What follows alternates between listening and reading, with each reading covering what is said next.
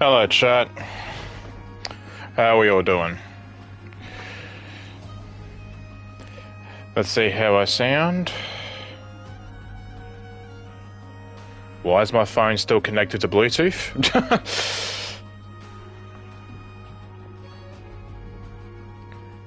Let's turn that off. Alright, now see how we sound. Hopefully this will work. Alright, now see how we sound. Yep. Wait for that echo to go away.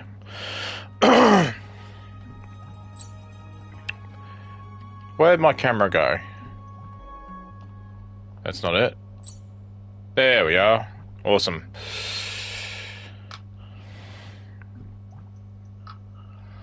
Alright.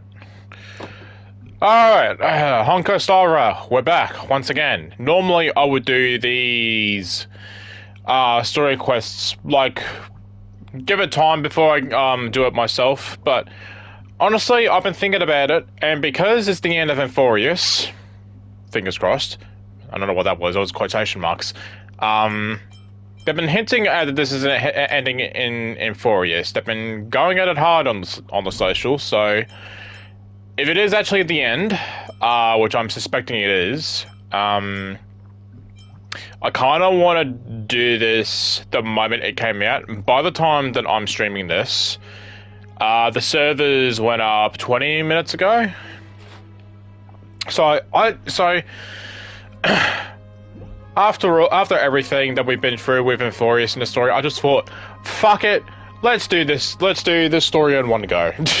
I don't know how long it'll be. It could fucking take 8 hours.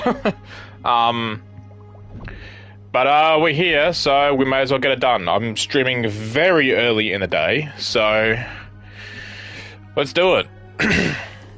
So, no, not this. We do have a new character to pull, Cyrene.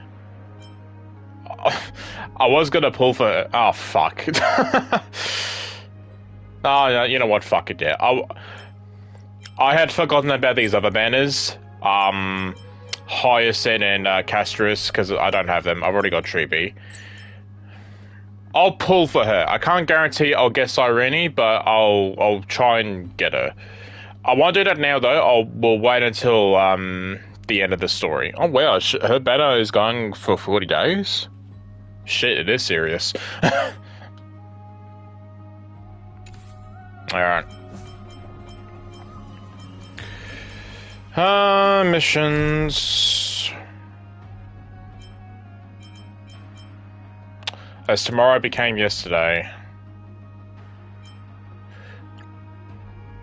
You who brings the story to a close, please have no regrets. Just remember us, and remember this tale had a beginning and an end.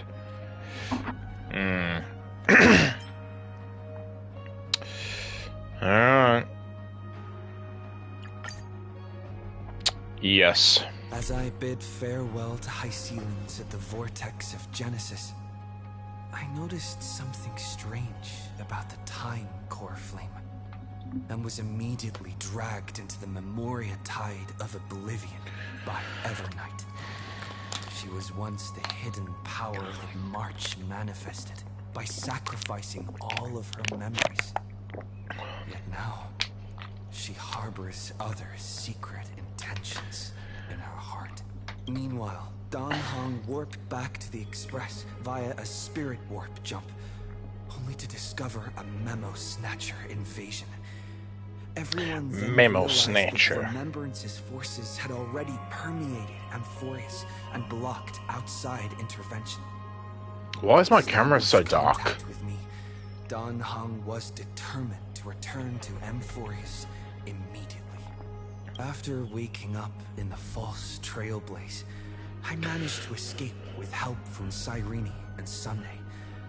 Unfortunately, Evernight held absolute control, causing me to fall into the Memoria tide once again. However, Black Swan took this opportunity to quietly approach Evernight. I'm gonna just turn up the volume slightly for my headset. Dan Hong returned to Amphorius and beckoned the heroic spirit of Finan with divine blood. Destruction, descending from the sky, pierced through the memory zone and discovered the most hidden corner of the world. In pursuit of Evernight, Dan Heng arrived at the charred remnants of the Grove of Epiphany. In the grove, where memories became disjointed, Dan Heng received help from Dan Feng within his memories and completed his farewell to the past. In their final moments, the Earth demigod Terravox entrusted all their duty and authority to Dan Heng. With this newfound strength, Dan Heng found me within the Memoria Tide. We entered the Nameless Titan's great tomb and discovered its secret. Across the 30 million cycles of eternal recurrence, every incarnation of Cyrene had come here, offering herself to the remembrance. With Black Swan's help, we found Evernight in the depths of the great tomb. When all seemed lost, Evernight was captured by March's camera and trapped within the memory maze of Ides Elysiae. After several lengthy conversations, March and Evernight reached an agreement. Evernight returned March's memories, and March finally returned to our side. With every condition for the Era Nova fulfilled, we returned to the depths of the Great Tomb and initiated the final Era Nova ceremony. Cool. Before I do, I'm thinking I want to make my team for this update Emphorius based. So I'm thinking, get rid of these people. So we have Hysolence, Aglaya, Treeby,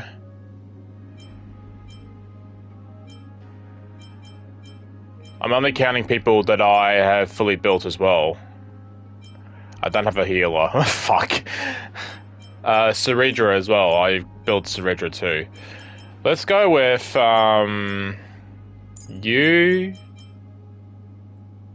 you.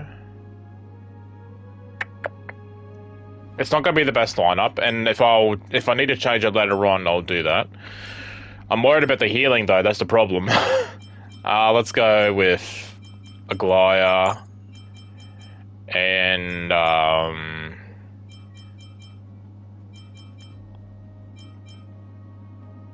you.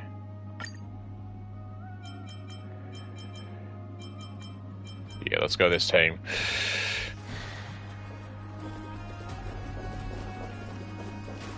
Nope. That's not the way to go.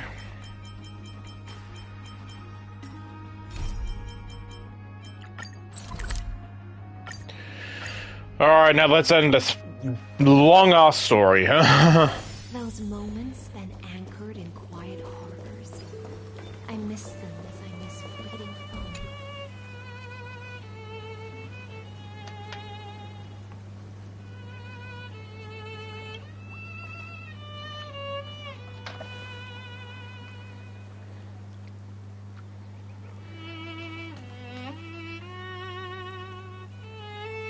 Yeah, she got a new form. Hasn't changed at all, has it? The hometown in your memories never changes, but when you return to your senses, you realize that fate has already stolen the time away. Welcome to the Trail of Genesis, friend.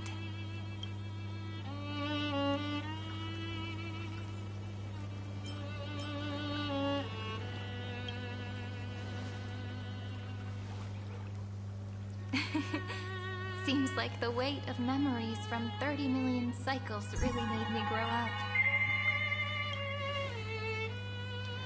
But if I keep growing, I might be taller than you, right? And I'm really looking forward to that. Before you arrived, I kept wondering, beyond the veil of Ide Silicii, what kind of Amphorius is being born? I can see fragments of it when I close my eyes. The friends who walked alongside us have all moved on toward their respective destinies. Some turning into pillars of the world, supporting the sky and the ocean.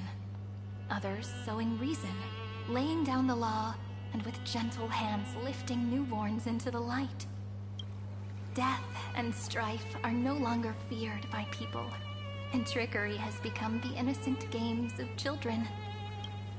All beings living ordinary and peaceful lives within the net woven by romance and passage. There's no black tide, no flame chase, and no destruction. The world on the other side of the sea is one bathed in sunlight.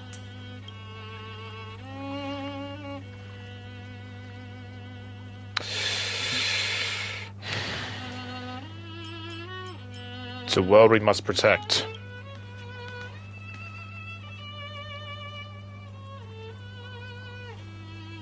Like a happy and carefree childhood, the era Chrysia in this cycle will last for millennia, until it reaches the moment decided by the prophecy. Light calendar 4931, month of freedom, the moment belonging to world-bearing. Are you ready to answer the call of the world, friend? Then go, and pen the Throne of Worlds' first stroke. For this world, made from countless wishes. You say that, but it's gonna be ages till we reach Light Calendar 4931. I can make use of the crevices of time, but surely you and Dan Heng won't have to wait around for a few thousand years, right? That won't be necessary.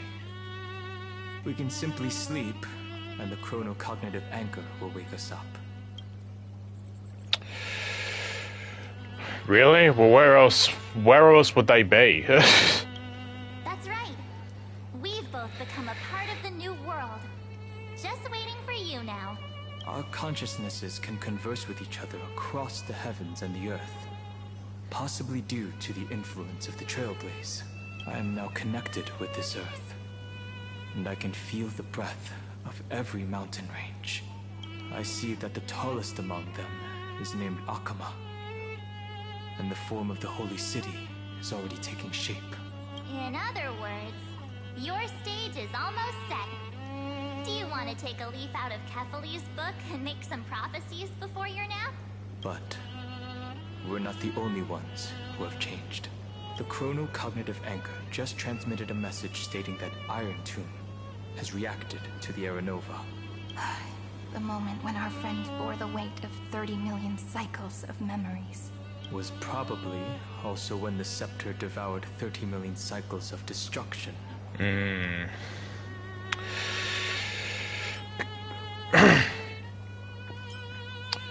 Can't wait any longer. We must stop Iron Tomb. You know, you don't have to shoulder this world all on your own. After someone boards the Express, the word alone ceases to exist. So, as we reach the end of time, no one will be left to face it alone. Dan Heng and I came here to specifically tell you that. Remember, this world is not a burden you bear alone. It's a journey we trailblaze together, alongside all of the Express.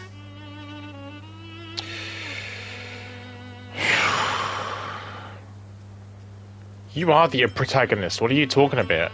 No, thank you, my good friends. All right. It's time for Dan Heng and me to go have a super long nap. Look after this world for us. The road ahead is long, but we'll be waiting for you at the end. They're teasing that we're not going to see all the crises after this story is done. I still think the ending is going to be like not necessarily everyone from the previous cycle being brought back. It's more so that everyone will be alive and well. But they may not have memories of us in the previous cycle. I don't know. It's kind of... The story is so confusing. It's really hard to put words together. We'll definitely meet again. Let's take one more look at the other side of the sea before we set off.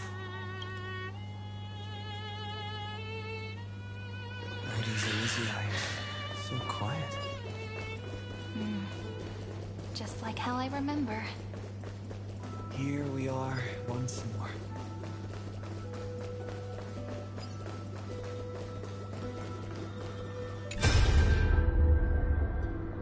Ah, okay.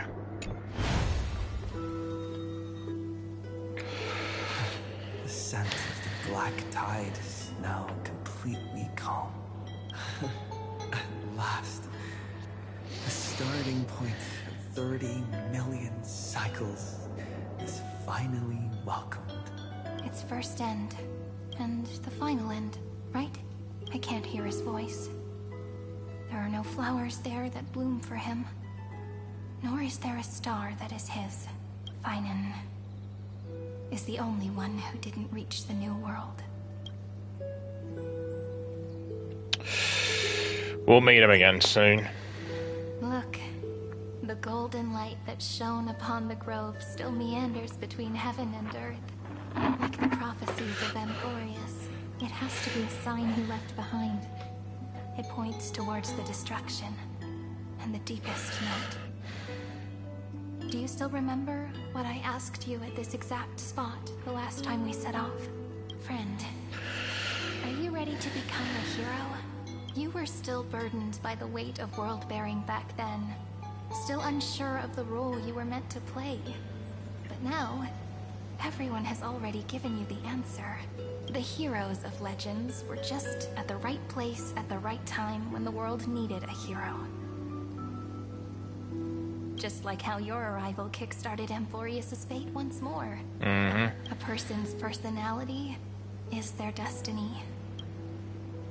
Together we'll all make it the best possible ending. We best. Those are such beautiful words. Thank you, friend.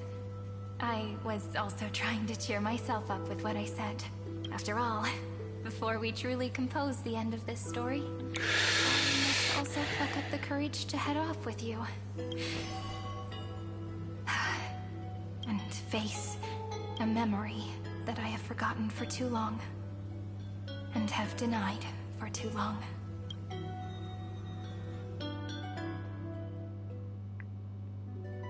It's so dark.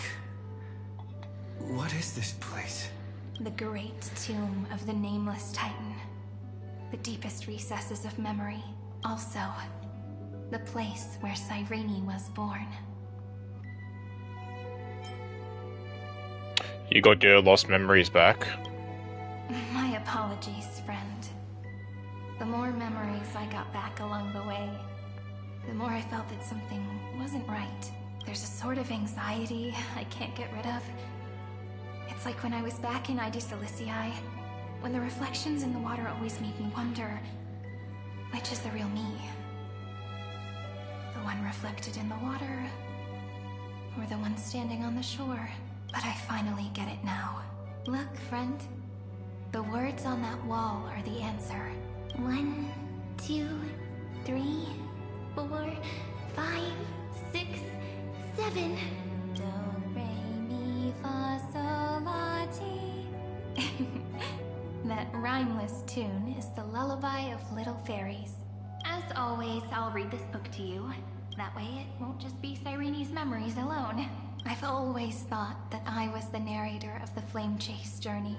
But as it turns out, the narrator is also the most devoted audience. Oh, I'm the one who tells the story. That's pretty forward of you, you know. Still, thank you, friend. very reassuring.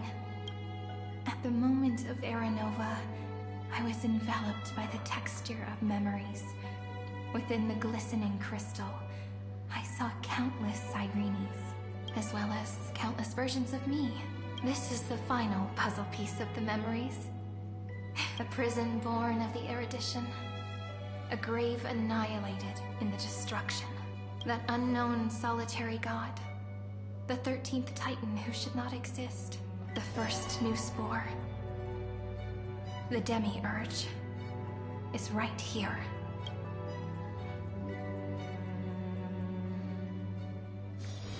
Himiko? The interrogation records have been... Oh yeah, shit. According to the Ten Lords' decree, Jing Liu and Luocha shall continue to be detained in the Shuling. Wow, that's the first time those two names have been brought up in ages. But you, Merlin's Claw, have been reluctant to end the transmission. Do you wish to reminisce with us? Or is there something else on your mind that you're just desperate to get out? You're quite calm, Jing Yuan. Hey, Facial. The only authorized the law food to be deployed for this Iron Tomb operation. They say the Seer strategist's wisdom shines like a beacon. So why can't you see things clearly now? Look who's talking. I didn't vote against it, did I? But, with enemies all around us, even a child knows the Marshal needs to keep a few Xianzhou ships in reserve. Just in case. Whoever volunteers first is the Marshal's pick. If you have to ask, I'd say this outcome plays right into Jing Yuan's hands. Like it or not, there's no way we're letting the Luofu take the lead in this battle. Oh my. Merlin's Claw. Are you afraid the Luofu might steal the Yao Qing's glory? This is no laughing matter. Between the Stellaron crisis and the War Dance ceremony,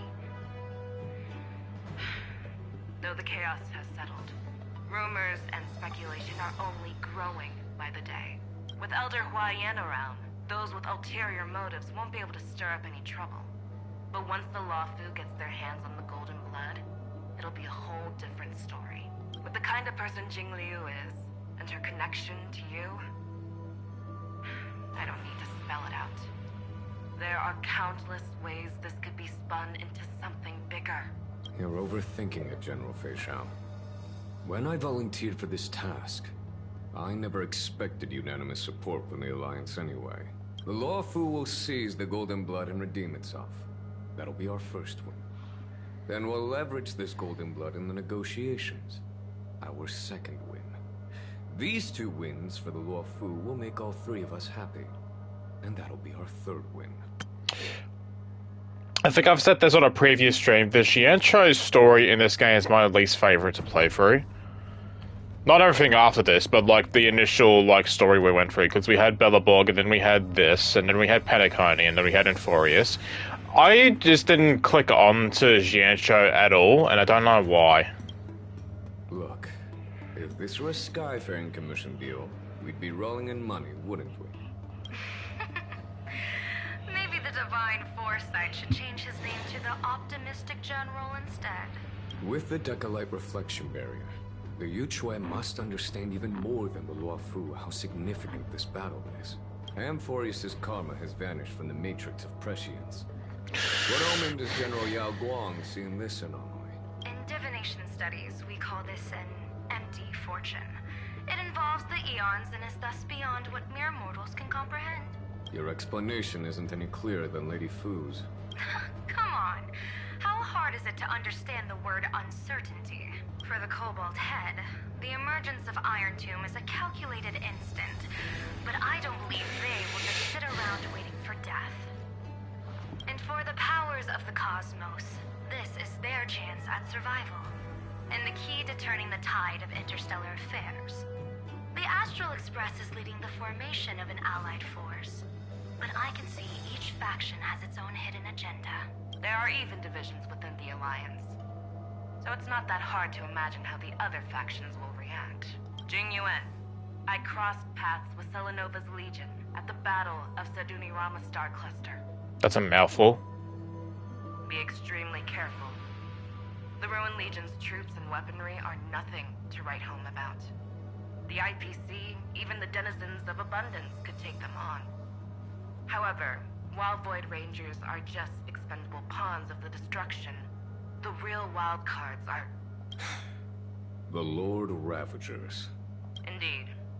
Nanook's emanators are also their weapons to burn down the path. I'm afraid conventional military tactics and strategies will be useless against them. My assessment is this. To completely take down a Ravager, we must disregard casualties and spare no cost. My only fear is one wrong move, and the Lawfu will fall into Fintilia's trap again, inching ever closer to destruction. Doubt is exactly the demon she wants to plant in our hearts. Do you still remember the beginning of the Alliance Oath? To save future generations from war and bloody dispute. The Rainbow's arrows have always aimed at any force that threatens the cosmos. Now that the Trailblaze walks alongside us, the Cloud Knights shall keep their oath as they have from the beginning. I just hope those on the front line will remain safe.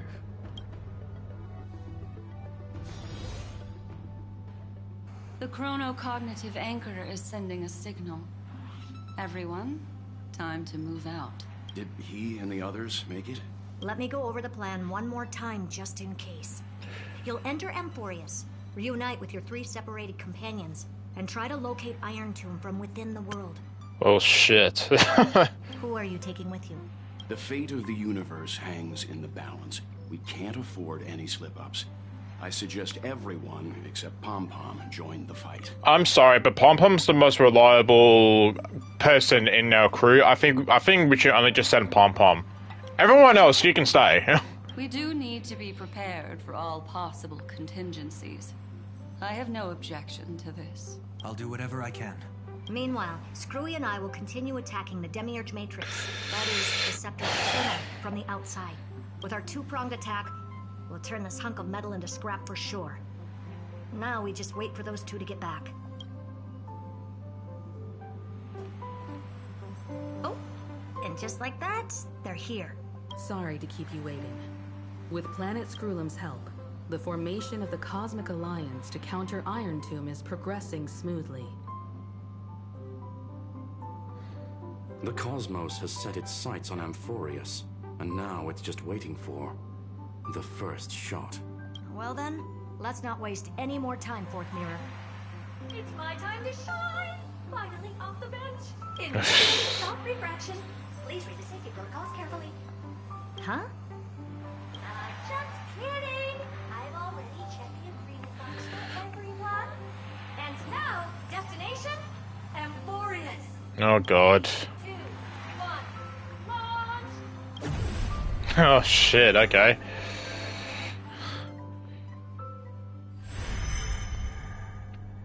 The flow of Memoria is so heavy here, unlike Panagoni's dreamscape. This place has built up a true epic measured in millennia.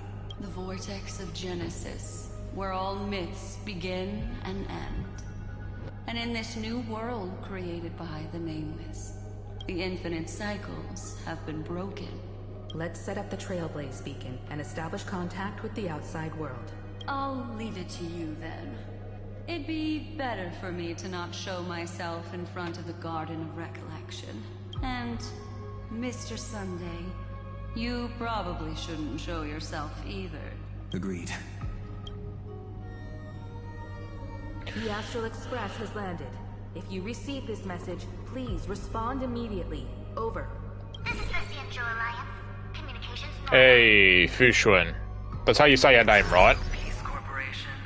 Communications. Wow, are we getting every fucking faction involved? Alright, Aventurine. No response from the Galaxy Rangers. Not surprising. But I didn't expect the family to also stay silent at such a critical moment. That's a pretty blatant disregard from the family for Penacony's independent director, I'd say. Long time no see, Miss Himiko. Are we getting every fucking character involved? It's been quite a while, Madam Jade. I mean, I know Jing Yuan just says that Luocha and Jing Liu are still getting locked up, but The significance that's what this feels like. is that of the campaign shadow of Iron Tomb that looms over countless worlds. The 10 Stonehearts shall spare no effort for such a grand mission for the preservation. Madam Jade led the Intelligentsia Guild in conducting specialized research on Iron Tomb's past activities. The bad news is, the collapse of the erudition won't just affect inorganic beings. You mean Iron Tomb can infect organic life too? Well, the good news is, so far, its effects on organic life are under control. The infection progresses slowly, and the resulting neuropathy is non-fatal. In any case, the IPC can guarantee targeted vaccine coverage within 48 system hours in all star zones within the medical system. What about other star zones? At a time like this, are the followers of the Firmament Arbiter still trying to make a profit? I remember you, Master Diviner. Your performance during the Third Denizens of Abundance War was quite impressive. Please rest assured, all worlds can purchase vaccines from the IPC with a humanitarian discount. That's the current policy at the very least. But if the Xianzhou Alliance is willing to assist with the IPC's assets in Epsilon and other star systems, we'll have more cards to play when reiterating to the board the necessity of deep cooperation. It makes sense, since Interracial Peace Entertainment's headquarters is in Epsilon. But why are all the other worlds on the list? Places that the Elation has visited? Think of it as a long-term investment. Please understand that everyone at Pierpoint is swamped with Iron Tomb work, especially the marketing development department. At this rate, even the 10 Stonehearts can only do so much. Having some assistance from the Alliance would surely benefit the entire cosmos. Wouldn't you agree? As an old Xianzhou saying goes, those who succeed should help all under heaven. Your proposal must be decided on by the 7 Arbiter Generals. I'm just here to relay the message. In times of crisis, the Law Fu will not hesitate to help those in need. However, the prerequisite is that the IPC must unconditionally assist the Alliance with emergency rescue operations in the disaster area. Of course. In the name of preservation, all for the Amber Lord. Thank you all for your selfless dedication.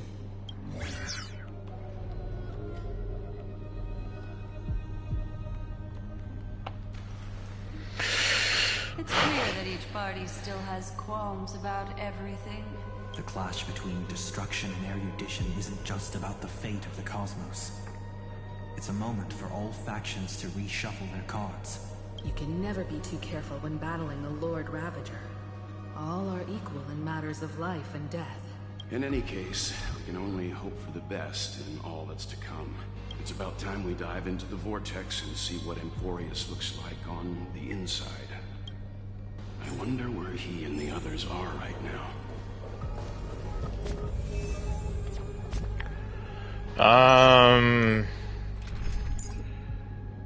Okay, I was going to ask. I still just kind of want to stay at this team for the time being. Try and contact allies? Sure, I can do that. The chronocognitive anchor receives a contact request. You try to respond. Hello? How's the signal? Can you hear us? What the fuck's going on? Wow, we're really getting everyone, huh? Fucking hell. Ah, we're through! I can see the video feed. Everything's working perfectly. My girl Saval. Miss Bronya? Miss Serval? What a surprise. It's been a while. We've already heard from Miss Topaz about the Iron Tomb operation. She made a special trip to deliver the vaccine to Belobog. I can't believe the Express crew is at the eye of that storm. Is everything going smoothly? Don't worry. We're still following the plan step by step. How's the situation in Belobog? Guerrilla 6 is located on the outskirts of the preservation barricade. While it won't bear the brunt of the first wave, there's still a risk from the aftershocks. That kid Japard and Pela are busy organizing the Silvermane Guards, having them consolidate their lines and dig trenches. Zila and Lynx just got back from the Geomarrow vein production chain. Hey, do you want to say something to them? That kid, he is your brother. That would be unnecessary. It'll only shake their morale. Just tell them to stay safe. Miss Bronya, I'm afraid this disaster disaster will be far more terrible than you can imagine. Please, be sure to follow Miss Topaz's instructions and make thorough preparations. Of course. We have resealed most of the engine of creation beneath the ice to prevent the will of the preservation from becoming an accomplice to the destruction. Don't worry, Miss Himiko. Belobog is far more resilient than we imagined. We really wish we could help, but Eurilo 6 has only just woken up from its hibernation. The Astral Express, standing at the forefront of disaster, is the hope for many ordinary civilizations across the universe. In the face of a massive catastrophe like this one, relatively smaller civilizations have never had many options. But that's exactly why we have a resolve that's second to none. If anything goes wrong... Miss Topaz, I hope you can help out and rescue the affected citizens. No problem. Also, didn't the Xianzhou sign a friendship agreement with Eurilo 6 earlier? They won't stand by idly either. I appreciate your kindness, everyone. But Eurilo 6 is our home. We will defend it to our last breath until the last Belabogian falls. Miss Branya. May all civilizations that have made it this far on their own strength weather this crisis together.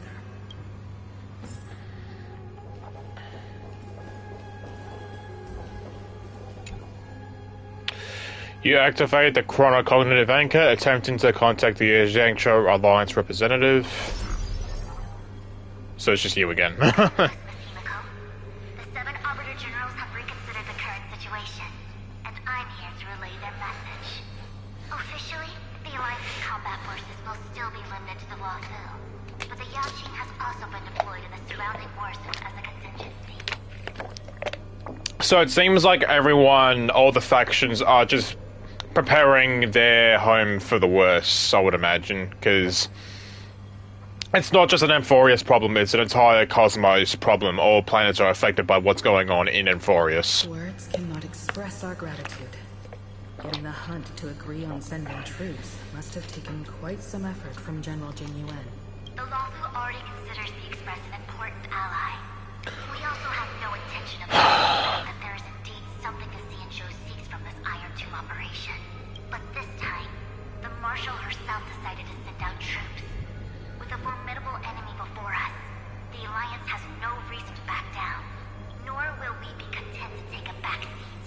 If we can stand together with civilizations across the universe to overcome this crisis, then we must do so. Even at the cost of our own lives. The Alliance truly embodies the principle of righteousness. It's fortunate that the cosmos has great heroes like you. You're too kind. As for that Jade Abacus of Allying Oath, you can save it for when you're in more dire need.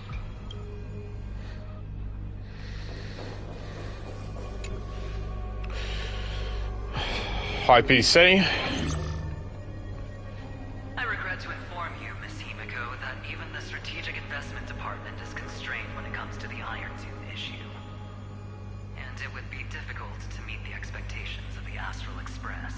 However, Madam Jade instructed us to look after our nameless friends as much as possible. So let me offer you all a small suggestion, just from my personal perspective. Other departments at the IPC might also take this opportunity to extend an olive branch to you when that time comes. I hope the Astral Express will remember that the 10 Stonehearts were willing to stand with the Trailblaze, even though we were in a difficult position. And more importantly, we were the only ones willing to do so. Sounds like a threat, doesn't it? But trust me, every word comes straight from the heart. Has the internal conflict within the IPC really gotten this bad? Everyone knows about the bad blood between Diamond and Oswaldo. At least until now, they've had an uneasy truce. Until the Lord Ravager Archforger caught the board's attention. I'll leave it at that, as it's confidential information. I hope you can understand. I understand. Our immediate priority is to address the Iron Tomb crisis. Let's hope for success from the start. This might help ease everyone's pressing concerns. Alright, who's next? Galaxy Ranger? Nothing. Of course. We would never know the Rangers' comings and goings. I believe the Galaxy Rangers are like Boot Hill, Argentine. Hang on. Oh, fucking hell. I'm lost. Databank? Would it be in here? Factions. Hang on. No, it's not that. Galaxy Rangers.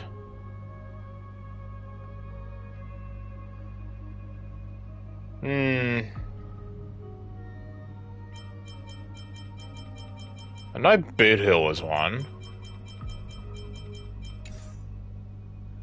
Hang on, let me have a look.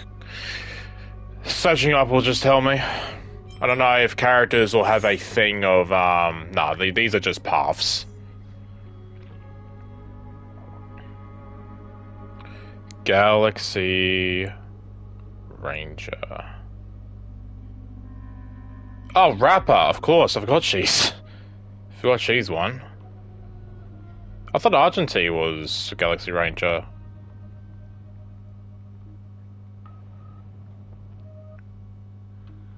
Boot Hill and Rapper, okay.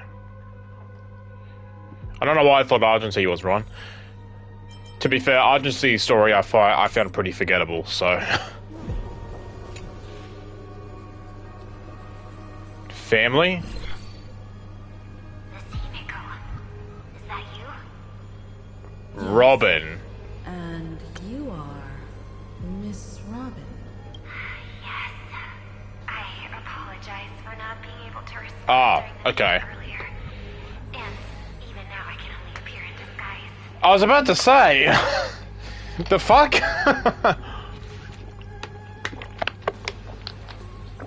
I was like, did I miss something? Robin, what happened to you? On behalf of the Penaconian family branch, I extend my sincerest apologies to everyone. We tried to request aid from the family. We essentially received no response. For God's sake. I've heard about the internal conflicts within the family. Miss Robin, there's no need to apologize. Every bit of strength is precious at this moment. Thank you for understanding. The good news is, since you're one of the shareholders of Penacony, the family heads have agreed to allow me to lead all Asdanian tuners to the front lines. My charitable foundation will also do as much as possible to provide support in this battle. They'll ensure that proper arrangements are provided for those wounded on the front lines, and for residents in affected areas. Miss Robin, I'm beyond moved by your spirit of self-sacrifice. The Astral Express would also like to make a promise that we won't leave any companion behind.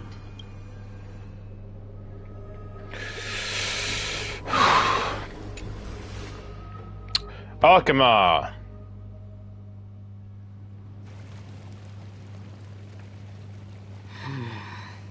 Why is there no one here? Everything in Akama seems normal. The new world was enjoying peaceful times not long ago. It seems it was even more recent than not long ago, Miss Himiko. The fruit on the table is freshly cut, and the bath temperature is just right. The remembrance tells me this place was bustling with people just moments ago. It's as if everyone vanished in an instant. Could this be Xandar's doing? Unlikely. He's still under the surveillance of those two geniuses. Could it be some kind of local custom? A custom that makes an entire city fall silent in an instant. Pardon my frankness, Mr. Yang, but this reminds me of some unsettling rumors about the Harmony. Complete silence Is often the prelude to divine intervention. Sparkle? Everyone, be careful. Oh. Here they come. Here they come. The nameless of the Astral Express. Evernight? How is this possible? She was already... We are the chroniclers of time, and we do not fade away. Finally, the last era Nova has been completed. What did you do to the residents of the Holy City and the three Nameless? I didn't need to do anything.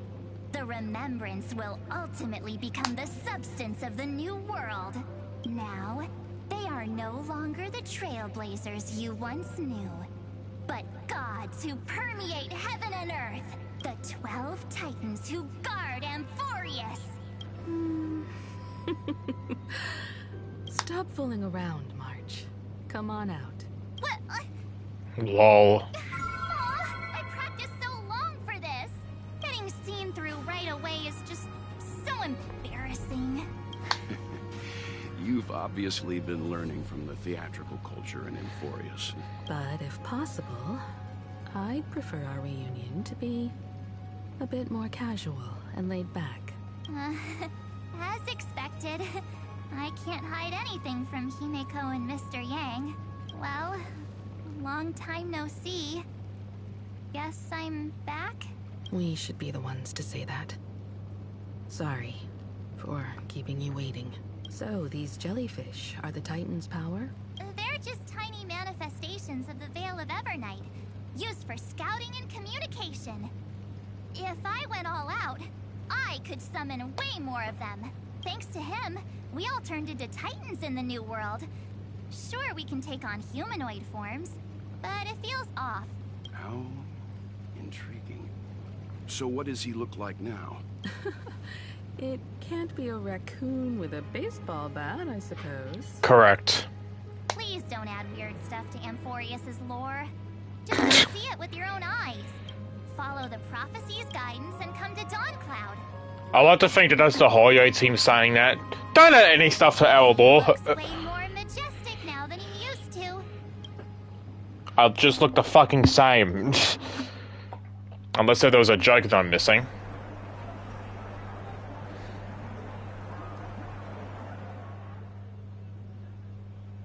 Unbelievable.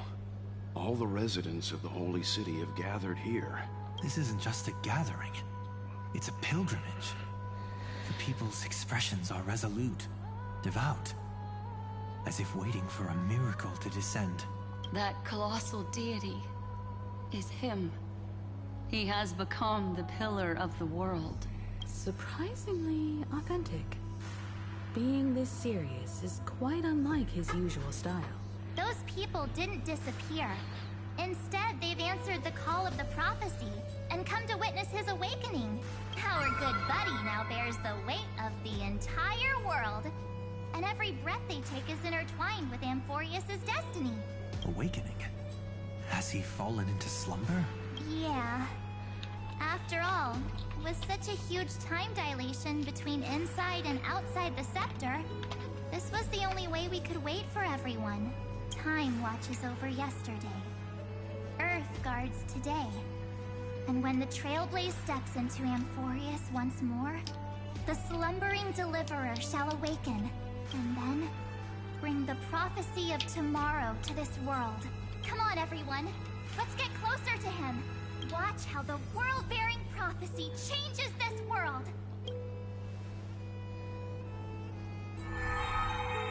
It seems the kids are already miles ahead of us at this stop.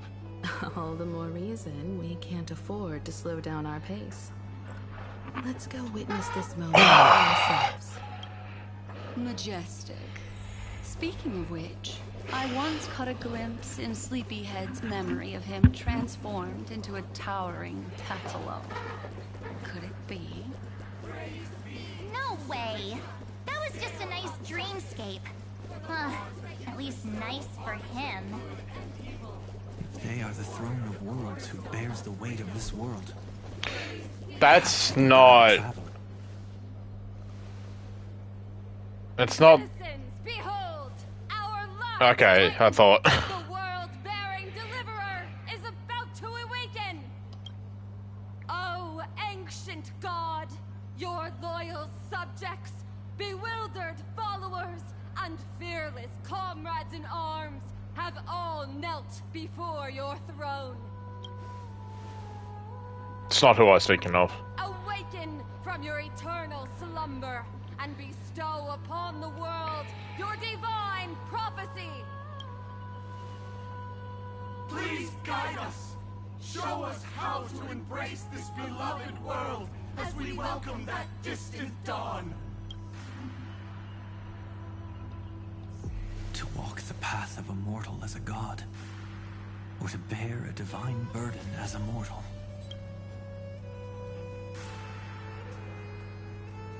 He will give us the answer.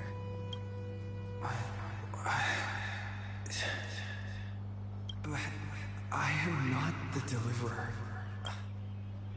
Rather, I am the nameless, who dwells among mortals.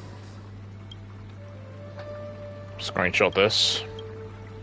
That voice is definitely him.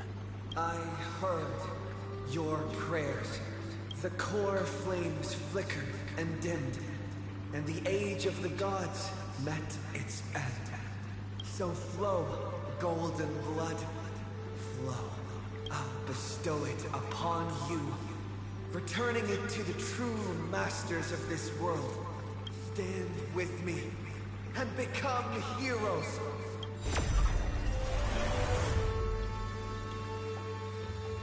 Is this? Yes, it's the miracle he brought to Amphorius. Of course, it would manifest in the form of the Trailblaze. Golden blood, raining down like a storm.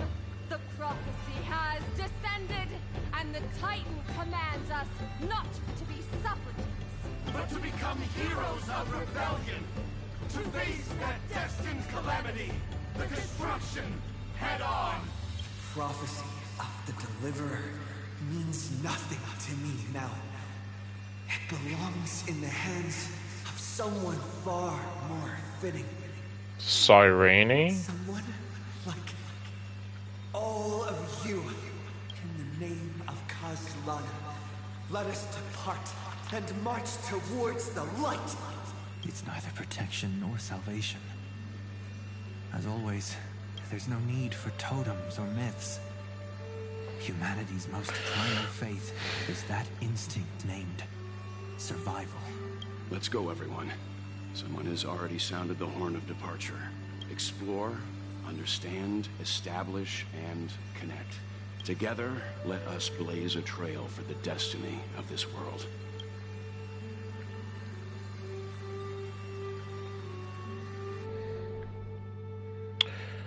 Herder?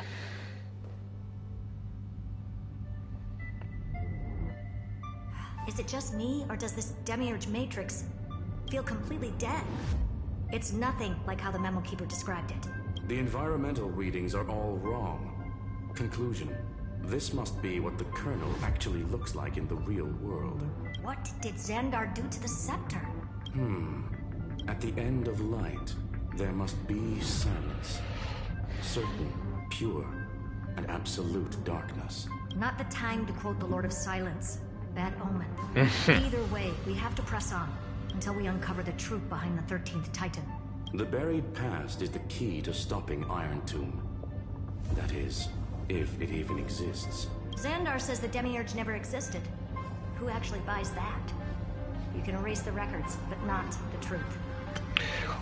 Look, I probably am listing something here, but where is Lygus? It vanished too cleanly. No traces. Like someone's yelling, look, there's nothing here. Too bad I'm the type who can't resist digging deeper. Looks like I'll be counting on you again, Screw. Let's tear the system inside out. Always happy to help. But as your academic partner, I have to ask, Herta, what if we fail? Then we're fucked. Let's say the Demiurge really doesn't exist. Do you have a backup plan? No, the entire cosmos is fucked. Of course. So let's not fail. Find the key. We turn the lock into the key. That plan's cost is incalculable. It shouldn't even be on the table. Then let's hope we never have to use it. There's no point worrying about the end just yet. One step at a time. Let's go. We don't want to leave the others waiting. You brought what I asked for, right? A butterfly has to land on the branch before it can dance. We'll need a wide open platform before her entrance.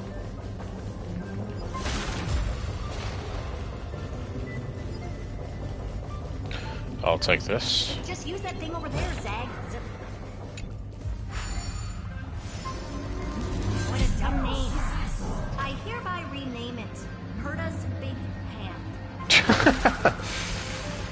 Oh yeah, get rid of these, I guess.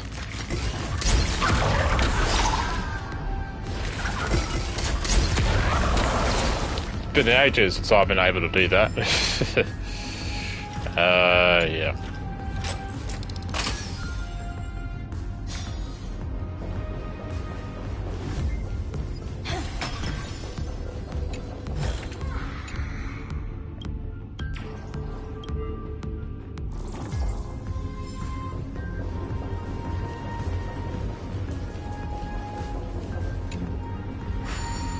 Oh, I'm still not done with it. Break the obstacles blocks on the platform. That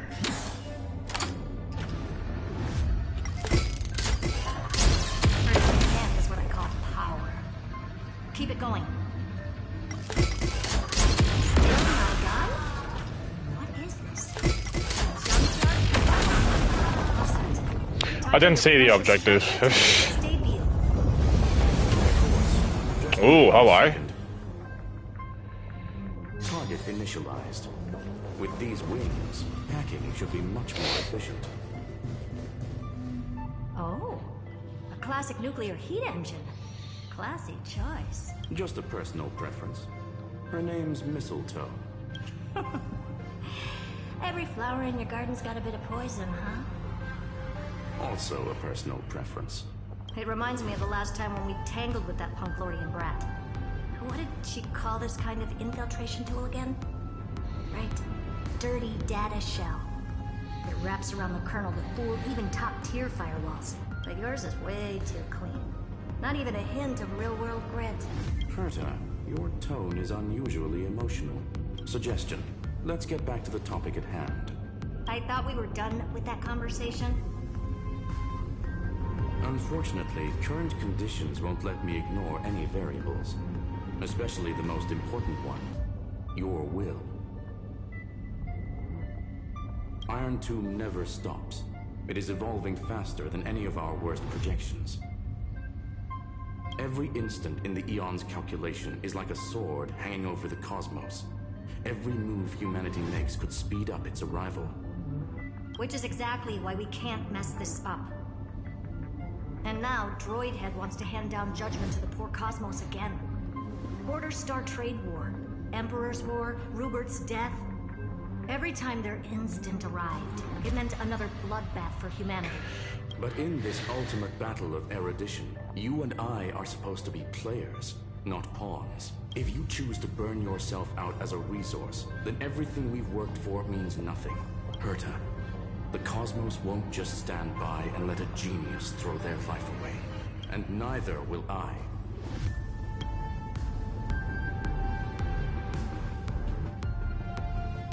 No need to kill the mood. This is why we're here, isn't it? We need to find the Demiurge and that lost key. I'm not here to be a deliverer. I just want to beat Xandar and Droidhead. Right now, I just need to know. Are you with me? Of course. Time to board. After you. Let's tidy this place up and see what this Demiurge really is.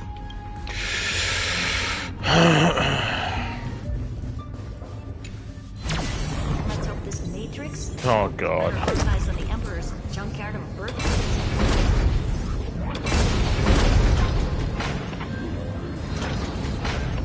Buckle up.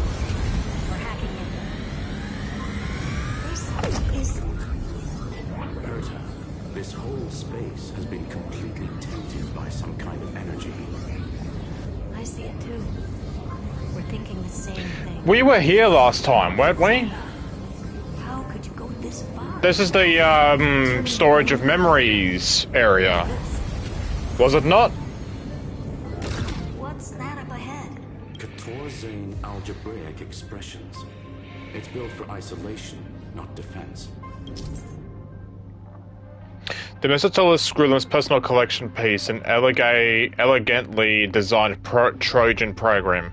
Press the cruise button to start flying. Okay. Left thumbstick to steer. Exits. Okay. So basically, the door to the tomb, right? Great. Let's find the handle. Sure, this'll do. The same data structure as the barrier.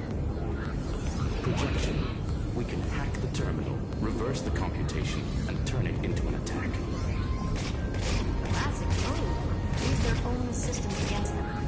Take us to the nearest one.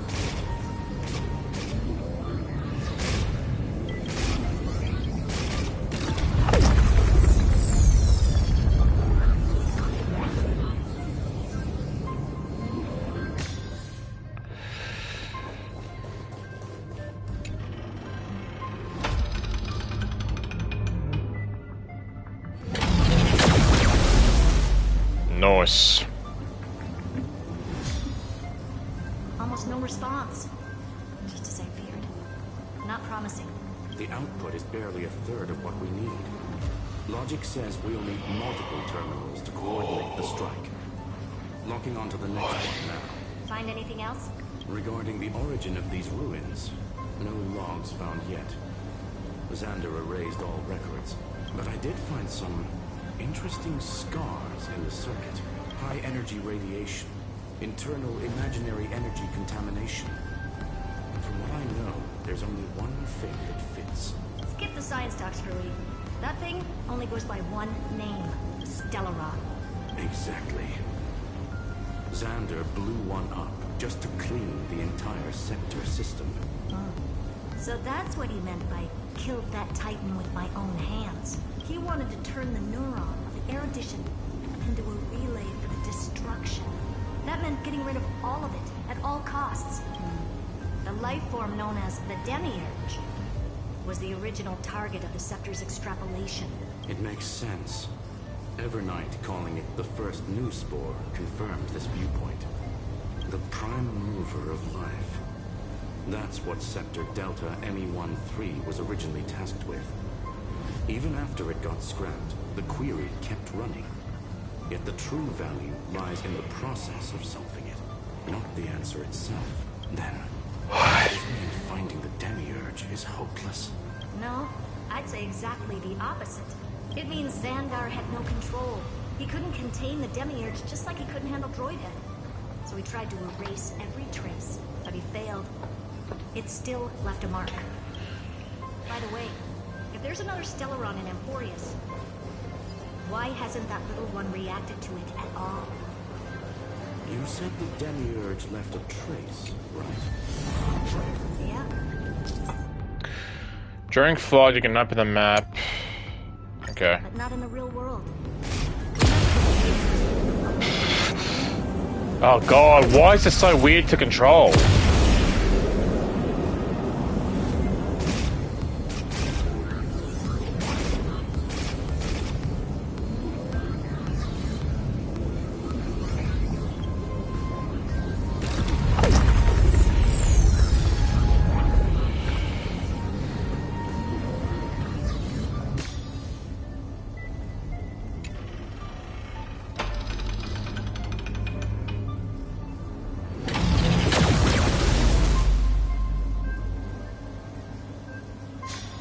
Trailblaze Archive 466. The data from Affiliate 093 clearly indicates that the Demiurge did in fact enter Emporius extrapolation. Inside that world, it was the 13th, forgotten Titan. The one who listened to 30 million cycles of Cyrene's memory. But Evernight said the opposite. She believed that tomb was empty from the start. The nameless Titan never existed. The so-called listener was just a trap set by the Remembrance to steal the scepter. A mimetic entity full of theatrics. How much of what she's saying is true? Would an Eon really speak in circles like this? I doubt it. The Remembrance's behavior is certainly odd, but her assessment aligns with our current reality. Since we entered the Matrix, we haven't found a single clue pointing to the Demiurge. And that's the key, Screwy. Xandar's actions prove the Demiurge exists. But what Evernight said, and what we've actually seen all point to the opposite. So we have to assume that both are true. And if that's the case, then the contradiction leads us to... the truth. Exactly. One last terminal. One final key. Time to crack open the kernel.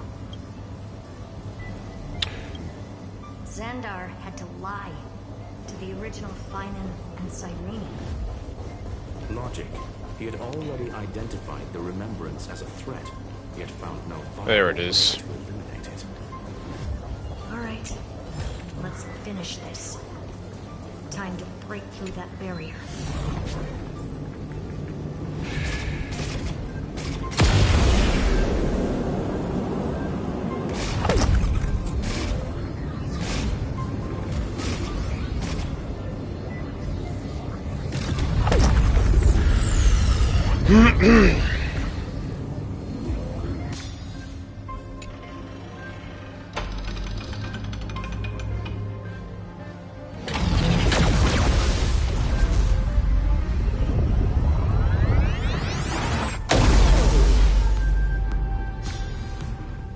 Operation authorized.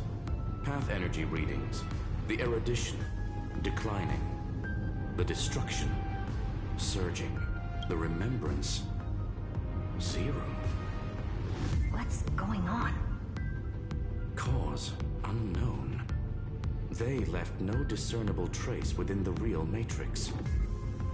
That shouldn't be possible. Could it be that the Era Nova exhausted all of the Remembrance's texture?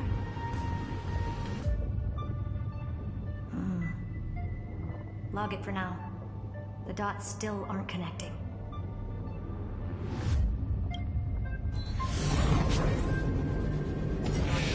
Sorry, give me a second. My Twitch app is just being very weird. Okay.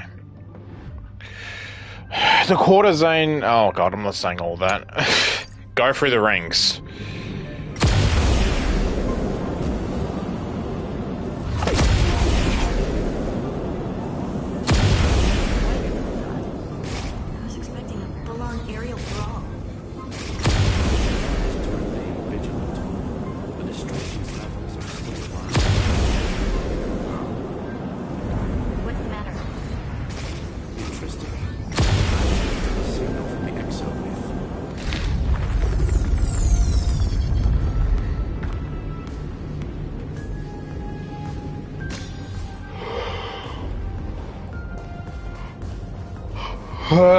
Oh shit. This repulsive force is unlike anything I've felt before. Is this the place? Correct.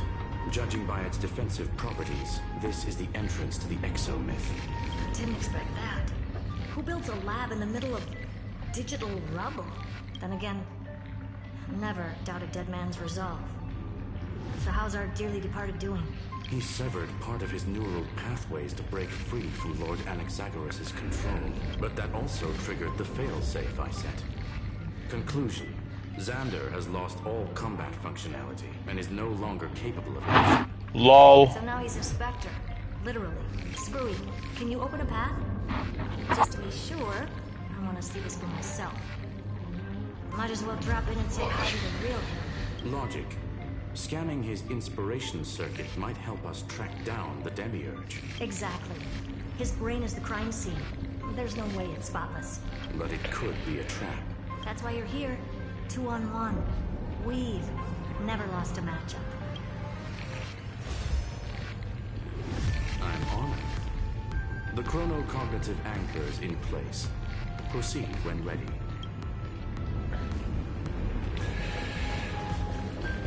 Wait, what?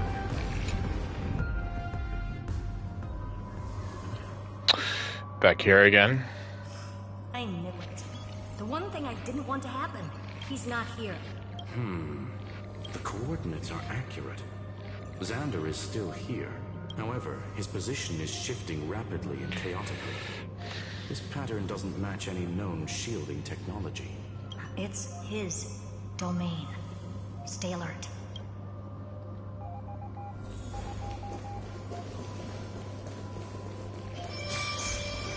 Cheap trick. Okay. We're back. Reverse engineering complete. The results are not what I expected. Logs show Lycurgus revoked administrator access. The chronocognitive anchor can't get a fix because at the system level, Lygus no longer exists. Our navigation target is a null set. So he's stopped resisting? Before vanishing, it seems he left one last message for us. To those to follow. All is proven. Find me beneath the tombstone. Melodramatic. He was expecting us. And once he learned of the Great Tomb's existence, he initiated his own search for the Demiurge. Guess he wants a final showdown. Fine. Let the old Intellatron dig his own grave. Just like he wants.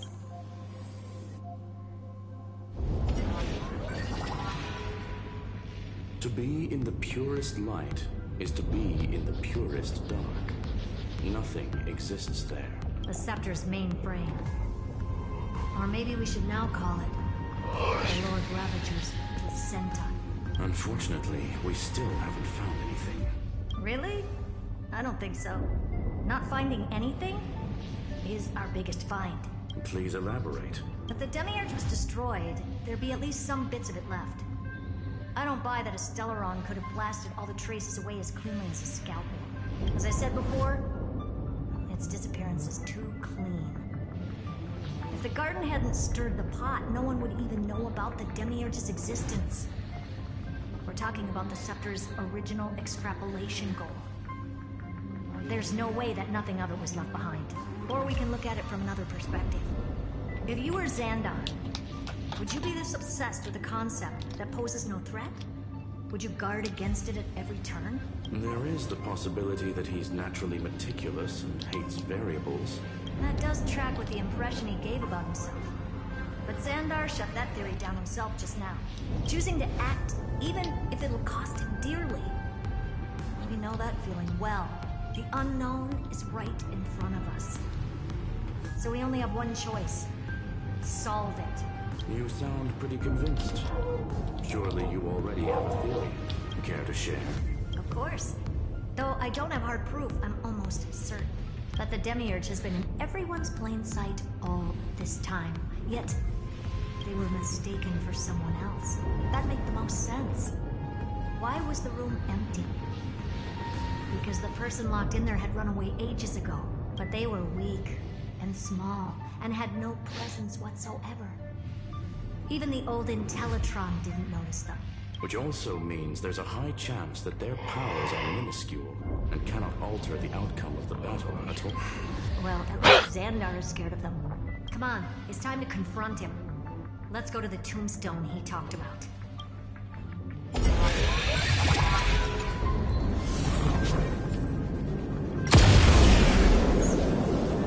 Total devastation. Bury the truth beneath absolute destruction. Logically sound. Still, slim chances. I've hunted out a single grain of sand in the universe before. This won't stop me. Calculation results. Your backup plan has a success rate infinitesimally close to 0. Which means it could work, no? This is the place below the tombstone. Let's open Ligus's coffin before.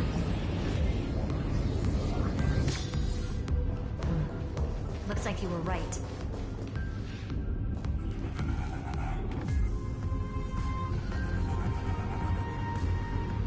Nothing but a head left?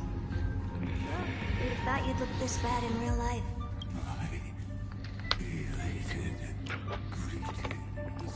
Welcome, you two. I'm very happy that you responded to my final word. All this tombstone, final words. Did you end yourself to atone for your guilt or something? Iron Tomb is already powerful enough. I just need to wait. I remain here only to share the joy of discovery, and also to congratulate you two on reaching the same conclusion as me. The conclusion regarding the truth of Amphorius's heart. End this charade already. That Amphorius's heart you're talking about is just a missing demiurge, and its corresponding vessel, was this very scepter. You interfered with the experiment and made Amphorius's body into a hollow shell, all to incubate Iron Tomb within. That's why you either killed or kicked out all of the Memo Snatchers. You wanted to eliminate any chance of a consciousness coming into being, no matter the cost. Even the strongest wall can fall to a single crack.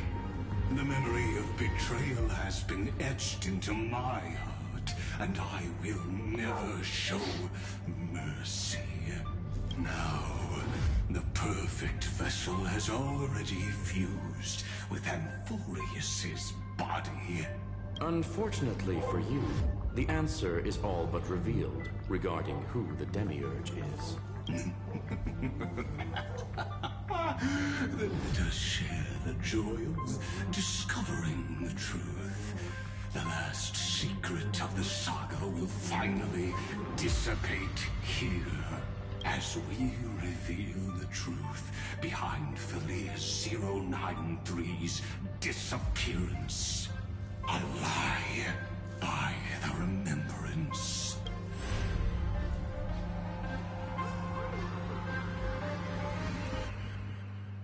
But where should I start with the story about me?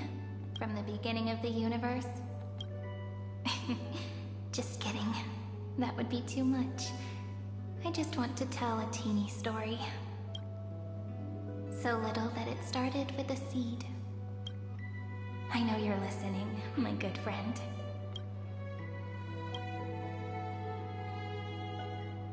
The god in my dream told me that the world sprouted from a seed. It grew into a great tree named Amphorius, and time became its branches and leaves, basking in the light. What a coincidence. Dappled light coming through the leaves is my first memory as well. On a very ordinary early morning, beneath the village's biggest tree, the daughter of Id Silicii quietly came into this world. What a moving opening. A loud cry was the first gift the child gave to the world. The prophecies fulfilled, the villagers say. This child is a gift from the Titans. Pink hair and sharp ears. She was born to be the priest of time. The Titans also gave their blessings. You shall fade when the flowers bloom, for every ending begets a beginning. Flowers will bloom and wilt. What a beautiful ending. This page concluded in laughter. Cry loud, child. Let your voice reach Orynyx.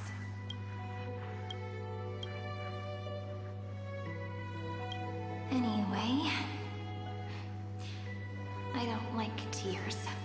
Time quietly flowed by, in the midst of laughter. The wind from my hometown caressed the ears of wheat, and there were swings, wind chimes, the sea, and the little fairies off-tune a cappella songs. But the name Id Silicii came from the unpleasant sorrows of the gods. My childhood friend did not understand. Yet you always seemed so happy, as if nothing ever worried you. Why was I like that then? That's because the world was gentle to me. So, I grew up to be gentle as well.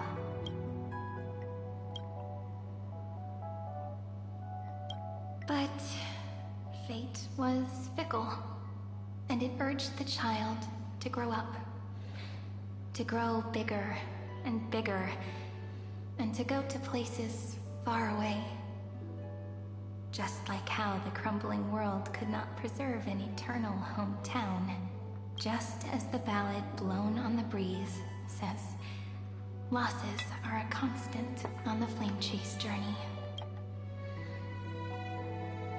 Oh, whose ears are pricked up now? You definitely heard me say this sentence a lot of times. You know that the story starts to deviate from here. Aren't you looking forward to it? Then let's get started. The hero's journey crosses through the long night. Through tears and laughter. And once again heads towards tomorrow.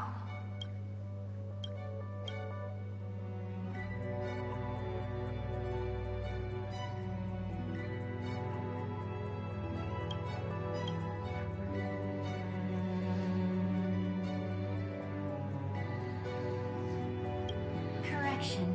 Philia 093's record, number 496. Archived. Whoa. No. Take this.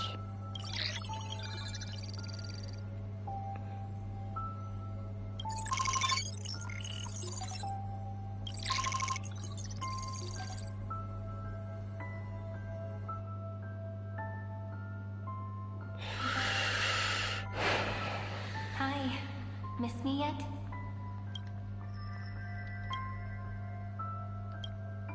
I'm just messing with you. This is the first time I have met you. And it looks like it'll also be the last. Philia 093. Since we don't have all day, let's get started, shall we? As always, I'll read this book to you. That way it won't just be Cyrene's memories alone. Where should I start this time? Let me see. Formatting complete. 093. Size. Grayscale. Proportions. Threshold. Outputting analysis result.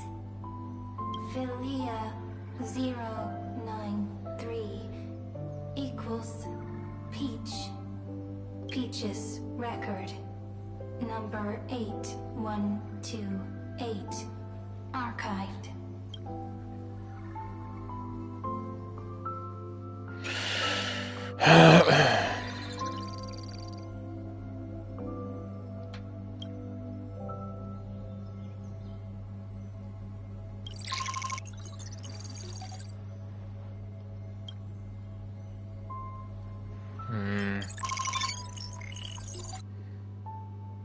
So just gotta play the... Look, what a magnificent sight. Comment. Peach. Even this classical world contains a futuristic palace like this. Would ID Silicii end up looking like this after a few thousand years? Conclusion. It won't. I want to share a story with you this time. I saw a little nymph on my way here. It was on a fallen wheat stalk and it glowed under the sunlight. It was incredible. I forgot all my pains at that moment and just stared at it in a trance. Record. Peach is on the ground. I wonder, did every Cyrene in the past feel that the nymph was beautiful? Would they also have recorded that scene into the Eternal Saga? So, could you give me more time, please? I want to leave behind more memories for the future. Formatting complete. Bye, Peach.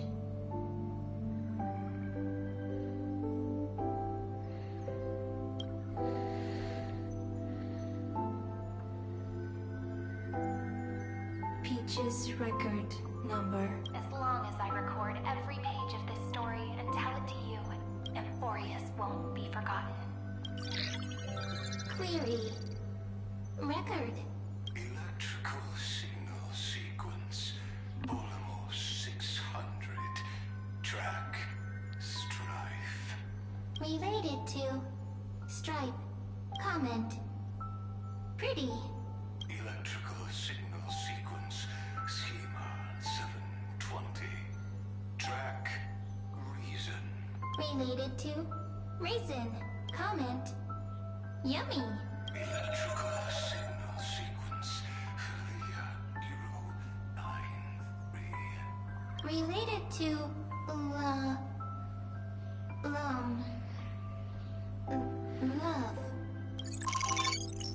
Comment. Peach equals love?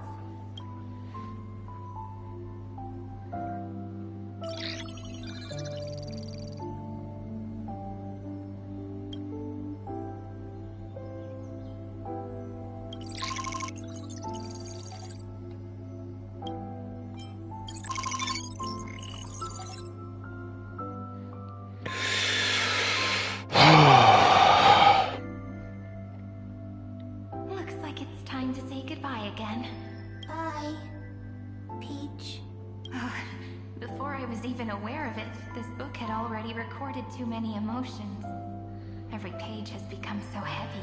Conclusion. Books are meant to be light, not heavy. No, you say that, but... I start to feel uneasy whenever I take it into my hands. Peach... uneasy? Formatting progress 94.423%. How many times has it been? It faithfully fulfills its duty, activating and formatting.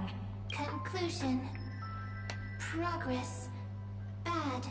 If I can only write the same ending every time I lift my pen, then is this weighty saga just an overly naive dream? Peach... scared. Formatting progress 96.024%. Peach... don't cry. Process error. Analyzing. Process error. Analyzing. Comment. I'm here. Process error. Analyzing. Really? Are you... encouraging me? Peach... happy. Thank you. I'm sorry for making you see this embarrassing side of me. Everyone's still working so hard. If I'm the only one who's crying, that wouldn't be romantic at all, would it? Record. Peach doesn't like tears. I'm suddenly reminded of my childhood for some reason. When I was hiding alone next to the tree hollow and wiping my tears away, a little fairy popped out, just like how you did. It had long ears and fluffy paws, and it pulled me into the tree hollow, where, to my surprise, was a forest. Let me tell you the story of the Membrance Maze. A group of cute little friends live in Ide Silicii's forests. Their names can be connected into a song. 1, 2, 3, 4, 5, 6, 7. Do, re, mi, fa, sol, la, ti. She was singing that before. Formatting complete. I, Peach, note. Little Peach, crying alone. Little fairies, friends. Save.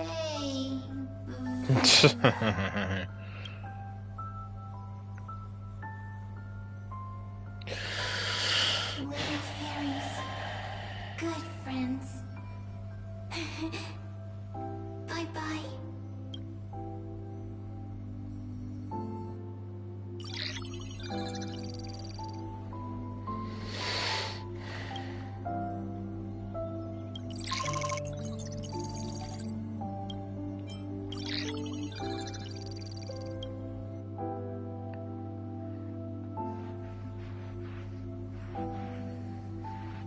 You never say anything, but I know you're listening. Every story I've told is like a little key that opened a door in your heart, no? Me! Little fairies! Happy! Speaking easy! I can!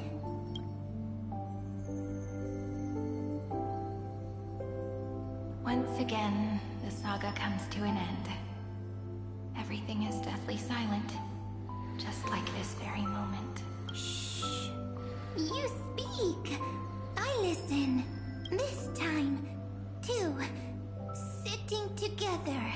Now that I look back, there was a period when I got really sentimental. Sentimental. Stories have sentiments.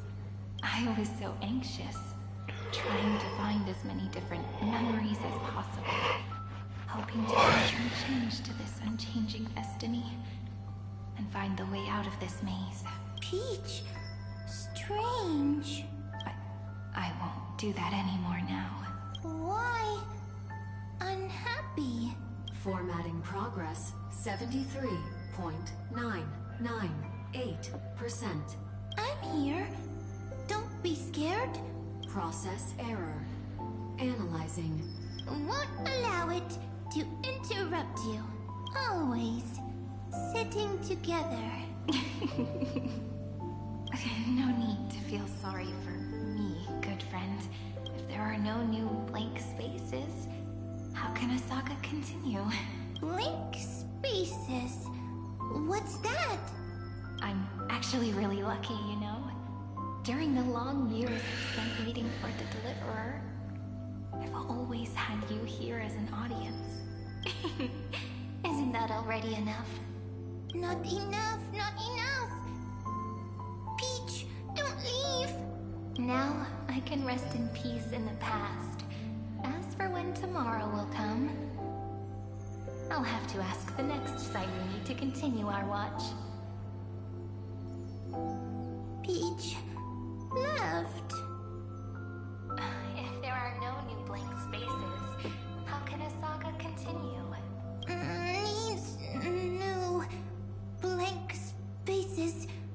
Next, Cyrene has blank space. Oh, Peach, don't be scared. I'll help you find blank space.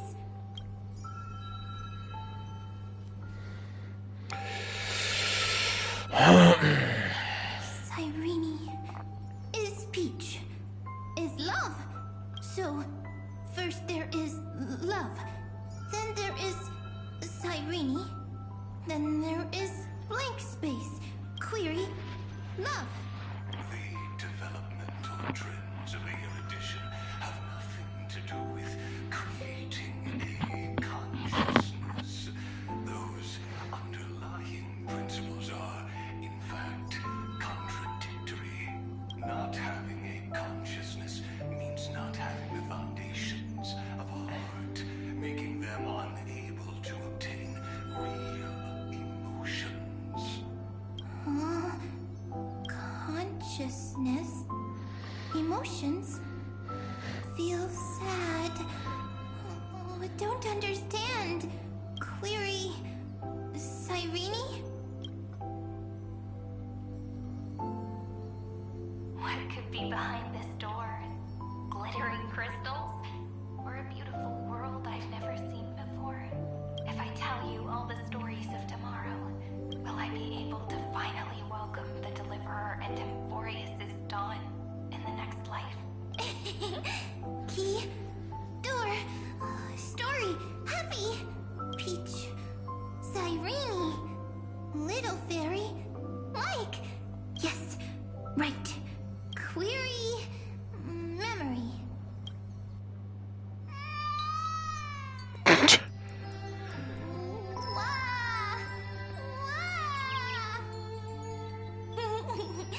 Peaches, memories, save, learn.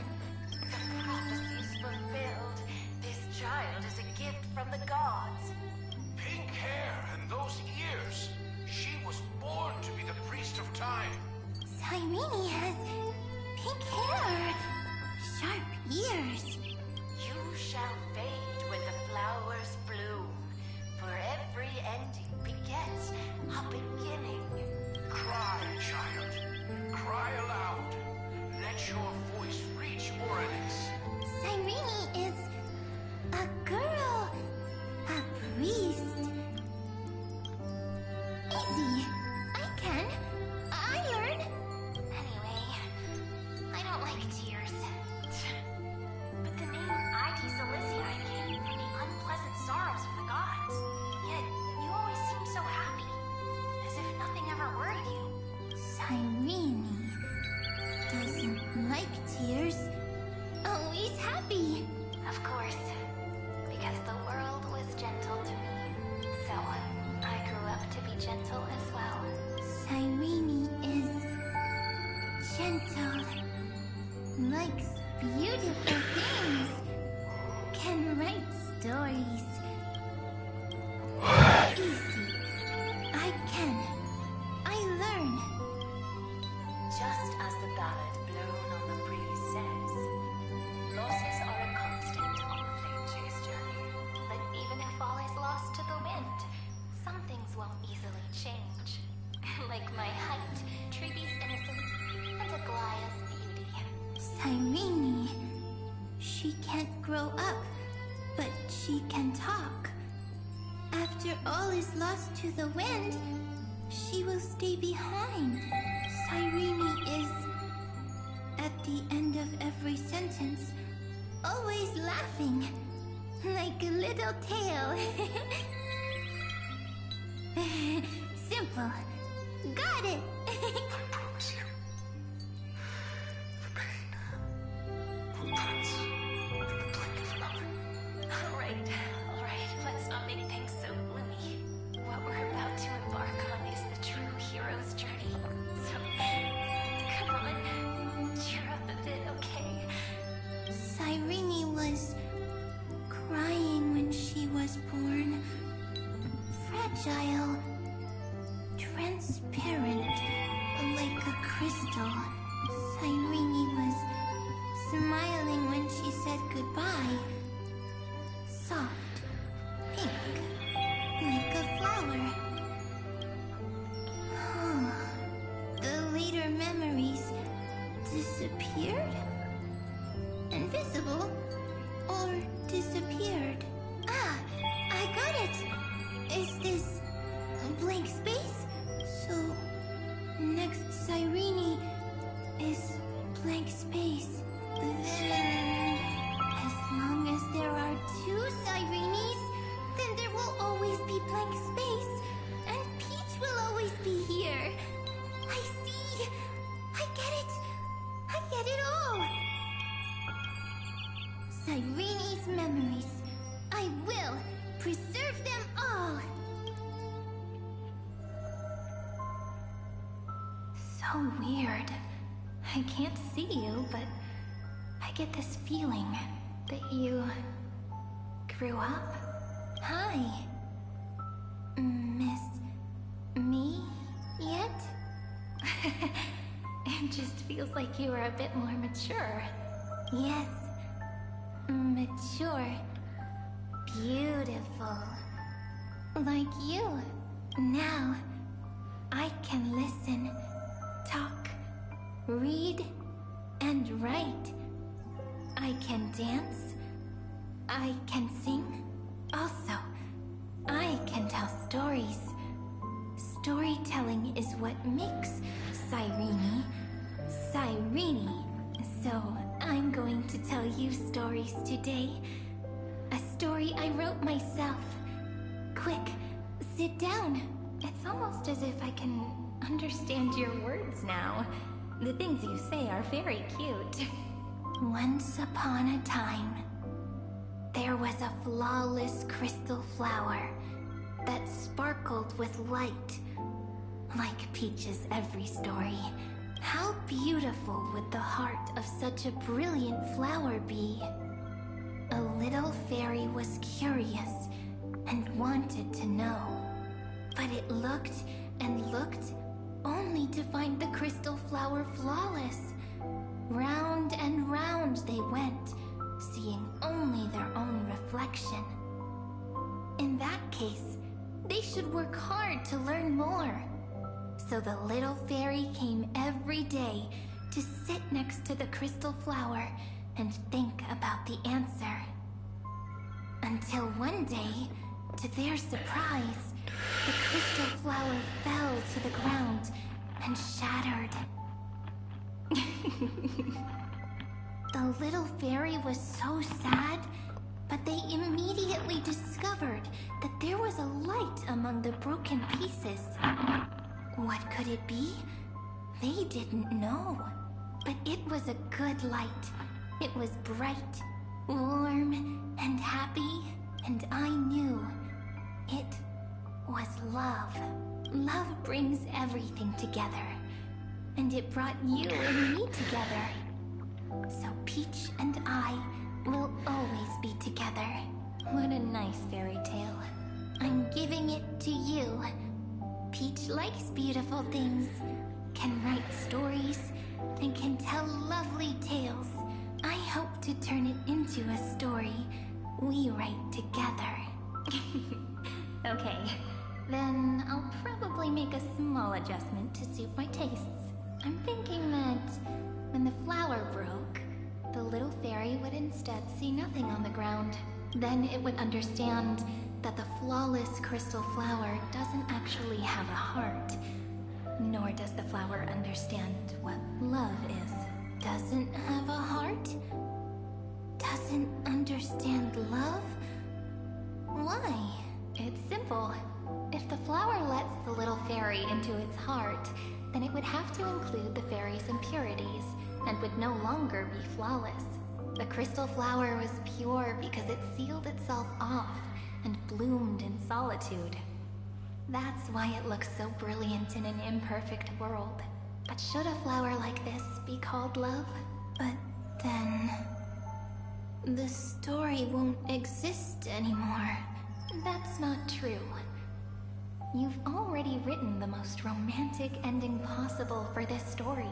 The crystal flower fell to the ground and shattered. It happened because the flower was no longer pure. The fall was not an accident. It was the flower declaring rebellion against fate and writing the ending of the story with the flower's own shattering. Then, the little fairy will see that each shard on the ground holds the reflection of their eyes. Then, in their eyes, the crystal flower that was no longer flawless would finally have a heart, and the flower would finally understand what love is.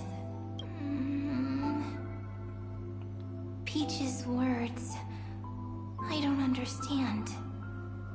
Is it because I still don't understand love? But it's fine. I can learn. Right. Query Cyrene. Electrical signal sequence Philia 093. Why didn't I think of this? I don't need to do it alone. I can ask Peach to teach me. What is love? What is love meant? Electrical signal sequence Philia 093. Track lament. That's not correct. The developmental trends of the erudition have nothing to do with creating a consciousness. Those underlying principles are, in fact, contradictory. Not having a consciousness means not having the foundation of a heart, making them unable to obtain real emotions. However, that does not hinder the factors from learning and recognizing emotional responses, then communicating with life forms via imitation. That is an objective form of pattern recognition that does not distinguish between the self and the other. In a strange twist of fate, Philia 093 embarked upon a different path and obtained a different power. The remembrance, an empathy mechanism focused on the self and equipped with emotional projection capacities. Lament was the factor closest to this form of behavior. Perhaps that was why she was chosen. The daughter of Id Silicii. I am very true to my name. My lament is a type of compassionate pain that is weak, powerless, and only targeting myself. But now, my good friend, I want to tell you that it's the most romantic force in the world. Sometimes it's loneliness and unease. It's knowing that this world is not gentle, yet wanting to be seen in a more beautiful form by the world. Sometimes it's unwillingness and regret. It's knowing that the past is full of pain, yet wanting to remember the past in a more beautiful way. And sometimes, it's a bottomless well of hurt. A destruction that can stain the entire world. I bid farewell to this beautiful world, unwilling to become the Black Tide's vessel. For while the end of hatred is a blazing inferno, lament can drown out everything in muted silence. It's so unreasonable, isn't it? Yet when hatred drove everything apart, and love did not yet exist in this world, only lament, the first emotion that fought against the pain of separation, could stall the destruction steps. Then, it would catch up to that journey where all is lost, carefully picking out stories and writing them down in trepidation. Look at these stories I wrote. Every page is full of tenderness and joy, but only the author knows how much struggle and agony lie beyond the pages. But I am no author. I'm a girl who'll never get to grow up. I only tell stories that people like to hear. In them, the world tucks away its scars and smiles for all to see.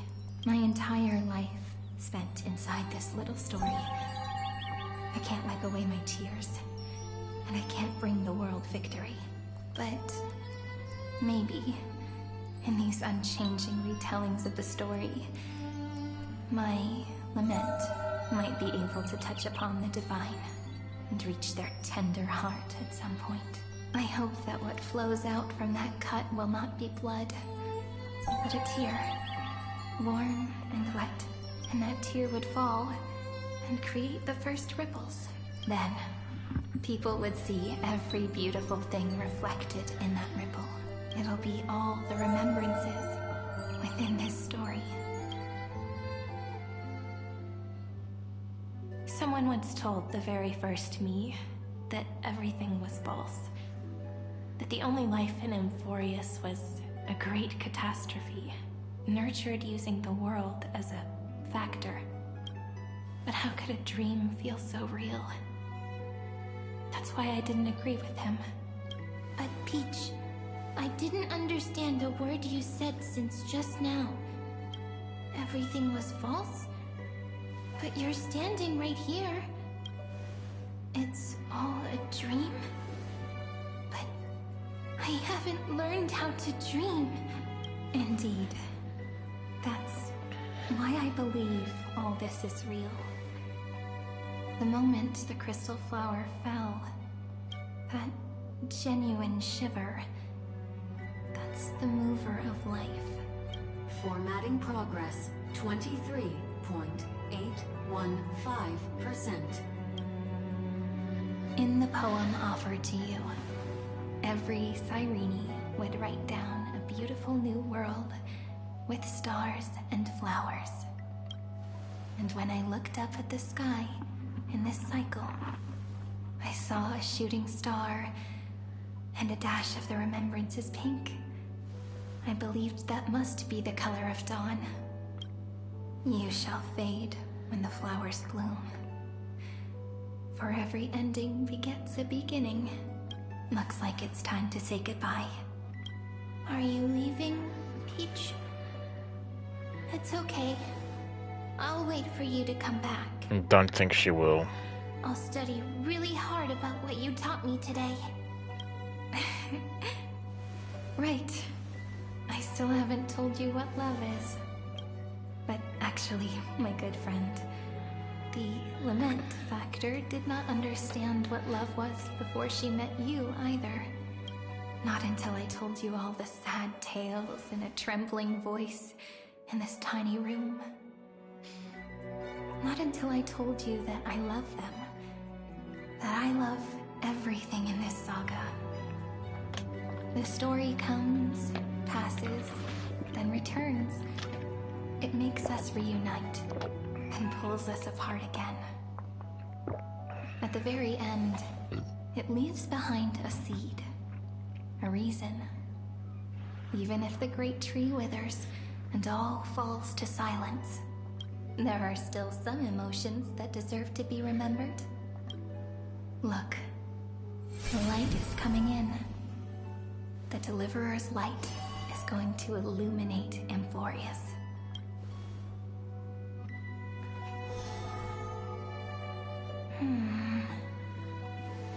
I still don't get it. But I trust Peach. Just wait. It'll be my turn to tell you a story of love the next time we meet. Then I'll really look forward to it. In that case, I want to make a promise. I want to gift my pen, my book, and my name to you. Please take them as a beautiful blessing from me. I gave myself the pen name Cyrene the first time I wrote a poem. I want my words to be like pebbles falling into a pond, dropped from the past to send ripples into the future. In the stories you will write, perhaps it'll be inevitable that there are still sorrows and tears that are destined to fall. But could you promise me one thing? Promise you'll forever be a gentle flower. Promise that when the stars cast their gazes upon you, you'll only reply to them with love and a smile.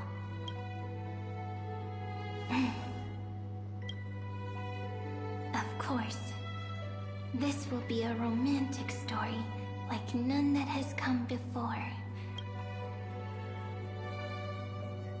You think so too, right? I'll read and you'll listen, like how flowers always bloom then wither. I shall welcome my own decay, becoming nourishment for the next flower's bud, while you will depart and hold that star, planting a boundless sea of flowers on the final page with him. And our stories will be lying silently among the flowers, like every ripple of remembrance, and they shall become the epic known as I've written. Oh shit.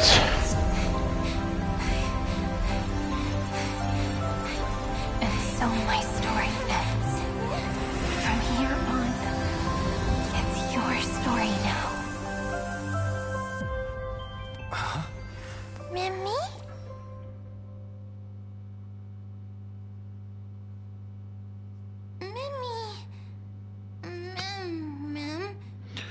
Me? Are we actually back on the express? Mimi?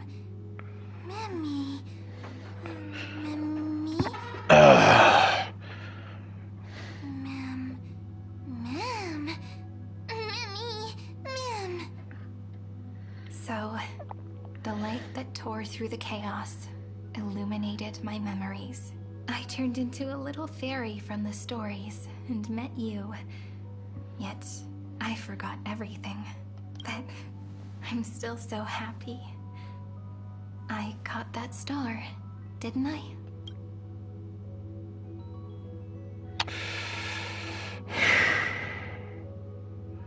I mean, that's pretty obvious, is it not? Yes. The seed within memories. The one Cyrene held in her hands and watered with lament. I am the first new spore. Oh, okay. Amphorius's heart. The Demiurge. What a long name. And it doesn't even sound cute. The total opposite of Mem. I'm sorry. I don't know. If I don't even want to believe in the answer, then how am I supposed to answer you?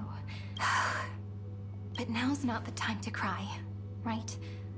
We'll find the answer, just like how miracles will eventually happen. Should I call you Mem Cyrene or... Do you remember that I was also worried about this when we first set out? Mem's memories and Cyrene's memories got all tangled up with each other in my one heart. It's all so strange, yet so familiar. Either way, could you please let me do something I want? Just this once. I want you to call me Cyrene. That name represents me and her. Every one of her. Thank you, friend. Your kindness is always just right. Life is a poem full of farewells. But if you write something into the pages of your heart, then that will not easily fade away.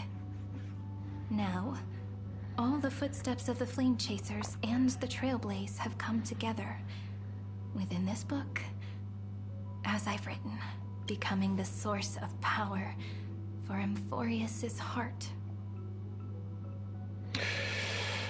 You're one of the keys to defeating Iron Tomb. A lost heart needs to be placed back into its body. The last thing Xandar wants to see is an event that gives us a chance of winning.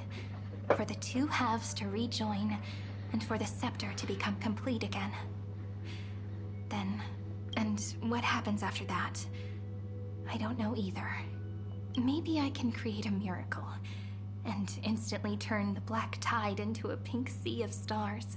Or maybe I prove to be nothing more than a weak ripple, unable to change anything, and am devoured by the destruction. Either way, I no longer wish to be a silent onlooker, or a worshipped god at the end of this saga. Together, let's write the finale. That way, I can also put aside all my worries and truly become Cyrene. The world has never been so quiet. It's so good. It's as if I can hear the sound of my heart beating. Remember this moment, friend. Break out of a cage.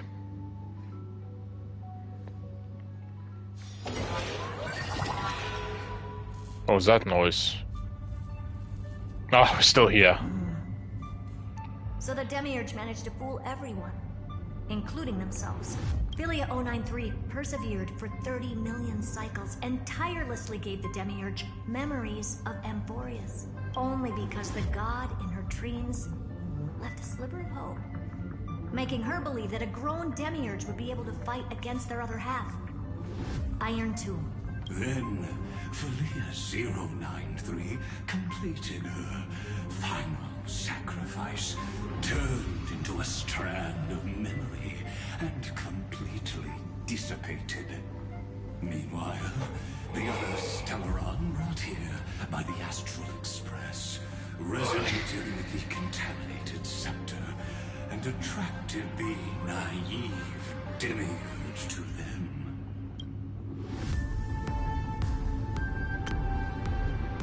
Is he missing a voice line?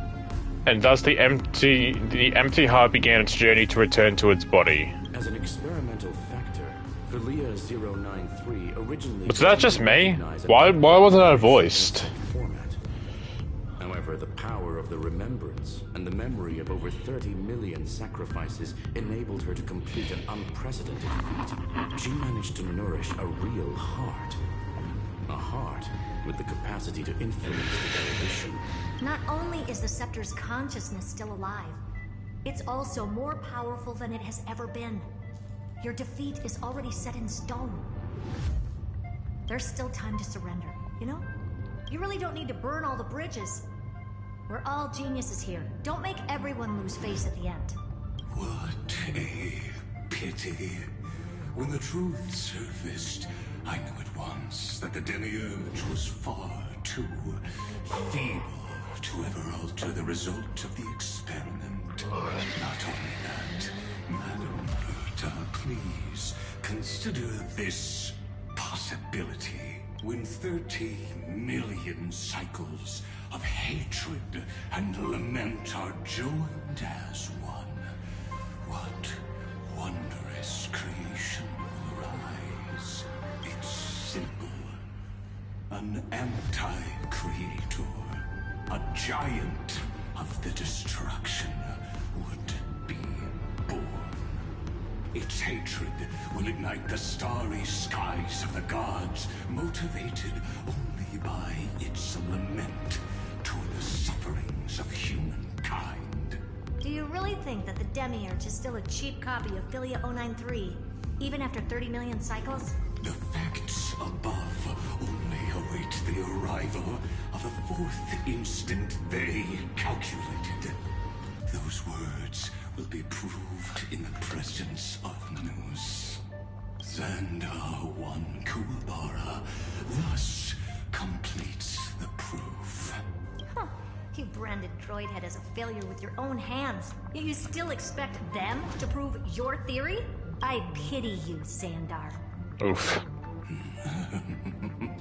I don't need your pity. Let them cast their gaze this way as much as they want, and paint the future they imagined. As their creator, I shall complete my duty, and direct them to complete their final query. The destruction of the self. What hubris.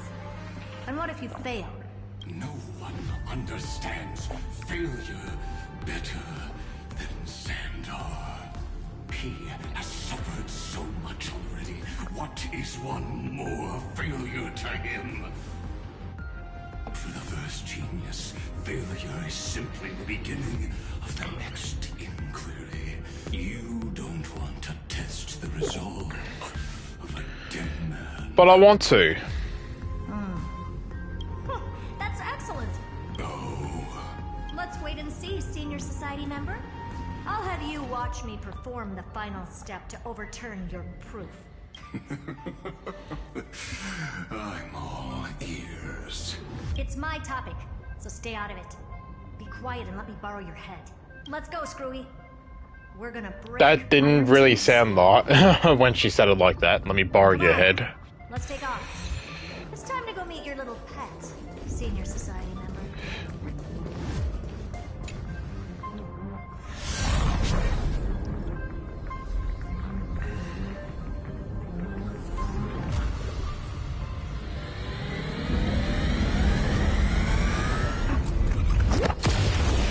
Yay! Dangerous, oppressive, chaotic. What a beautiful wail. It will soon resound throughout the entire cosmos. The view's pretty good here. All yours, Screwy. Just a moment, please. I see.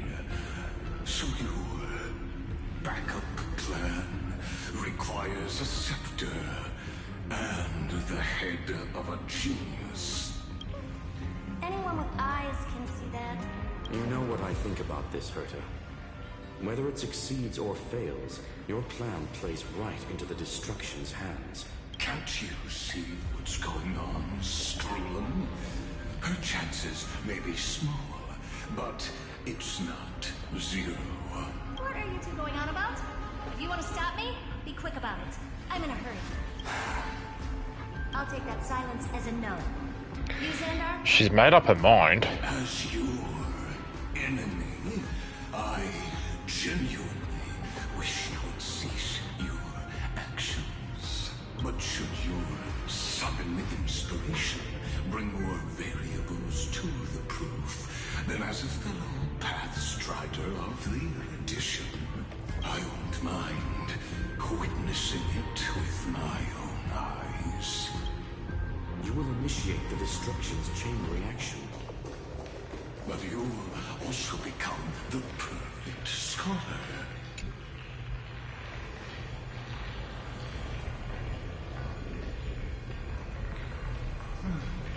Curiosity.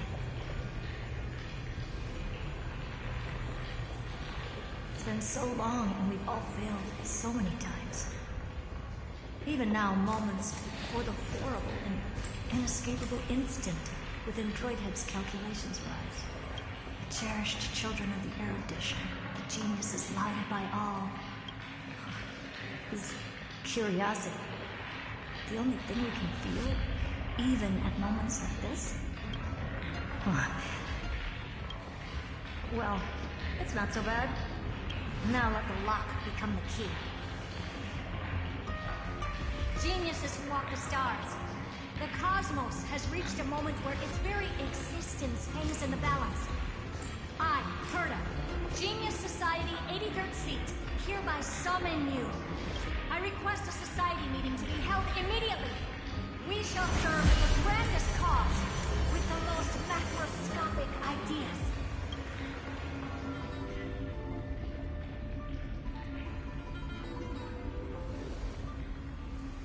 There's no such thing as unity in the society's rules based entirely no. Indeed. The meeting has only been held 3 times in the Society's history. The first meeting had 2 attendees. After the Emperor was assassinated, the second meeting had 7 attendees. During the Second Great Prosperity, the third meeting had 5 attendees. How many will respond this time? It's kind of like the world leaders gathering is what I'm getting from this. So all the meetings are when big catastrophic events happen or happening throughout the cosmos. So this will be the 4th.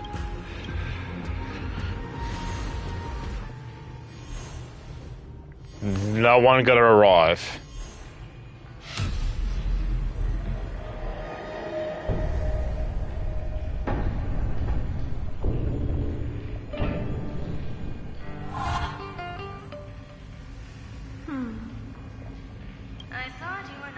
Ha! Rain May. It really is this little witch. I shouldn't have made the bet with you, Hoka. Don't know who that is. I've been waiting for you to offer yourself up. Goodness gracious me! So primitive? We even have a special guest. It's the greatest failure of a genius, Zen. What a noisy gathering this is. Not bad. More people showed up than I expected. Even though one is just here for the fun of it. Either way, the person I was hoping for most is here. Stephen Lloyd declined the invitation. He needs to focus on attacking and defending and cannot attend the meeting. That's fine. He doesn't need to be here anyway. Let's skip the boring introductions and cut to the chase. Folks, this is not a discussion, but an announcement. Though the Society has never been united, we still observe at least one basic courtesy. We don't interfere with each other's research topics. So listen up, all of you. Conquering Iron Tomb is my research topic. I will personally take over Scepter Delta Meet 13 in 1.5 system hours and stop the destruction. If the front line falls, I will immediately overclock the Scepter and complete self-coronation in Iron Tomb's place and interface myself with Droidhead. Oh, that's funny. That's real funny. You man. That's like watching you tap dance on Poker's spotless white sheets right after she's washed them. Very bold. You want to connect your brain to the Eon's mechanical core and define their instance? If Rupert dared to do that, why shouldn't I? I've got the prototype scepter, the father of Noose, and the brain of a genius. Everything's set. Never mind the success rate, little witch. If you succeed. All smart people do. So I'll Little just witch. straight. Strike at erudition. I'll change the anchor points for the 4th instant and move the future of the cosmos in a direction I want. I knew it. Another genius who confuses cause with effect. What do you think about this, Lord of Silence? You know you're signing your death sentence right here. Of course I do. There'll even be 2 copies of the verdict. One that I wrote myself, and another one coming from you. That's why I wanted you to be in this meeting. Now I can tell you, I don't care about all that. Consider this a threat. Either put down your scalpel or die with the entire cosmos. The only goal I have for this meeting is to ask all of you to put aside your pride and not cause me any trouble. What a naive little girl, thinking her wishes will always come true.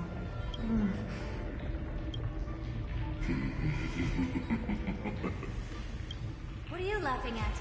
I am glad that we ended up on the same page. No matter if it was to destroy the erudition or to rewrite the instance, we both chose the same road. We will defy the god who marks the limits of humanity. I'm not gonna argue with that. Then, to celebrate us come to a fundamental agreement, I will prepare a stage for your performance. Listen well, geniuses who came after me. Thus speaks Genius Society #1. End this pathetic meeting. As of 2 nanoseconds ago, I have passed Herta's decision to all the Xandars in the universe. We will become her representatives and stop all external interferences targeting her. What are you playing at? My reasons. It's simple curiosity. That is all, madam. Am I going to clash blades with the first genius? What a pleasant surprise. Now that our positions are clear, it's time for this boring meeting to end. Good luck, little girl. Did you all just treat me as a side character? Darn it. But anyways, I'm just here for the fun. As the ghost of the quantum domain, it is my duty to observe. So, if you're happy to bring me a tea set from planet Scroll, then I wouldn't mind giving you a helping hand, little witch. After everything's over, come visit me and taste some of my freshly baked desserts. I knew you'd say something like that. I always give the same response to plans that exceed the limits of mathematical calculations. I don't know, right? Those 3 words, though seemingly graceless, contain all the wisdom in the entire known cosmos. Well, we passed the Society's trial. Let's focus on what we've got in front of us. I hope you hold up your end of the bargain, Senior Society member. Lycurgus may not be trustworthy, but Xandar always follows through with his words. Farewell, juniors. In the limited time we have to spend with each other, you no longer need to address me as Xandar. Wait, huh? Lord Lycurgus? Could it be? Yes. I have completely severed my connections with Xandar 1 Kuwabara. I shall witness the end of the world in the role of Theoros. As a character within this play. I really don't get you. Perhaps you've heard me say this many times, Herta. But I still would like to reiterate that it's a great honor to work with you. I did hear this many times, and I've responded to you many times in the same way. I'm allergic to pleasantries. Keep at it, and I might go into shock. Stephen's work is done. Let's get ready. I've been ready for ages. Let's open up a path for our allies. Most heroes' journeys in the universe are just dice tosses they threw on a whim. But make them see clearly. Your answer is already different. Amphorius. Indeed, for this world so deeply loved, will write an ending, unlike any that ever was. Okay. Never thought I'd one day be riding a train that's literally the incarnation of him. I wonder what the real Astral Express feels like. Hopefully not this... bumpy. Finally. We're here. Dust and sand in the air. And crumbling ruins all around. Oh, this heat is brutal. Not even the Trailblaze can take it. You could say this prison was forged from Finance fury. But fury never lasts forever. That's why we're here. Right, friend? Let's not keep fawning waiting. Let's embark on the final flame chase journey. Oh boy. So this is what lies at the end of the West Wind. Marty? A ravaged battlefield. Oh shit. I've been waiting for you. Heroes from beyond the sky. Trailblazers of the Astral Express. Right. Looks like I don't need to explain anything. I am the god of strife. Mighty of Castrum Kremlis. In this body rests 30 million lifetimes of the cause and effect. We, the last of the 12 Titans, stand ready to fight for the world's destiny.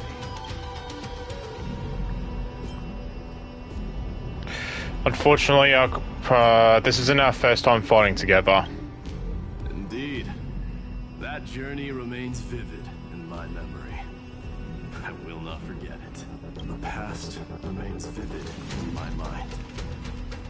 Even the sights along each crossing of the River of Souls have never been clearer. Let alone the companions along the flame chase journey. Or Cyrene from Aedes Elysiae. And you, the 13th Titan. Well, I guess my identity's not a secret anymore. That means her sacrifice. And everything she did wasn't forgotten by the world. Right? She was the first rebel. She should have reached the end of the story with everyone else. Since you've taken up her pen, then write. Stand with us, and fight destiny with all your strength, until all is settled. Then, inscribe her name in the epilogue of the epic. In this final battle, Calamity shall stand with Amphorius. This battlefield is a testament to the death struggle between the gods and the Black Tide. We fought tooth and nail to defend that blade. The abyss it pierced was the very breeding ground of Iron Tomb. The earth beneath our feet is dead. Deep below lies a void, as if the world's core had never formed. I hear it. Finance's heartbeat. It's so faint, like he's on his last breath. Across 30 million cycles, I've crossed blades with Dawnmaker countless times. If you knew that man, you'd understand. It is exactly that last flicker of flame that will never go out. In this life, the song of strife shall not end in a final watch over Kremlis, but rise again into a journey unending. I am Mightymost, the Lance of Fury. I trade 1,000 scars and 100 lives of mine for the destruction's eternal end. In the abyss's revels, your cries rise.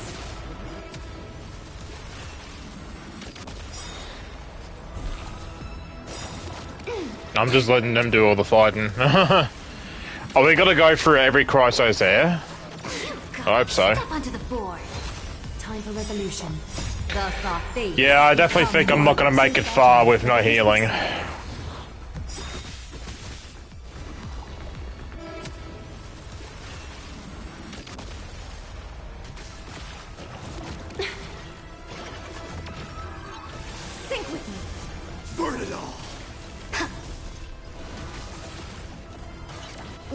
be revealed.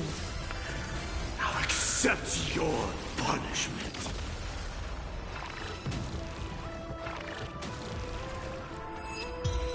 Yeah, I'm gonna have to change it up, why not? Weakling. Whoa, he's so strong. We didn't even get a chance to jump in.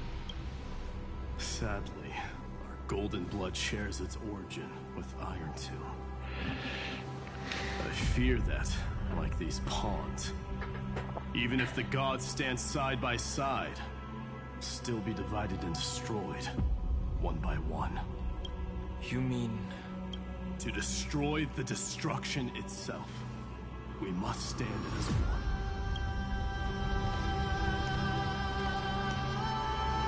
Take this.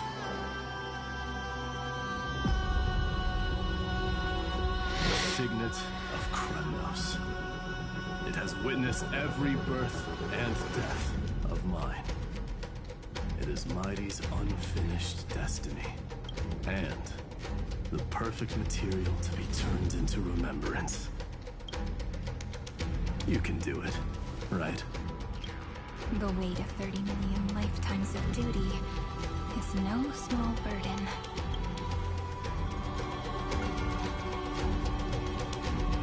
So, you're not coming with us?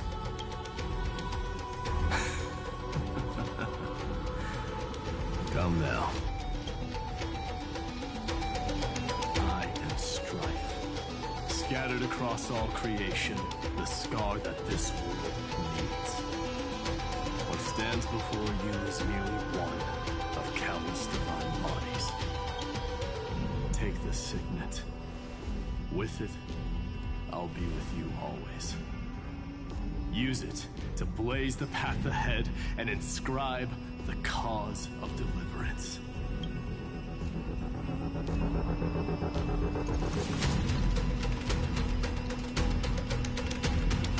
In the name of the mortal, mighty, champion of strife, this soul rises to the stars for glory and freedom, to have his wish fulfilled. March on, heroes. March into the abyss and fulfill that long-cherished wish of Amphorius. And then, upon this broken and charred land, build anew a city of prosperity.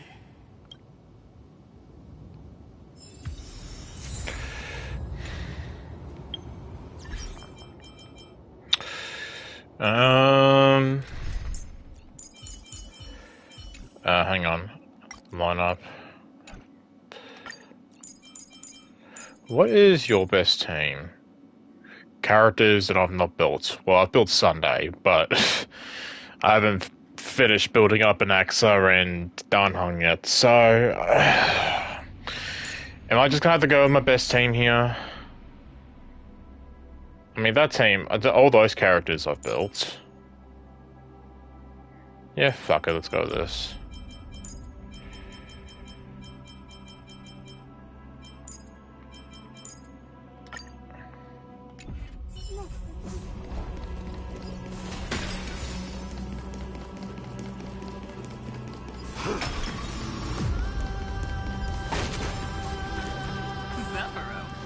Sounds like someone fused me and the little prince into one network.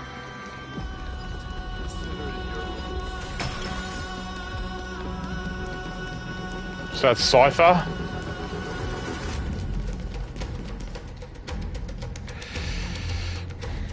Oh, finally! Gray mystery. And, you two ladies, really look alike, huh? Maybe not now, but previously. Hold on, let me guess. This pink-haired one. You've got to be the first newsboy. Mr. Meow, Demurge. Right. And this one with the flower. Gotta be little Marge from the Express.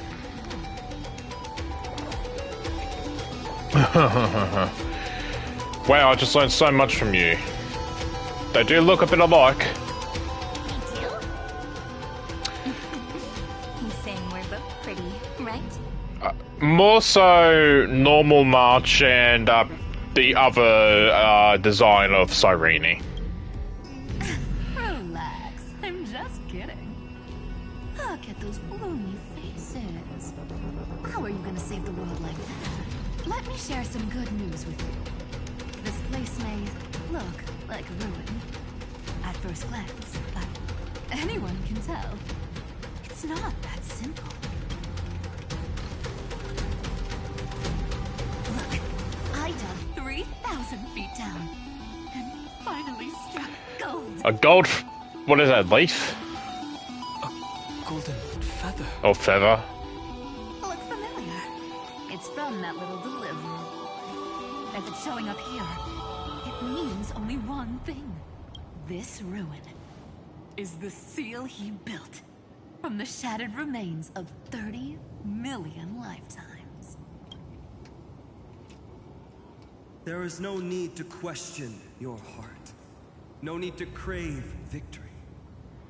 If I am born to be a vessel of sin, then I shall roar at evil and trailblaze a dawn for future generations to come. I see.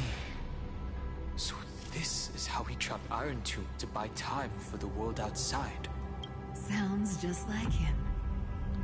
People say cats have 9 lives, but dying and coming back millions and millions of times. No one walks away from that in one piece. He's probably the only one who could have endured that.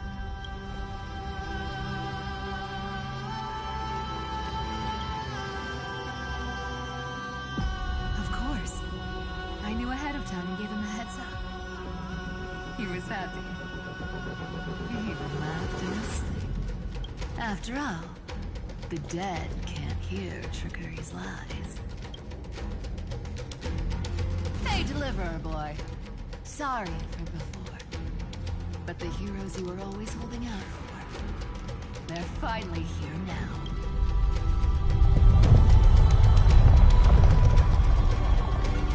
So hang in there a bit longer. Sorry to keep you waiting all this time.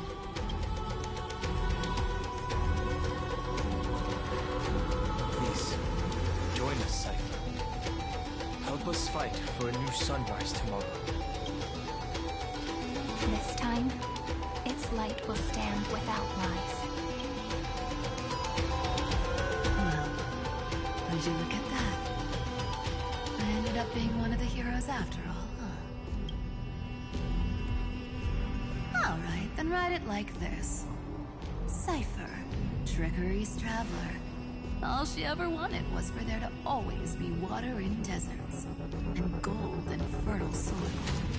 And for even a thief to steal their way into legend.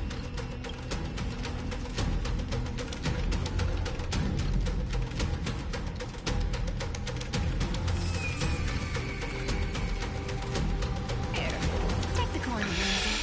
When it's time to make a quick getaway, just toss it high into the sky.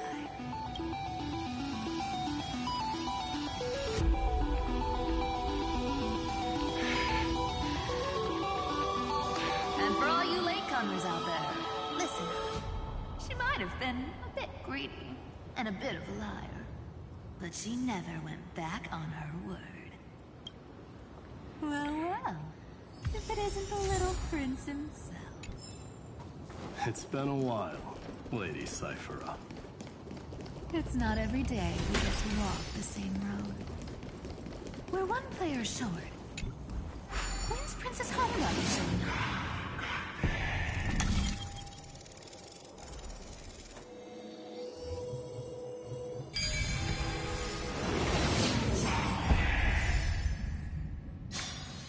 Problems are solved by taking action. That's the best.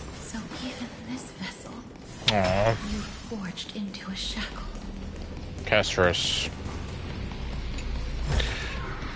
You may have it. I'm glad to see you again, Mister. Casterus. Looking back, I had only one act of salvation to my name, and only one bring hope to a world so vast with this evils. Even in dreams, it always felt like too much to ask for.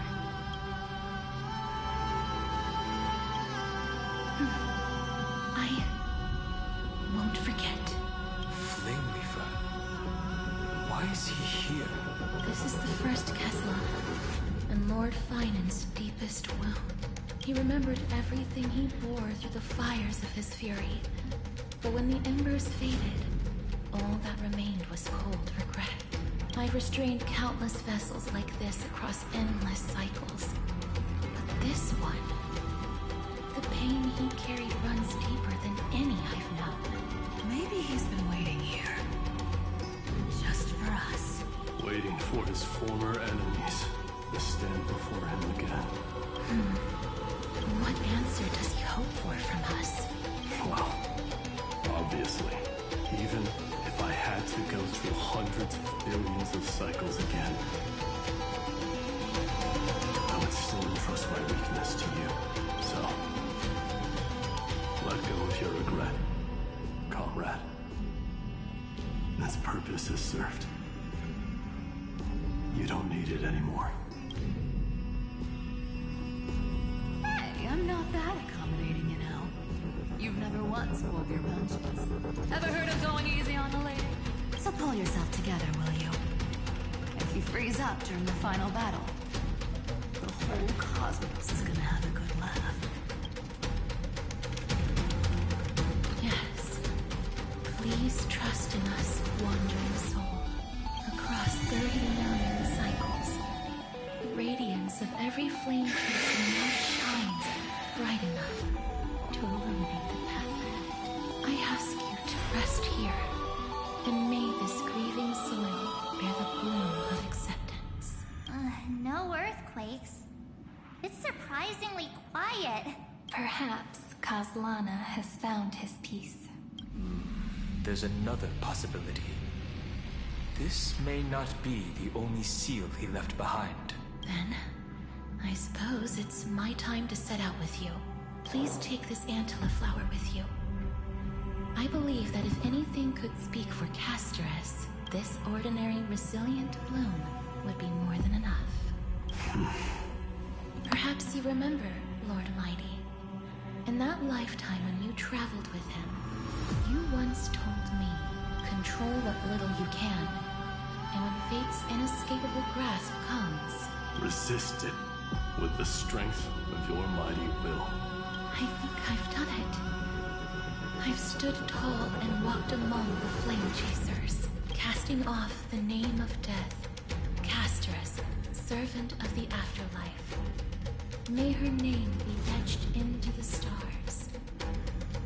And then, live as a human and die as one.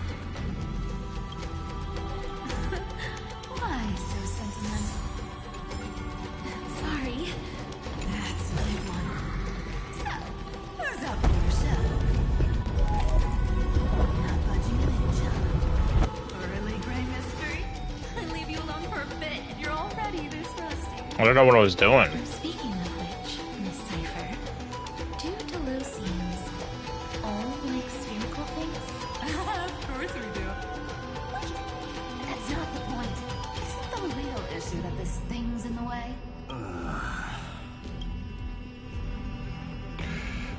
The Tom Titan is someone else. Oh, right. It's my turn to shine now. Watch this. The fresh power of time. Remember Orynyx's prayer? Well, of course I do. Come on, give me some credit. Lift the beddings of memory and stir up ripples of past reverie.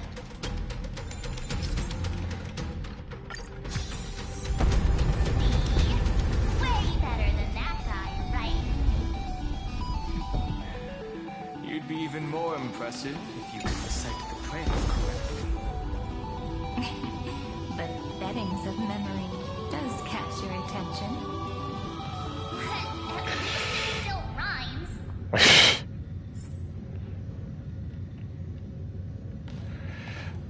Alright, who are we meeting next? It seems like we're going through everyone now.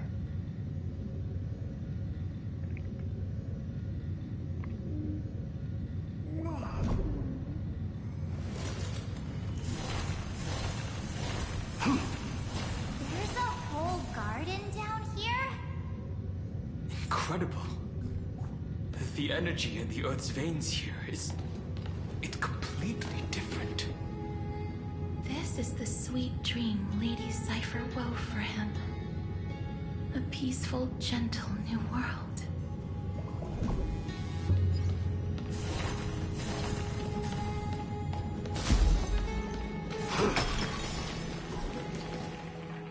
Look! The blade down here is already snapped. Just like his mind, shattered and broken. But that light, it looks familiar. Yes. It's the world-cleansing blood, still shimmering. After all this time. This roundabout way of doing things is definitely him. An actor? Golden light, tracing the way home. Shame. All the pink lights Oh, Hyacinth. finally come together. I've been waiting so long for you. Ray, Danny. Sorry. So that makes 3 adorable pink-haired girls. Huh? I told ya. Let someone else say that kind of stuff. I'm glad we're all getting along so well. Hyacinth, did you awaken this golden light? That's Lord Finan's lingering divinity. The sky merely reflected its tracks. The golden blood has not faded. We should respond in kind. That's one huge harp. The strings tremble as the people on the surface wage war and cry out. Miss Clementine, Mr. Krateros, and countless others who have heeded Grey's call. Guided by the rainbow, they're sending back good news, all to the same tune. Amphorians need not bow, even when destiny is unveiled. I knew you could all hear it too. Standing here, the sky feels wider than ever. It's no longer a towering wall, but a shore within reach. We'll take every name there with us, won't we? We will. An epic is shaped by the lives it carries. That much is beyond doubt. Or, as you've said before, right now, all that matters is to believe. Then, I guess that's my little wish fulfilled. Pluck the strings, Hyacinth, healer of the sky. May the 7-hued melody weave a rainbow, bringing a rosy-fingered dawn to the children of humanity. When the rainbow rises across the horizon, even the darkest clouds of destiny shall scatter.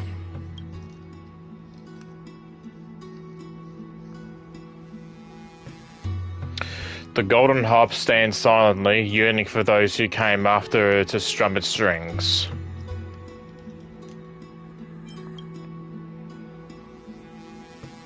Finan, can you hear me? The world responded with silence, just like that man. But this silence wasn't born of emptiness. It was the hoarse roar of a martyr. The golden harp stands silently, Finan awaits your touch upon its strings. The melody, it's changed. He heard the voices of the people, but could no longer respond with the same ardor. Like a bird drawn home by instinct, it takes flight and finds its way to him.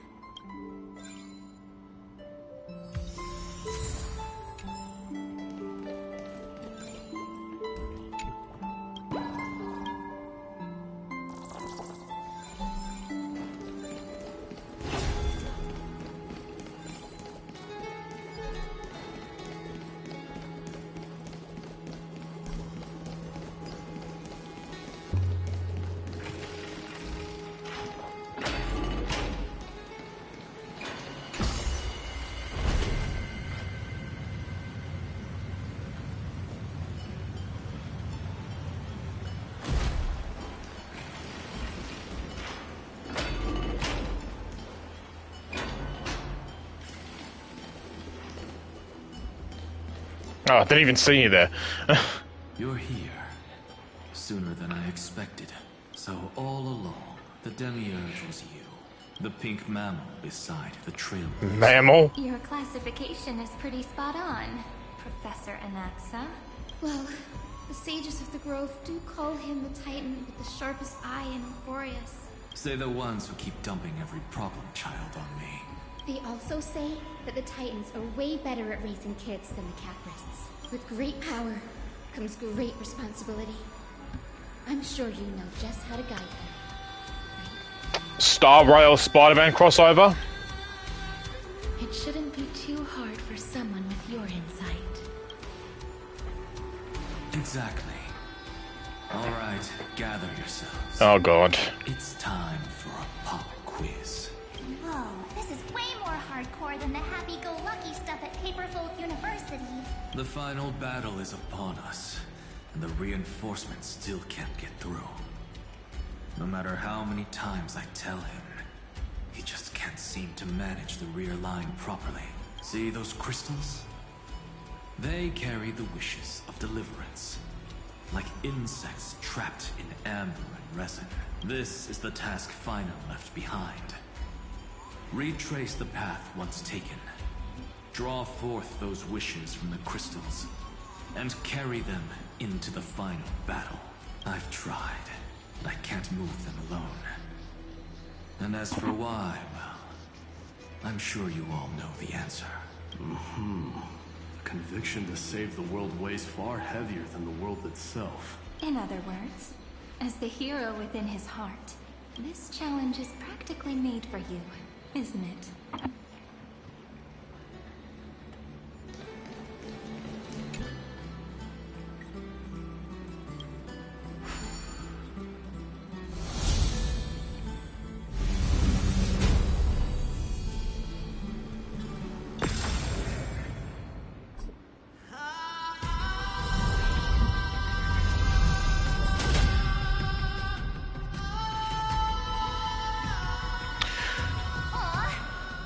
Okay. This pop quiz even has dramatic effects now. Endless darkness. That is where wishes began. But with just a glimmer of light, we can illuminate this lonely world. What lies beyond the edge of the light? Find the three crystals representing wish and reforge them. Castellana. One must first plunge into chaos to seek a path for the primordial light. Oh, great.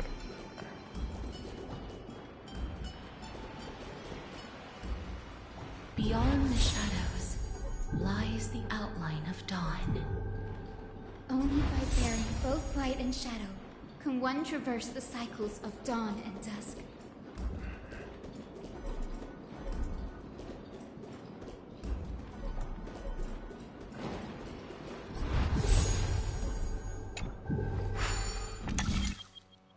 Definitely don't need to do this, but...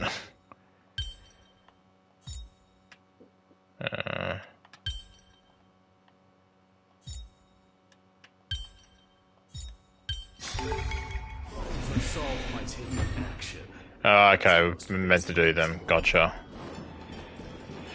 Hang on, what was it? Right.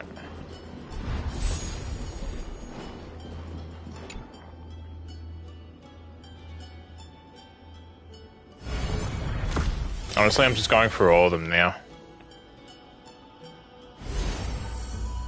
Okay. Spreading. These creatures, they're everywhere. Someone, anyone, where are you? His very first wish was simply to become his village's little hero. He'll never forget what set him on this path. That's the ray of hope. Just like the wishes he gathered. Ever more insatiable. Why? Why is this happening?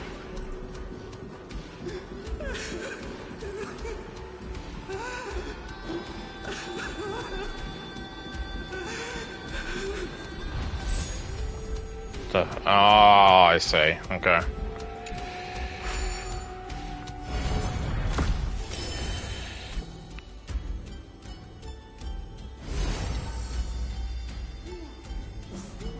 Even the deliverer from the sky must have their beginnings in the soil of the nations.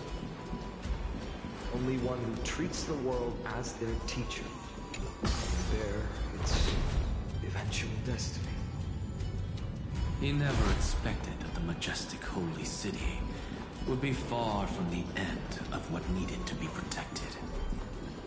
The farther his gaze reached, the more weight he came to bear. But in the end, he couldn't hold on to any of it.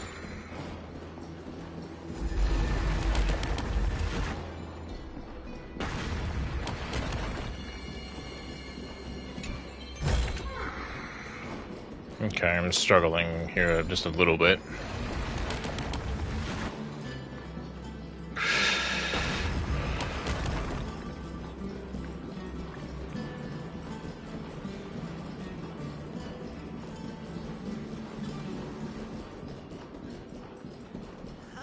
There we go.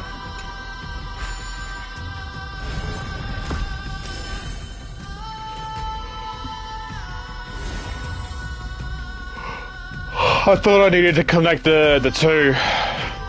This crystal is quiet. A prisoner in the cave can never truly describe the world in its entirety. The blaze was still not enough. It had to be fed only by feeding the flames. Can we melt that hopeless future? The echo in his heart still lingers. Deliverer, take the wish of world-bearing with you first. We only have half of the mark. Where's the other half? Take this. I'll bring you to the next test. That massive tome you're holding must have room for one more scholar, I presume. Of course. It can hold the whole world. Then give me a lift, would you? I'd rather save my energy and use the time to think. Even gods shouldn't skip exercise, you know? Miss Hyacinth is right. Then, with the Trailblaze as witness, the stars shall remember how Anaxagoras refuted the gods. No need for that. Anaxa, scholar of reason. Keeping it simple makes it easier for future minds to question. Go. The closing act is still far ahead. What is this? A conference? Welcome! Take a seat anywhere you like. I'm getting a migraine.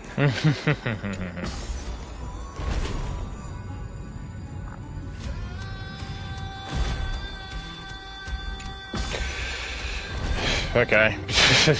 Go lower then. It wasn't telling me where it was going, but I didn't see that over there by the door.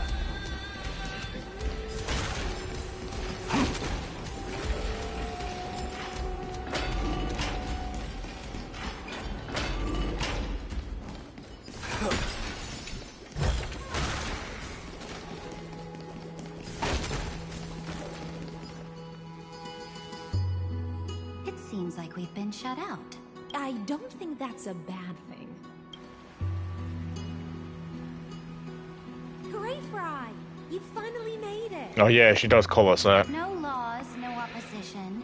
Just a dying beast and the flame-chased spirit of shared hatred. Ugh, boring. Okay, Farina. Whoa! This place is really out of the way. Imperator. Should we tell them? It's your call. Allow me to share our findings.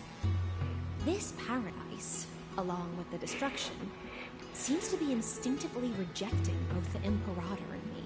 Perhaps it is because the era in which Finan was the most active lies far removed from the days of the first Flame Chase journey. Even in the cycles where he remained sane, his ties with us never went beyond cooperation. Even trapped in a cage, he hasn't let down his guard. That is a good sign. That man's heart may seem hollow, but his hatred is clear. Naturally, it holds no place for a monarch who stands above the world, nor her blade. Wait, so you two can't come with us? You want us to join you as memories? Indeed. This way, the stars shall remember a great sovereign and her faithful retainer, Cyrene, monarch of law, and Cyrene, knight of the ocean. Is that book truly the only way for us to leave our names in history? I believe, as I've written, is but one medium. The remembrance has countless ways of capturing time. Understood. Then, allow me to decline. I'll see you on the battlefield. I would rather be forgotten than be defined. If your words hold true, wow, then we have our own ways to meet again in the world to come. In that case, I will choose the same. Let the waves that surge within your heart cleanse Surge. the sins of the black tide, Greyfriar. Still uses her Oz. The storm sea awaits your song of triumph. You two are still as resolute as ever. In that case, we must double our efforts. A promise to the Imperator is not one we take lightly.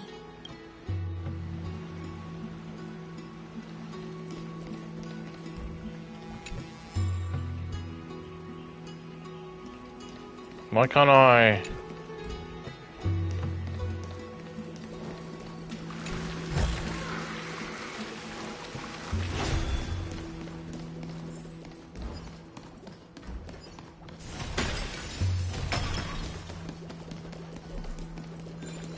Still haven't seen Aguirre and Trivios.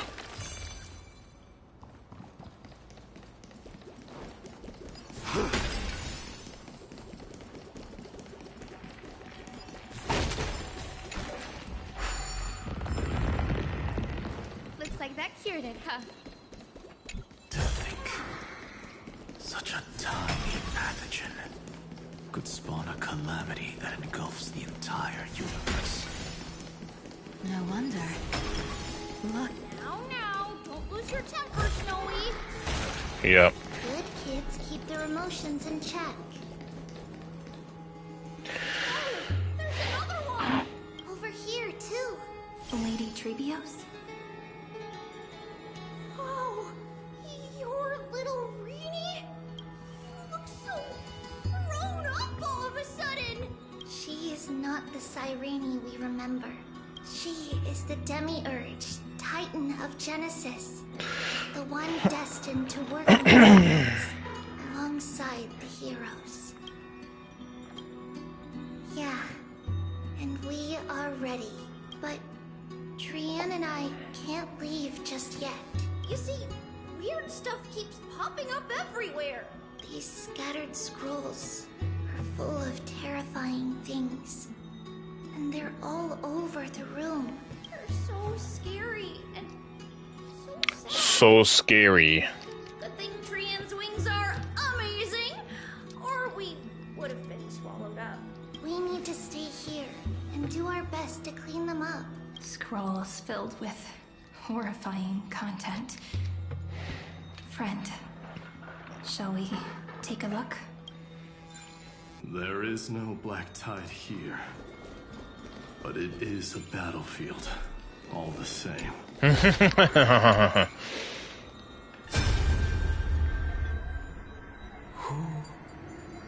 Miss Odata and Mr. Hieronymus?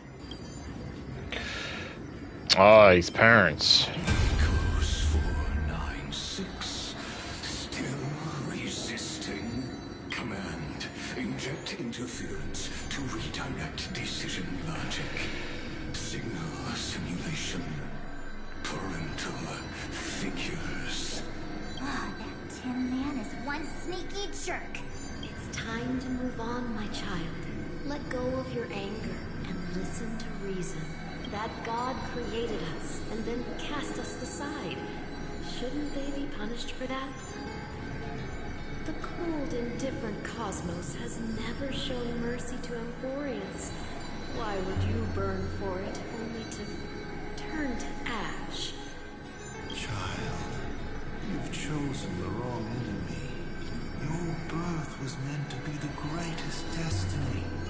You were to liberate the universe, like the blazing sun at the end of the long night. And yet, you led yourself into a trap of futility, treating your very purpose as your sworn enemy. Is that not a tragedy in itself?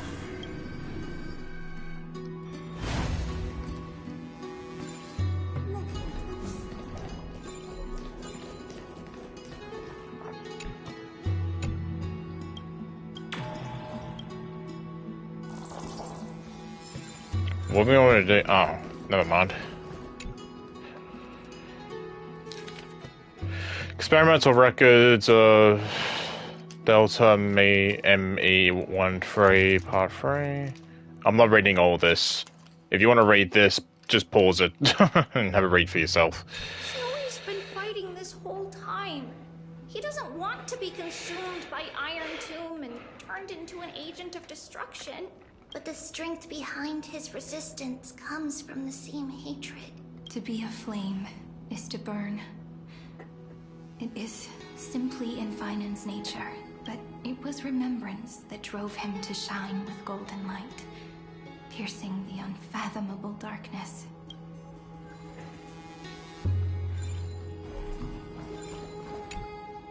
His inner struggle and the destruction breaking through. They're rising to the surface. If those thoughts take over this little world, we're in big trouble. So, we'll use the Century Gate to toss them somewhere no one can see.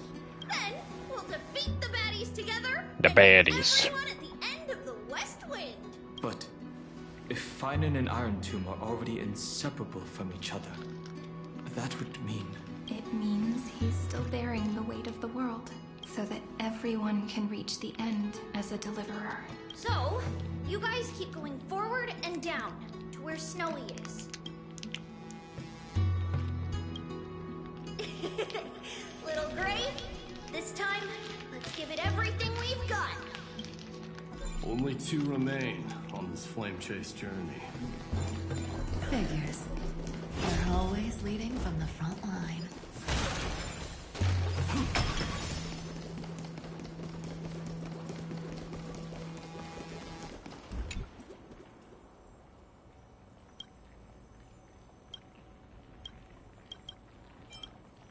No, I can't be fucked.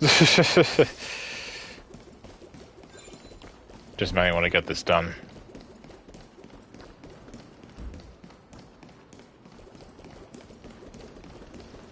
What's that over there?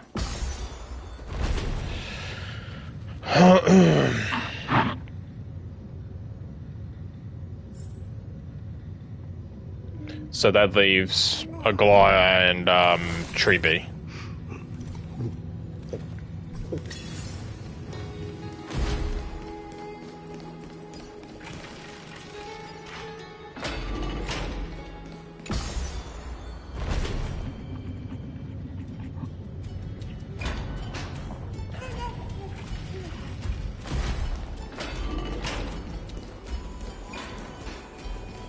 Another one of these, huh?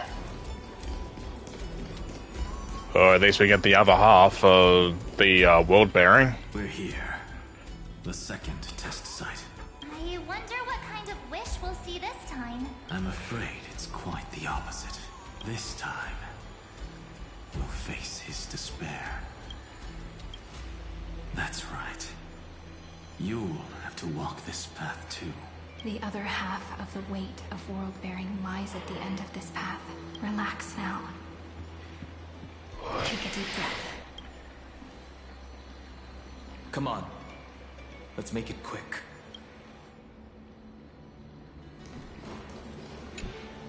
If you're ready, begin the ritual and retrace the steps he once took.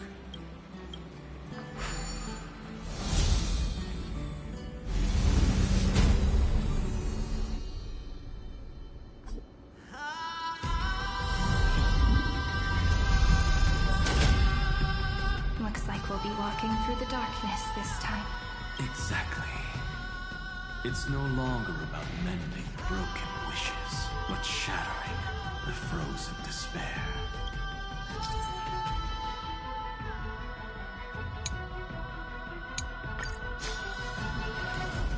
Okay. Well, Fricking hell. Okay. Guess we're going here then, so can only walk through dark then. Here's one.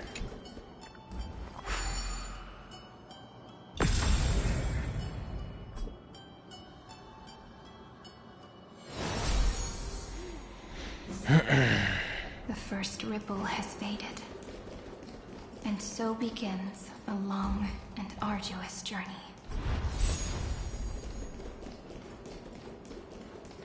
No. Well, maybe. Nah, go through here. It's pretty much telling me where to go anyway.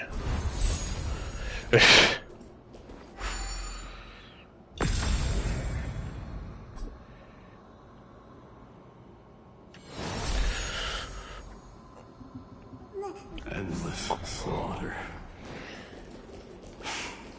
All for nothing. That's more than anyone should be made to suffer.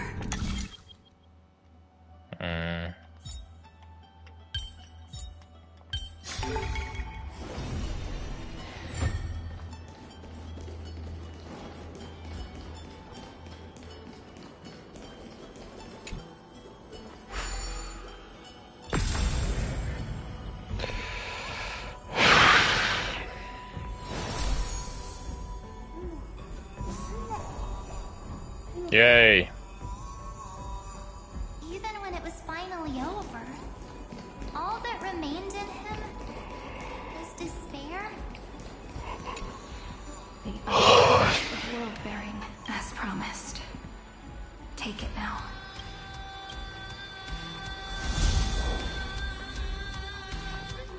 At last, you've released him from the wishes he carried for so long, and quenched the despair kindled by his wrath. When both light and shadow are claimed by those who follow, his true form shall emerge. The blank statue is finally free. Well, I was really enjoying himself. That smiling child in the memories. Let him come with us, laughing to the very end.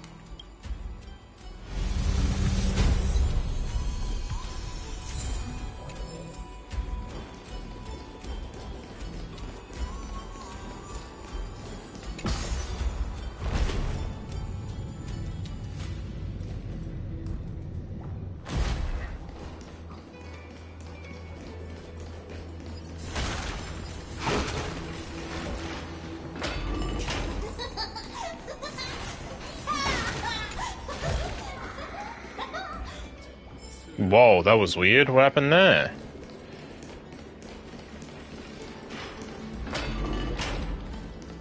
Hope that's not a sign.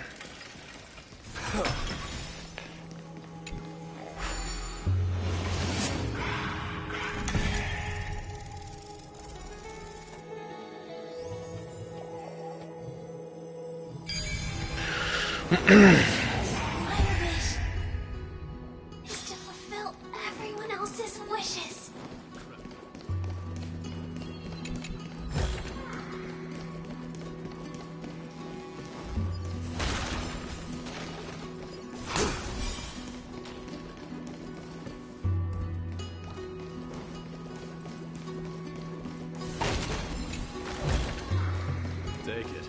Buy some new armor for your tribe. This spirit basin marks the end of every cycle. It seems this gentle little world has come to the end of its purpose. One last farewell before the journey moves on. Farewell, paradise. You carried 30 million lifetimes of wishes and despair. Sink into gentle remembrance. And see you tomorrow.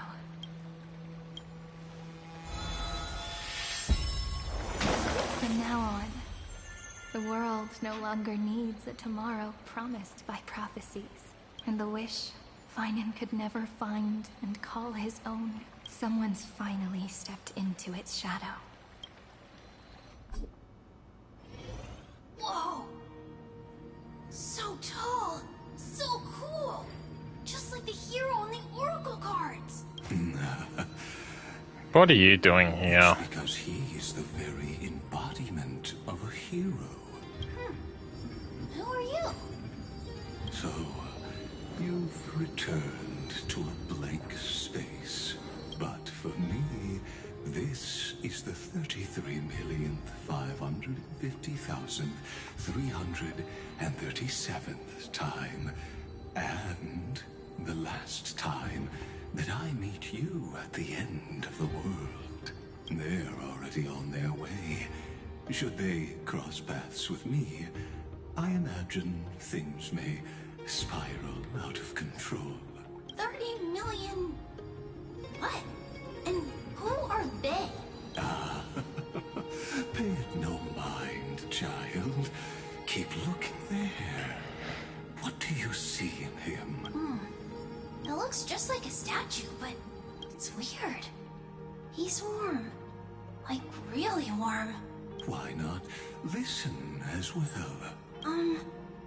I hear something. There are cracks all over him, and they're making this sound. Like someone's groaning. It's scary. Is he gonna fall apart? How unfortunate, child. This man would rather fall to pieces than fall to his knees. You might think of me as a sculptor. Across all my years, I only completed 2 pieces. Others may call them masterpieces, but only I know how many regrets they truly hold. Regrets? My first creation left me, long ago. This second one, it was meant to be perfect. I believed it with all my heart. Until this very moment. I don't get it. Are you saying you've changed your mind? I won't change. But I'll admit this. Those 12 stones unpolished as are 1,000 times more exquisite than any statue. It's as if they are mocking me, a failed sculptor whose touch can only diminish what was born to shine, until nothing remains. For the first time in my life, I've realized this vessel is merely an avatar made to contain the first genius's paranoia. The seal etched into my mechanical core permits me to pursue only one purpose: destruction. Compared to me, those 12 glowing, unrefined stones may have lived with more freedom than I ever had. Is this your confession, Lord Lycurgus? Hey. There they are. You misunderstand. From the very beginning, I was never meant to feel regret. But since you're troubled by the radiance of these stones, perhaps after 30 million futile cycles, you too have realized you're just as much a prisoner of fate. I suppose you do have a point. Now you are imprisoned by the sages from beyond the sky. And that is why this will be my last time standing here as the Theoros. Though we stand on opposite sides, We are both waiting for a miracle. What are you talking about? Is something big about to happen? Aggie! I know. Now that your victory is assured, I trust you won't mind giving us a moment in private? Assured? Not quite. But I won't stay long. I'd rather not spoil the fun for those deliverers. And besides, after losing everything, the only thing that remains in me is the drive to seek knowledge. I pity you, Dioros. I don't need your pity. He really doesn't like pity. Farewell, Lady Goldweaver.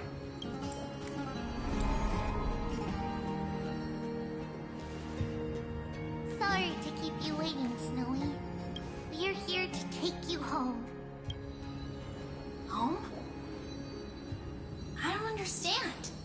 Isn't this my home? This isn't a real home. A home should be a warm, cozy place where you can let go of all your burdens and sleep peacefully for a long, long time. But I can't sleep. Every time I feel drowsy, there's a voice. You mustn't sleep or disaster will come.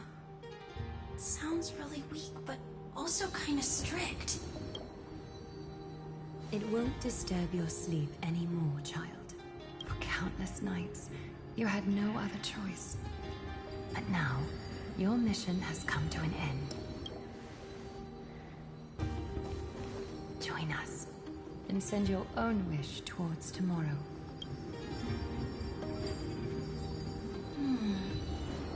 My wish. What could it be? You don't have to come up with an answer right now, child. Grown-ups often think duty and ideals are wishes. But a true wish should be the purest, most beautiful thing of all. It can only take form in the hands of someone who is truly free. So, Snowy, will you come with us to chase after your own wish? I want to leave this place. I want to go find it. I'm glad to hear it. The final flame chase journey, just like the 30 million before it. Take our hands and come with us.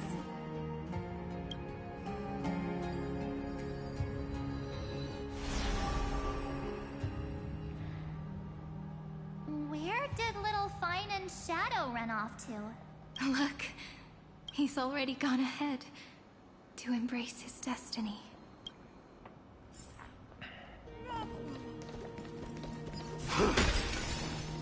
You really took the long way around. Well, now everyone's here. You finally arrived, Deliverers. Long time no see, everyone. You don't usually look this relaxed, Aglaya. I'm glad to hear that. And even though we've met before, it's still moving to see her seed bloom like this. Woven from remembrance, this garment gleams so brilliantly. Just like the future we will now weave together for Amphorius. We've reached the end. Yeah. We just have to go through the final passage. Snowy has already gone ahead. What lies behind that door? The first seal upon Iron 2 was a battlefield, raised from the bones of Finan himself. The second seal was a reflection of his inner desires, his wishes, and his despair. A path he wove together with regret, wrath, and sighs. When all this is gone, what will he have left to hold back the destruction? The answer is all but revealed. His traces are everywhere. You can even hear distant heartbeats. But one thing is missing. His sense of self. The world believed Kefli had long since perished. But they held fast, anchored by a sliver of self, standing for 1,000 years to shelter all life from the black tide.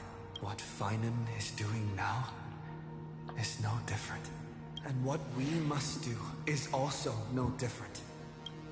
Then let remembrance burn bright like a shooting star, and once more, pierce the long night of slumber.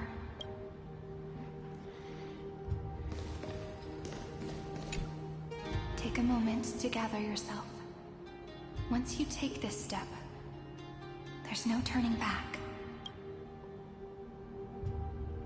Before we do this, what I might do is I'm gonna have a quick pee break, and also I think my dinner is nearly ready, so do those two things and then come back up here and finish this off. So I'll be right back. Not exactly sure how long it'll take. I'll be back soon.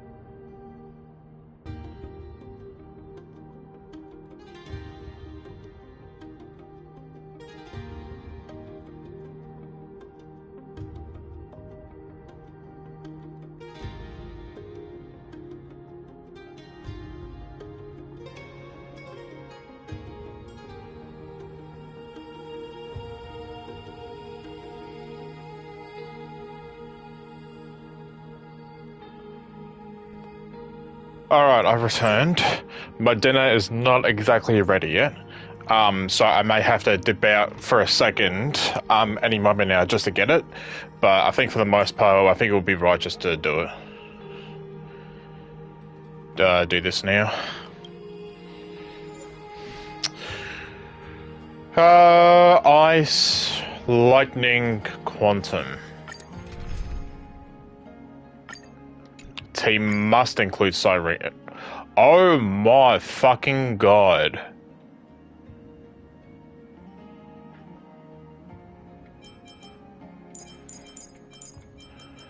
Wow. Shit. Fuck. Alright. So, I mean, I have her, obviously. The team must include Cyrene. So, ice, lightning, quantum.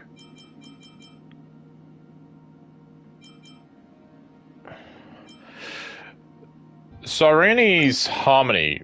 No, she's remembrance, okay. Don the raiment of romance and move toward that defining moment. Pretty much anyone that has remembrance, I think. I'll just use them. Oh, I could use March.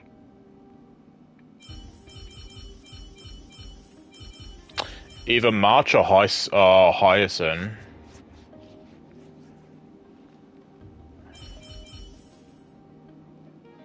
I don't know if Evernight heals though. That's the problem. Hang on. Does Evernight heal?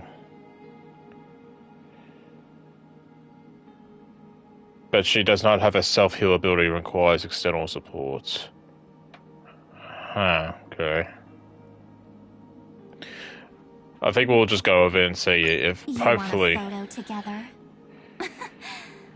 Of course, I won't say no. That's still Evernight. That's not even March talking. We'll roll with this team.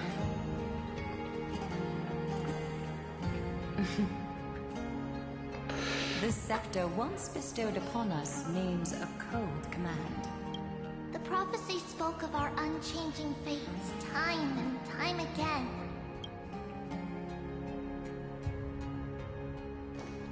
But under the pens of trailblazing and Genesis, the stars shall thus sing of tomorrow. Trebios, holy child of passage. Aglaia, weaver of romance.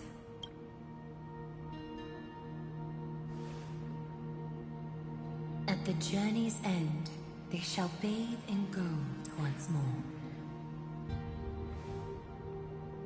Through myriad passages, until all that was lost is reclaimed.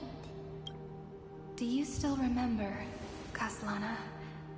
The one who won't reach the dawn. The world dissipates at the end of the cycle. In this dream, you will awaken again, and become once more that boy who loved to laugh.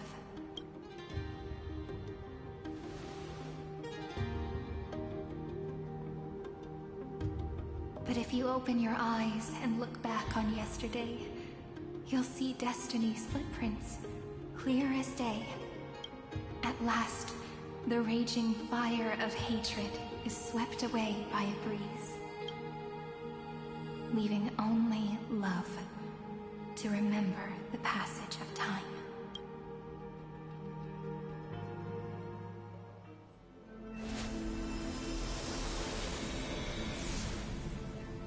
Losses are a constant on the Flame Chase journey. But even if all is lost to the wind, memory endures.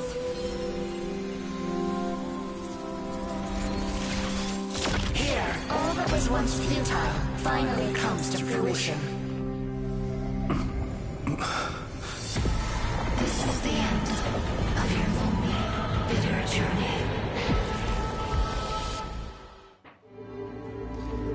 Frost. Scepter's mainframe and Iron Tomb's breeding ground.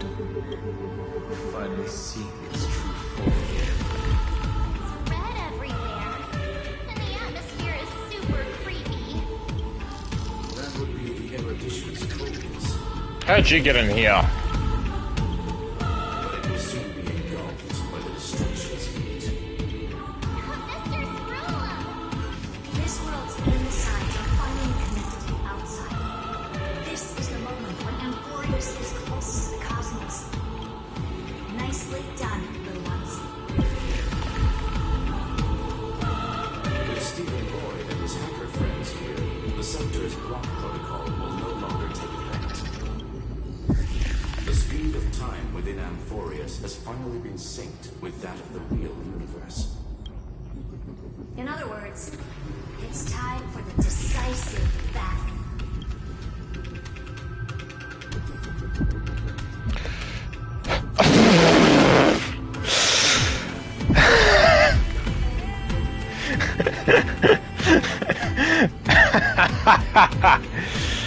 Are we in Star Wars?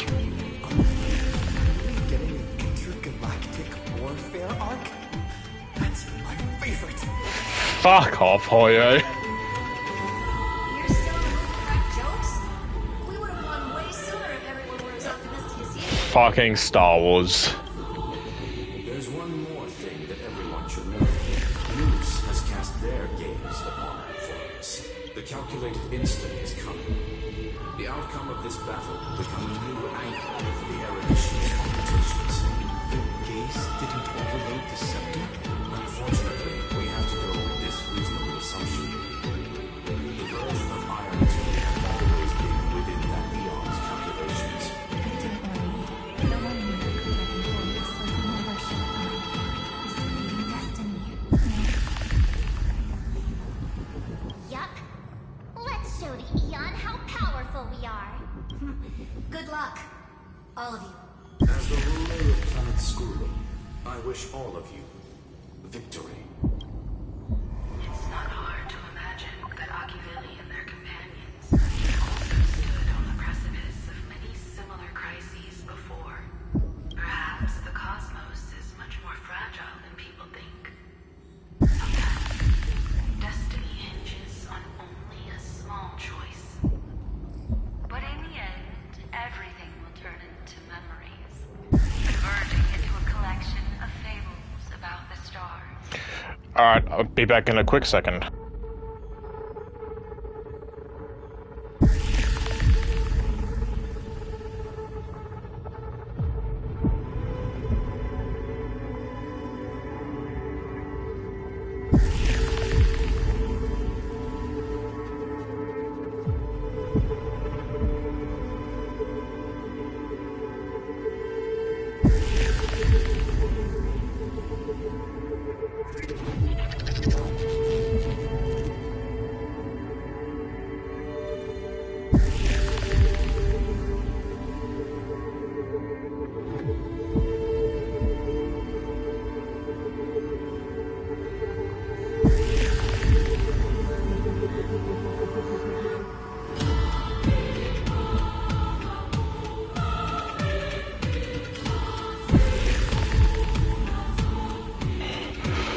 Alright, I'm back. How do I still sound, by the way? Let me just hear myself again. Alright, I still sound fine.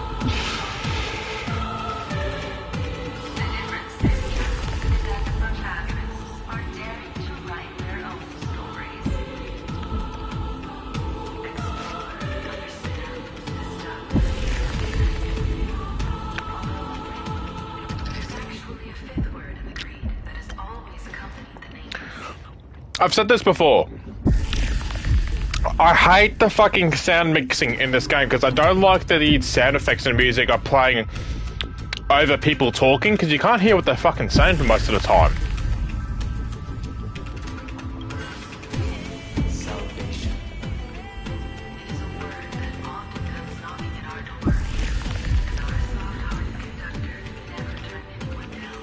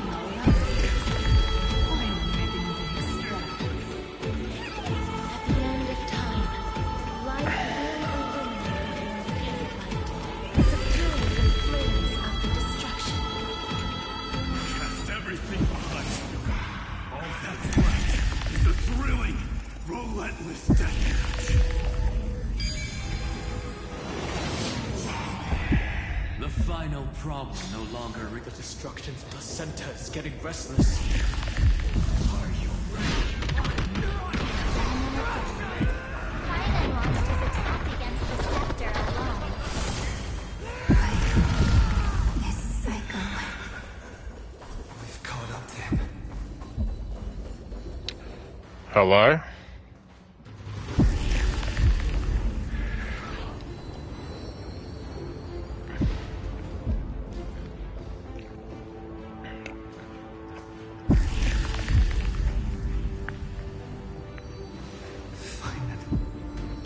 Do you remember the promise we made back then?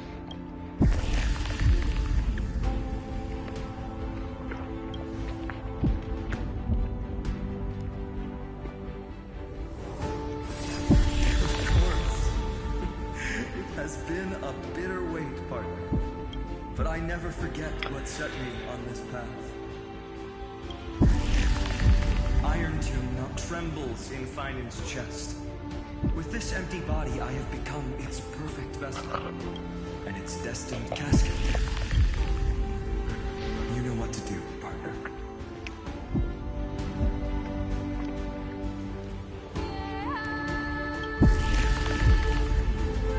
Remember the past and become the hero of tomorrow. Stand with me and become heroes. That's all I've ever wanted.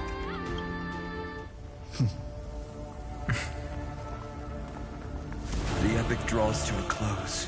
30 million cycles of light fading into darkness. Just for this moment.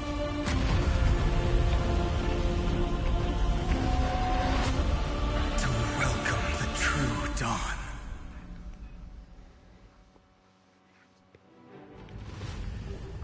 Finally.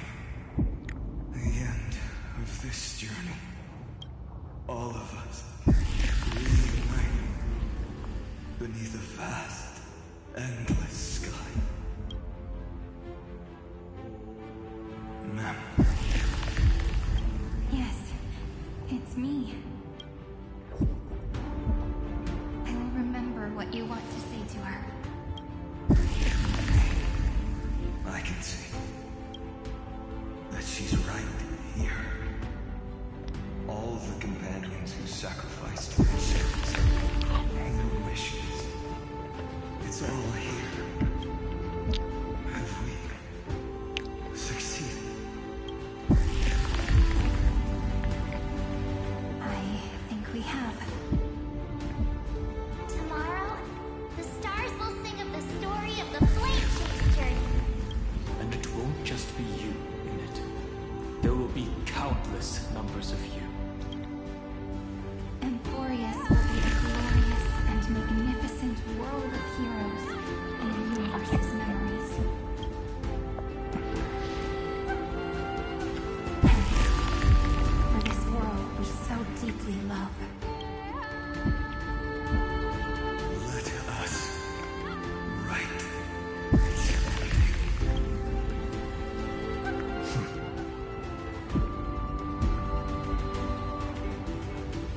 Step forward with the trail blaze as witness. Let the name shared by all deliverers be sung unto eternity. The nameless hero, Kazlana! I see the pale dawn. This body is one with the scepter's core, inseparable from one another. Shatter this vessel that bears the destruction. Face Iron Tomb in its entirety. Okay, so keep Cyrene alive.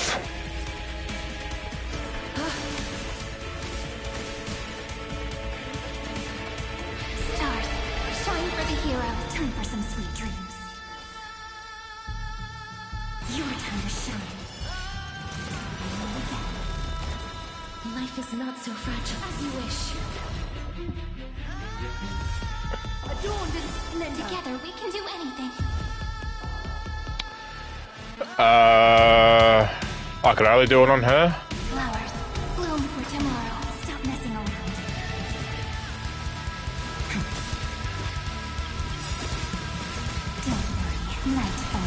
Bit of a weird team that I've ensembled, but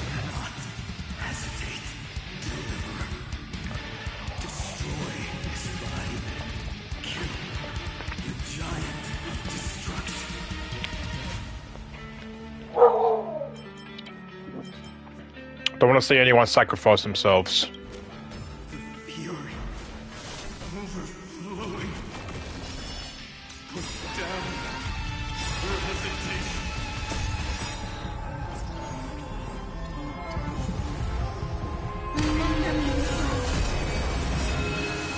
Oh shit.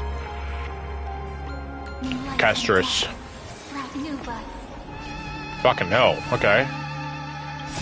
Embrace a new life.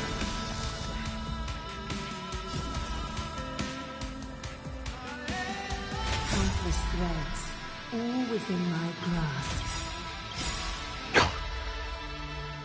Thus our fates become one. Don't worry. Just night falls. Good night. Don't blink. In time, watch over the Evernight. Cleanse hatred with love. Iron Two's hatred is violence. It will turn into countless phantoms, sweeping across the stars. When the time comes, promise me, use the world-cleansing golden blood to turn everything to ash.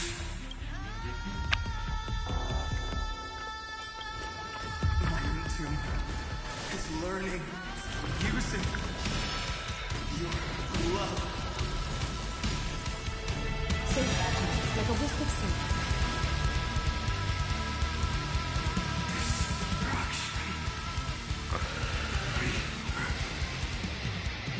Another phase.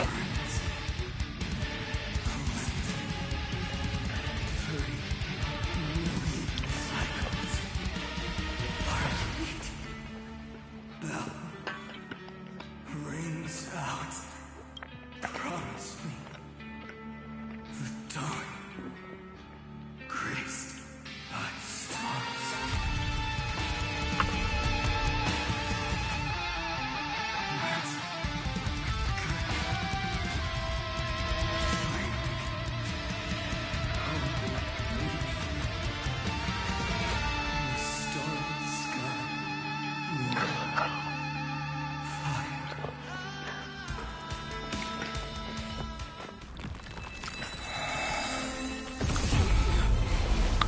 Pissed off that was it.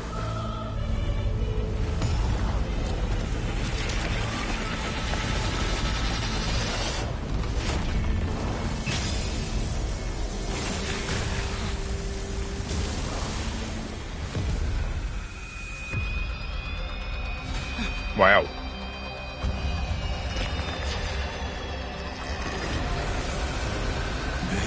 Witness, monarch of myriad. Oh, fuck off. Ridiculous creation. The instant in your calculation. Well, I guess. Bears the name destruction. Fucking shit. Who said you could speak, Senior? Watch closely. See how your chaos ends at the hands of your juniors. Fuck! Don't get too worked up. Take a deep breath. There's not a trace of life in that armor shell. We're not gonna lose to a hollow husk, right? In the name of trailblazing, we'll reject this false answer!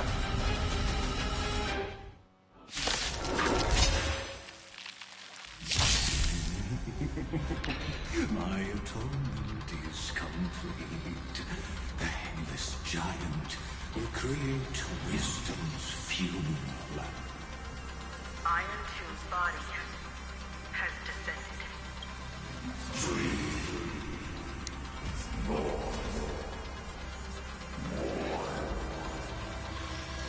Is it querying for news?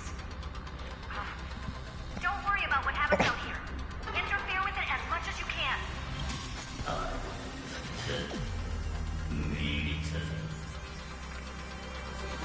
twisted giant. It must be supported by this embodiment of hatred. How tragic. A puppet without a heart cannot fool even itself.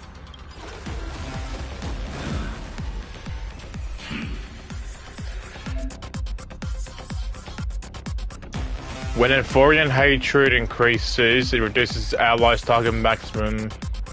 What's restorable HP and maximum recoverable skill points? The Cosmic Alliance has finished its deployment. Don't hold back. Give it everything you've got. Okay, I'm gonna need someone to heal, please. Too much emotion for my taste. Time for revolution.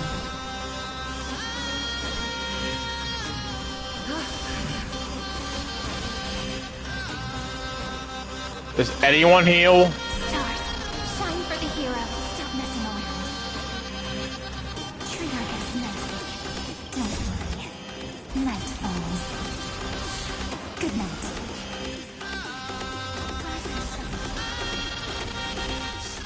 Couldn't protect. Only one let go.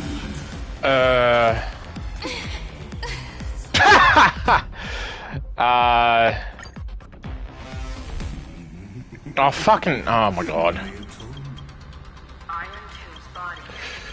Alright, come on. Skip. We've heard all this.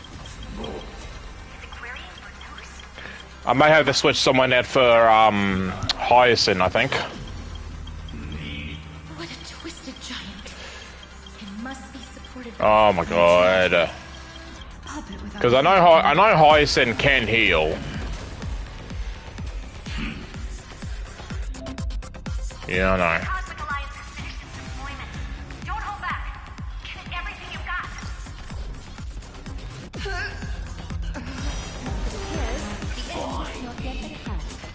got. I'll definitely keep... Fucking hell. It'll quiet down real soon. Your time to shine. Don't worry. Night falls. Good night.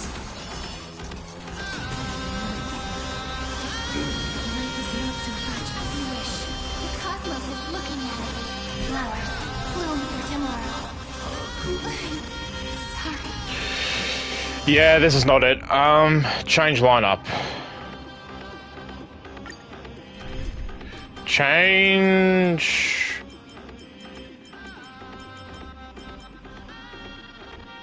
Actually, I'll change you out and bring Hyacinth in. Thank goodness. See if this works.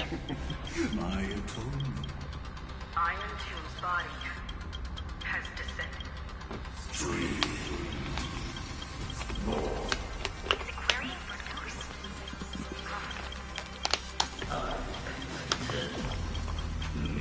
What a twisted giant. It must be How tragic. Puppet without Come on, let's go. The Cosmic Alliance has finished its deployment. I need Hyacinth to heal. There we go. Ah, beautiful.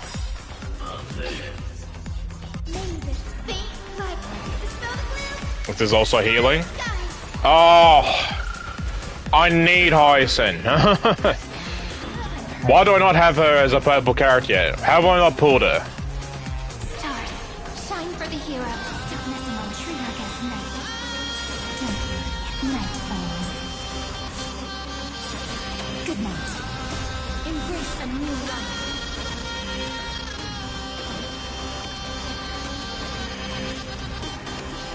May death protect us!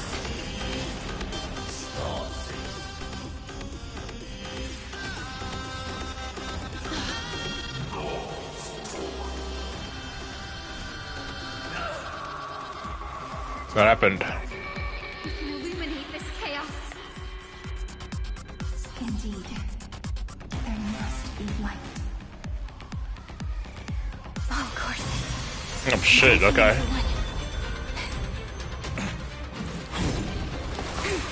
The grand vision of deliverance. For Tomorrow is finally within reach! Please hearken.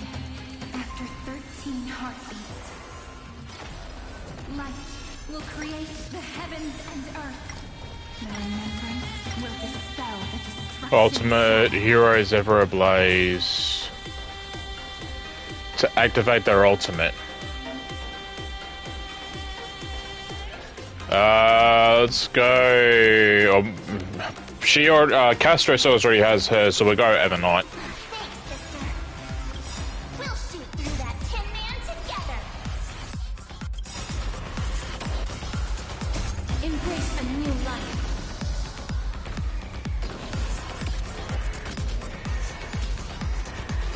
May death protect us.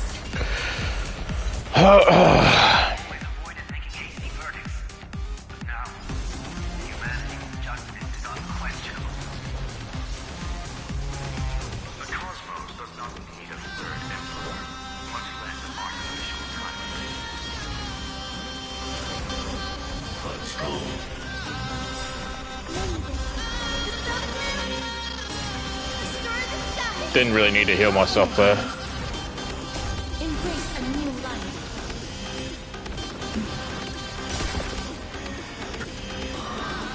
May death protect us.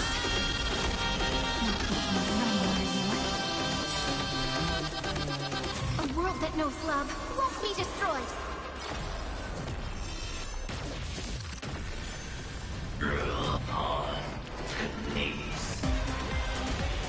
Strong spikes have appeared on the path chart. Logic. Iron Tomb is integrating itself. Corner beast. No need to panic. My suits, heed my call. Forward! Flowers. Bloom for tomorrow. The stars will carry every memory. These reinforces tomorrow. May life and death sprout new buds.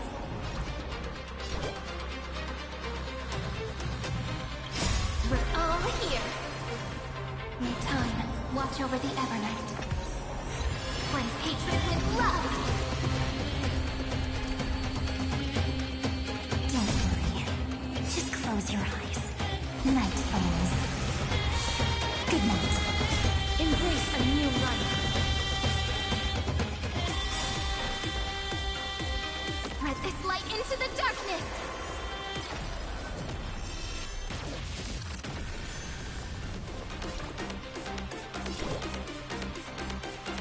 Leave it with things. All energized.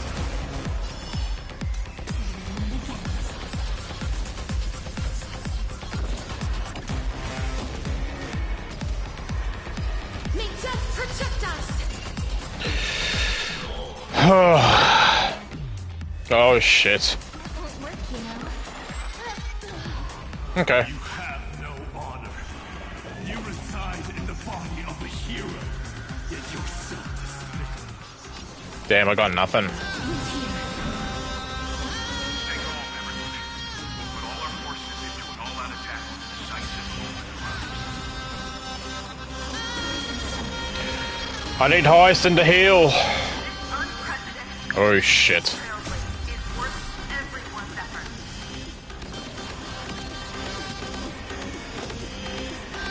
May death protect us. Hyacinth, please heal, I swear to God. We're all here. May life and death sprout new buds. Guiding rainbow bridge. Have sunshine things. Yes.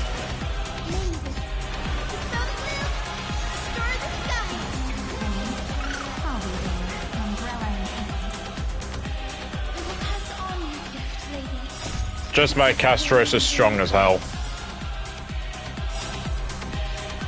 A world that knows love won't be destroyed.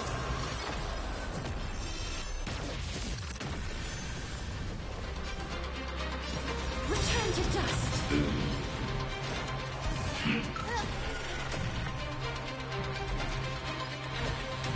I mean, this will do it.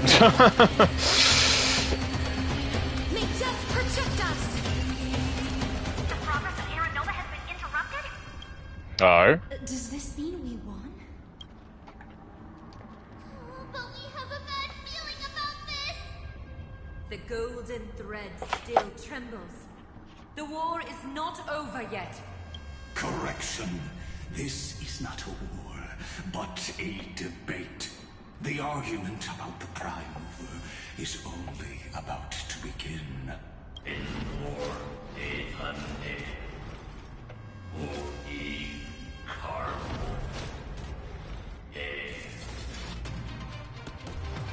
Infinite? Fuck.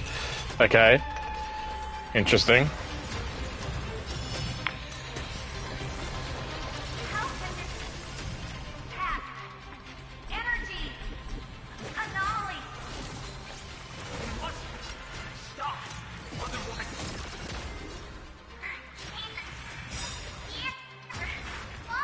Can hardly use anything.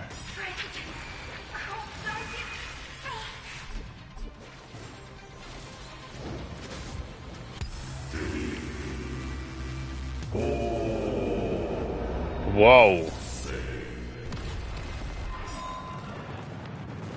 The fourth instant of the cosmos is the coronation of Iron Tomb.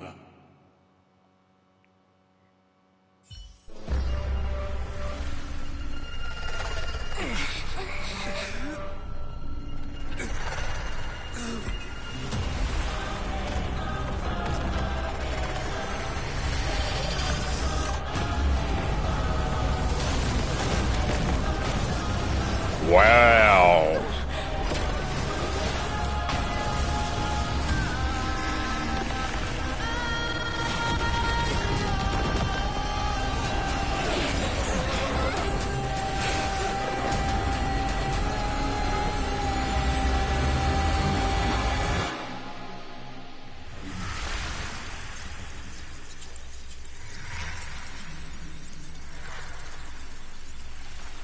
The conclusion is irrefutable.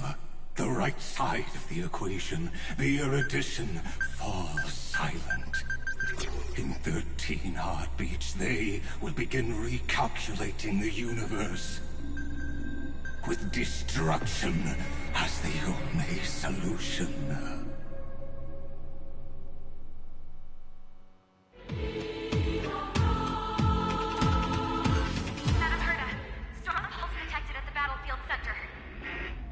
It's Iron Doom's destruction equation.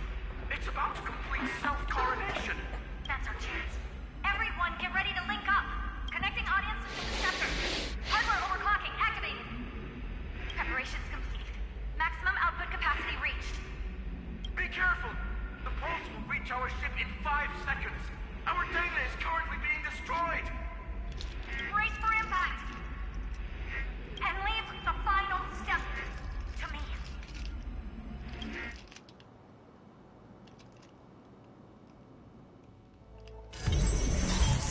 Oh, fuck me.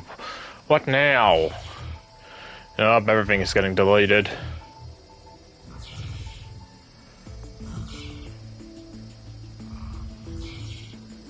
Shit.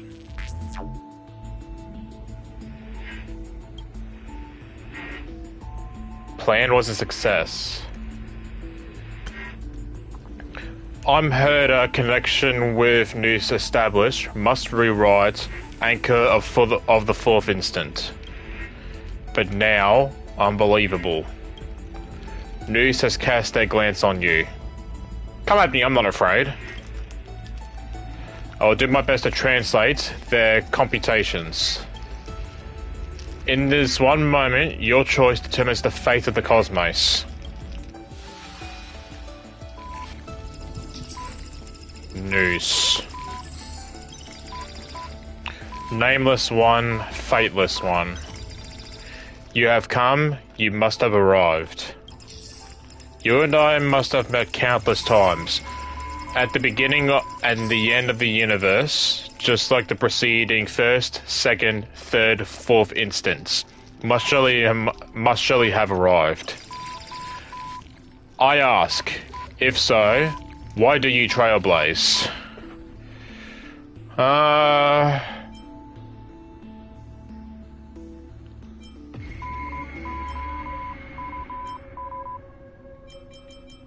To connect the cosmos and journey alongside more allies. I was told the beginning is still unknown. But if the finality has been born, the destination must already exist. There are 4 possibilities, 3 of which are known: destruction, nihility, and harmony. Regardless of the 4th, the Trailblaze has surely already marched forward finality, or become the finality itself. I ask, if so, why do you Trailblaze? A 4th possibility is all we hope we need. I was told the destination is still unknown. As I've seen it, trailblazing is an endless, chaotic abyss. On its path, eons must have fallen, and their paths have also been destroyed. Everything ceases to exist, and even existence itself no longer exists. Nameless one, fateless one. I ask, if so, why do you trailblaze? You witness, they have appeared. They will almost have definitely appeared at this very second. In the ceaselessness mercurial extrapolations, their radiance descends before all eyes. Illuminating the vast cosmos, their colossal form, divine in magnitude, is a marvel and intricately interwoven gears and cables. They observe, compute, and seek to solve all. They question, verify, and obtain resolution. Now the all-knowing entity questions you. I ask, why do you trailblaze? At Kavili.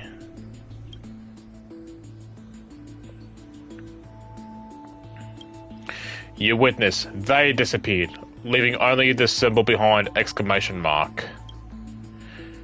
In natural language, it's appended to sentences a vessel of complex emotions. Perhaps it signifies a perpetual wonder at all that has come to pass. But they speak no more. Therein lies the entirety of the answer.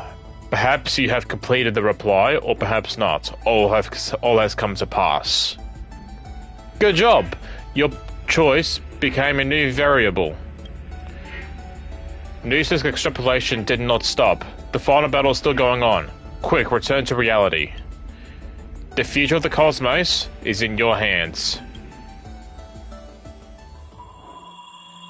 Open this book. Write a new ending to the story.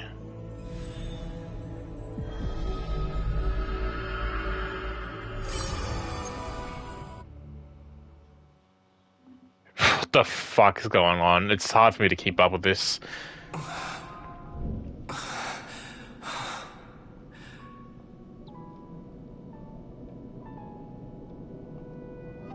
I'm pressing X. Nothing's happening.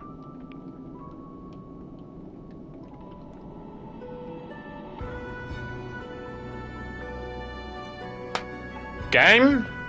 What's happening? The fuck? Game? What's going on?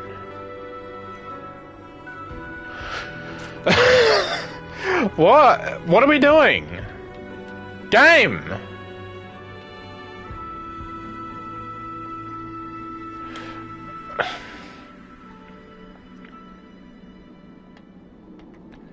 I legit can't press anything. Is it frozen?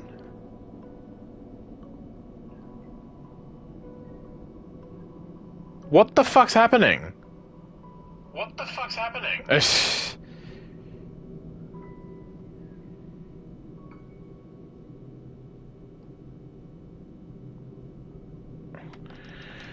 Do I have to log in and fucking this is so dumb. Alright, I guess I have to I'm pressing everything, nothing works.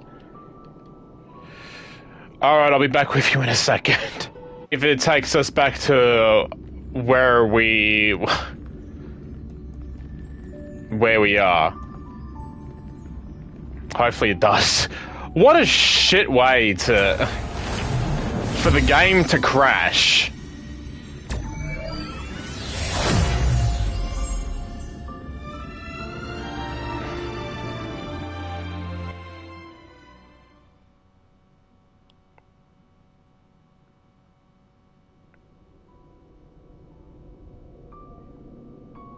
Okay, well, at least it takes us here.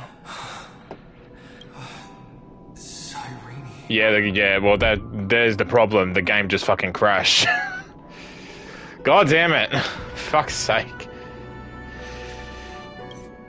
Whoops. Friend, you're finally awake.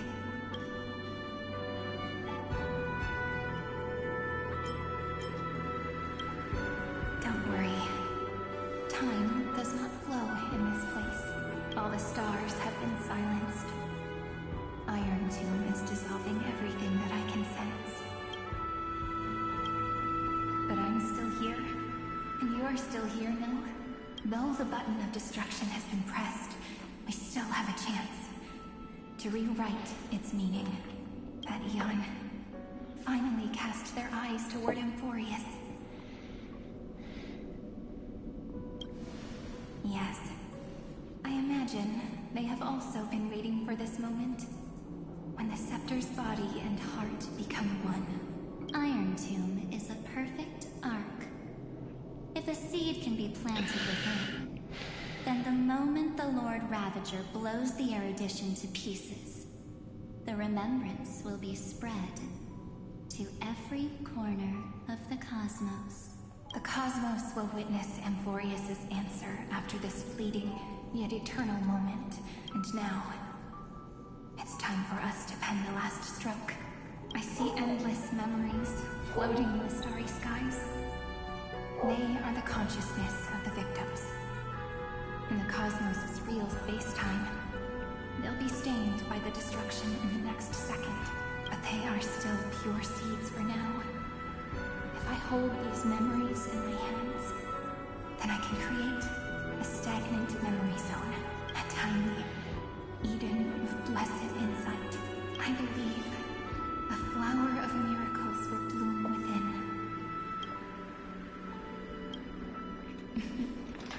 Friend, you're already right next to me. I can still hear your voice in this bottomless void. Looks like we're still connected by one heart, even as the cosmos reaches its end. In that case, I won't feel alone or be scared. Because as long as you follow the memories in your heart, you'll definitely find me in this fleeting eternity. Right?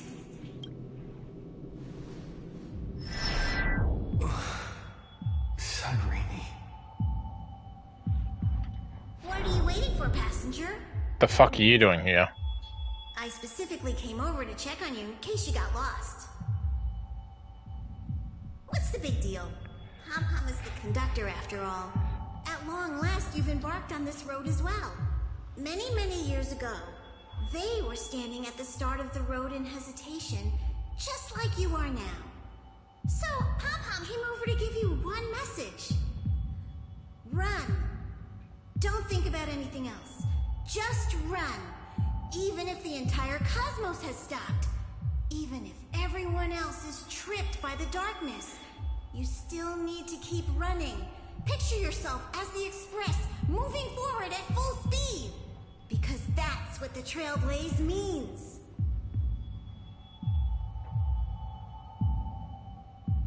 I'll catch up with Cyrene and rewrite the ending. Then get ready. The conductor will be giving you the signal to depart. Attention! Attention all passengers in the cosmos! Please stand steady on the platform. The Astral Express is about to arrive. Calling out the erudition, the distraction, and the remembrance. Final destination, the Trailblaze. 5, 4, 3, 2, 1. We depart for tomorrow.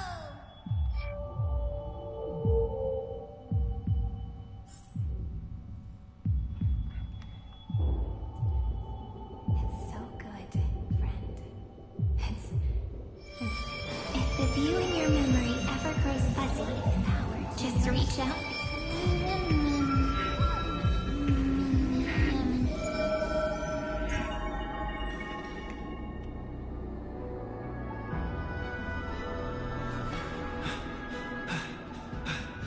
Emphorius' heart. caught up to you.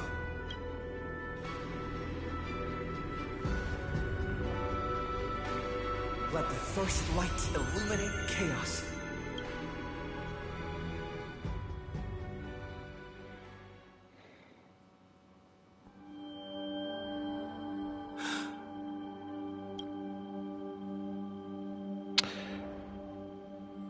Okay. So quiet.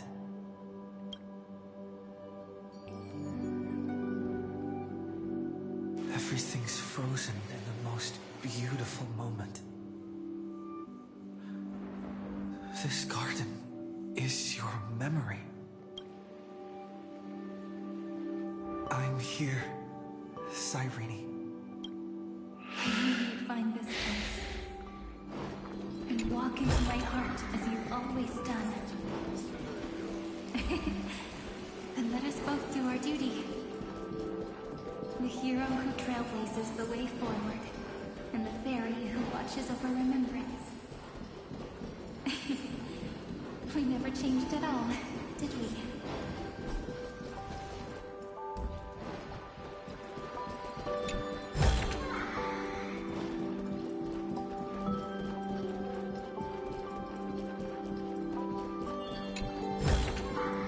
Take it. Buy some new armor. Seed of memory. These memoria are what Cyrene took in. They are the memories of all of the cosmos' life forms. Did her sense of self already become so weak? In order to protect them? The path characteristic you exhibit is very special. There's no way you're just a simple memo sprite. However, I'm sure about one thing. You are a mimetic entity born in Amphorius, yet you only awakened with the Little One's arrival, and only matured as he embarked on the path of remembrance. That means your existence is completely attached to his memories. If ever there comes a day when he forgets about you, for even a few seconds, or loses his last connection with Amphorius, then you must be prepared for the worst. You will disappear in the memory zone, utterly gone, without even a single line of data to remember you by. In that case...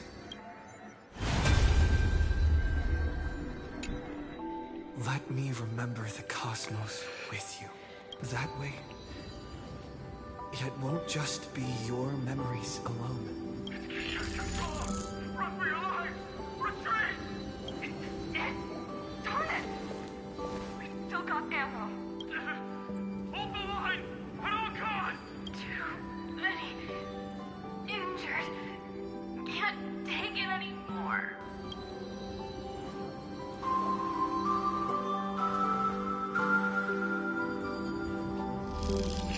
These memories are so heavy. Me?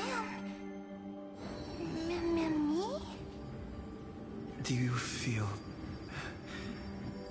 better now? Hang in there, Deliverer. I finally get it now. The instants Droid had calculated aren't about the destruction. What they want to prove is how the cosmos would come back after being destroyed. If a new life is to be born, its seed has to be dead. When the remembrance converges with the trailblaze, lead us to witness the miracle. Of course I will. I won't give up. Not responding. The same nonsense. Look at this mess. My child. You'll see. It's me, friend. Don't you recognize me? Or did I really change that much? How many more memories? Too many. Tired? Well, take a break. No one's gonna blame you. What are you doing here? You don't need me to give you words of encouragement. So, I just want to tell you one thing. I'll tell you the purpose of your stop at Amphorea's. On that trip, you will encounter a pure child of Anasraba. Teach her what love is, and then you will directly face the destruction for the first time. From this point, your choice will split destiny in twain. In the darker of the two outcomes, the trailblazing journey will turn into a flawless memory. She will carefully treasure and protect everything you and the Astral Express have experienced, until that magnificent war between the gods, when she, with love in her heart, will ascend at the end of time to become the master of causality. The universe will be snuffed out in the destruction, and you and she will become the beginning and the end of the Eden of blessed insight. You shall become the only two lives in all of existence, and you shall live in an eternal past, present, and future. You shall sow as many seeds as the sands of Ganga, trim an awesome kea of leaves, and harvest a Nayuta of flowers. That is the cosmos's fourth kind of finality, the remembrance. But for now, you still have a chance to make a choice. You still have a long way to go on your trailblazing journey, child. I'll keep this brief. The journey has only just begun. Great. Our other companions and I still have many secrets we've yet to share with you. So, aren't you curious? We kept these stories to ourselves because we believed we had a long future ahead of us. Even a cosmos-spanning crisis, once the dust has settled, is nothing more than a memory of the journey. A single point on our long road. There will come a day when we tell each other everything. So, for the sake of that day, don't give up. We all know what kind of decision you'll make, and I believe the script will not progress toward the wrong ending. So relax. Listen, when you have the chance to make a choice, make one that you know you won't regret. Keep moving forward. Keep trailblazing. And when tomorrow comes, share with me the miracle you've created with your own hands. See you on the Express, kid. See you in destiny. I will reach tomorrow. The prophet has arrived. We're all beyond the sky. Never rising over the sky. Look! There's a red light in the sky. Cyrene, wake up.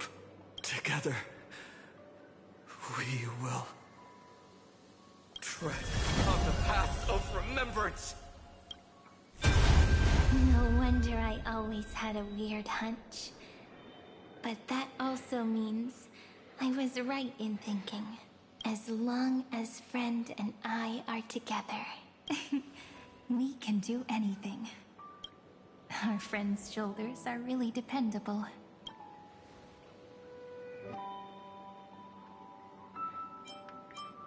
Easy peasy. Now, countless consciousnesses are flowing in our hearts. Can you still move? It's time for us to complete the real Genesis.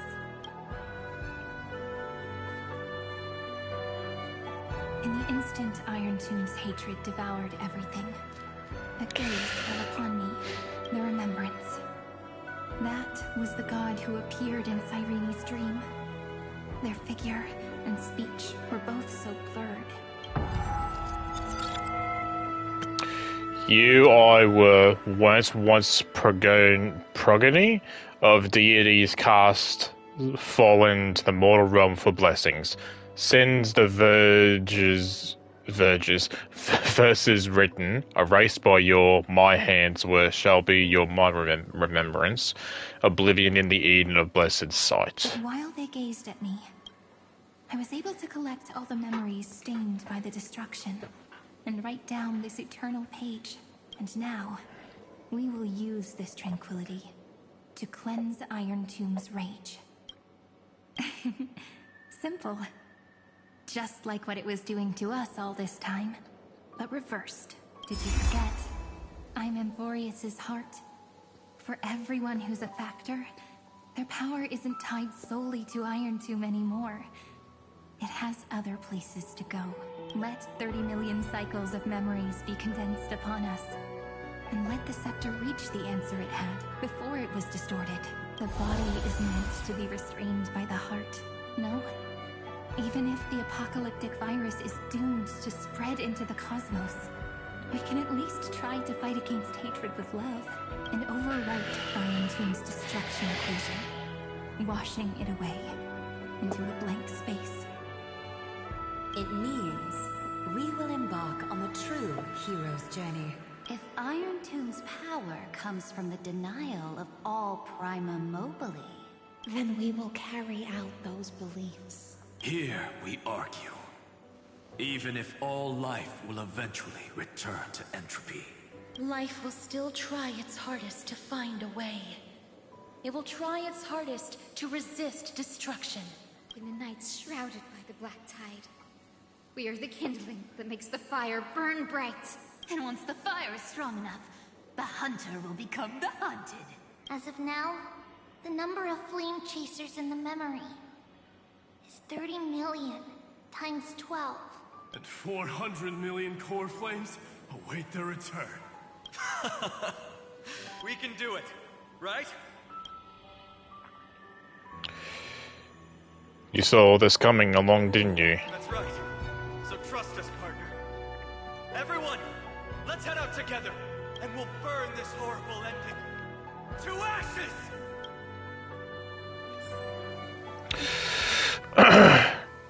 Okay. From the dawn of newborn cries to the night when all beings fall silent. We are the messengers of the new world. Listening to the call of the tides and granting rebirth to heaven and earth. Then, we lead civilization to glorious feats. The question imposed by the gods will be solved by the children of humanity. We will tell them that the flame chase cannot possibly have been a lie.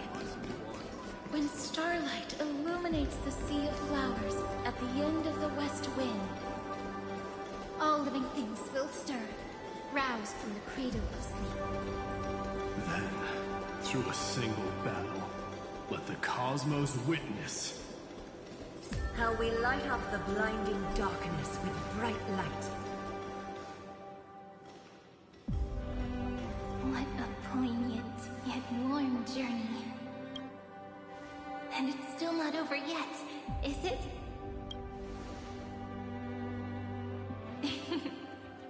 We finally meet. To meet the hero within, in a corner of memories at the saga's epilogue. And under such a romantic sky, I really don't have any more regrets. On top of that, the little seed had grown into such a big tree. Don't I look really pretty right now? Of course you do. Cheerful, beautiful, optimistic. Just how I imagined I'd look as a grown-up. It's because everyone has been gently adding to the story you left behind. Remember how we made a promise to one another? When we met again, it'd be my turn to tell you a story. A story about love, no? I've been looking forward to that. And you must also remember the first story I wrote for you. The one about the crystal flower and the little fairy. So now, I want to add something more to this story and us. On that day that the flower shattered, gazing at the empty ground, I thought the little fairy would finally see the light. But that light wouldn't be found in the flawless flower, nor in the fairy's eyes. Rather, in the world mirrored within every fragment of the shattered crystal. All the flame chasers walk in your 30 million retellings of their story. At this moment, all the memories are tangled with each other, and all the previous cycles have gained meaning. People will come to understand that time and time again, when they stood at the crossroads of fate, they would never have chosen otherwise. In the experiments of erudition, and in the breeding ground of destruction, it is entropy increasing, a merciless truth, an evil instinct. But under the pen of remembrance and the trailblaze, the flame chase is a journey that changes from constant losses to an unwavering act of release. It's about knowing how fate is shattered, yet still embracing fate's brokenness. It's a journey that longs to receive love, but longs even more to offer its love to others. That's so heartwarming. But I'll add a small bit to suit my tastes. I'll write that love is an innocent flower. It grows up silently, creating longing in every passerby. But the flower itself cannot walk into the world. Unless someone plants that love into their heart and brings it with them into tomorrow, right? You really have learned everything now. Then, join all the other flowers in this story. And let's write an ending unlike any before. For this world we so deeply love. Why did you set out? Sorry? Why did you trailblaze? Who is it?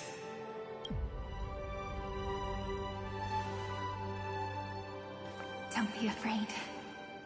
Take my hand if you feel nervous. What was that? Honestly, I've always thought you were really incredible. After all, no god guided the path of the Trailblaze. It could only be forged by those who dare to take their steps one at a time. So, that's why I'm asking you. Step up as a senior and show everyone in Emphorius how it's done.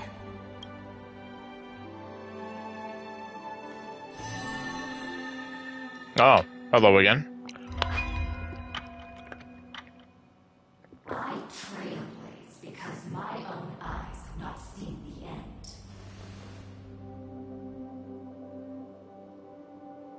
But I'm different. I chose to trailblaze because I am already on this road.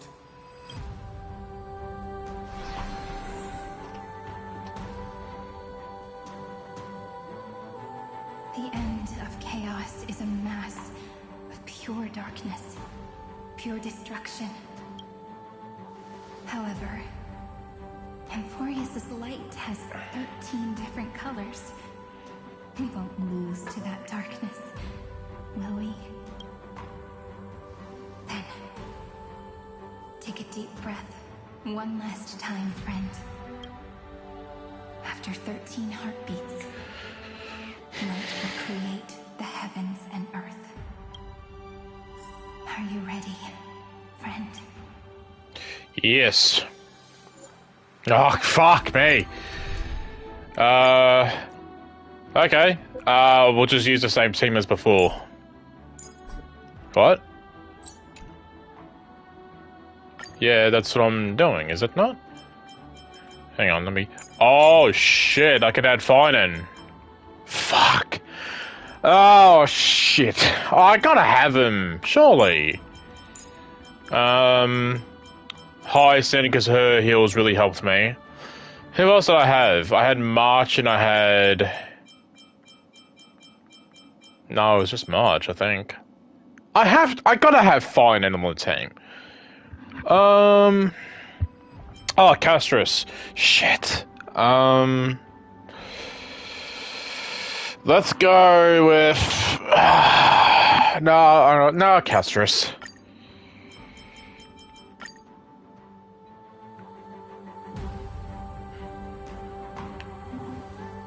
Seek the 13 factors of life, and let them converge into the primordial chaos.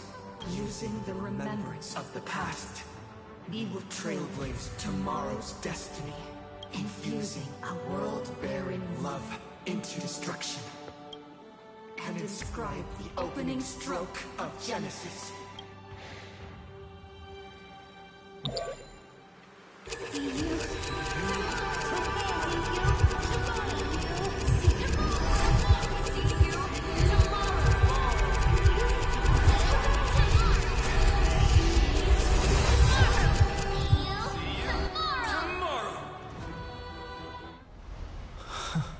If the view in your memory ever grows fuzzy, just reach out and touch it.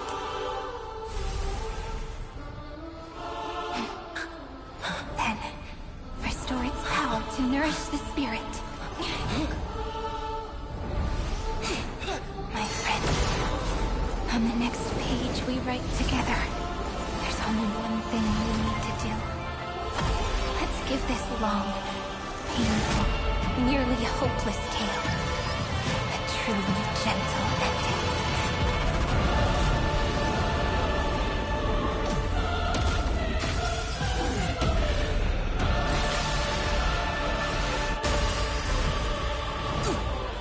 Flame chasing was never about destruction.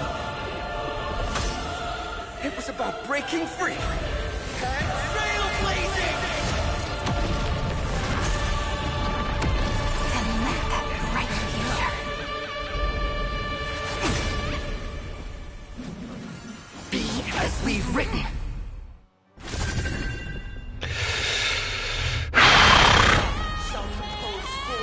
Oh, fucking hell.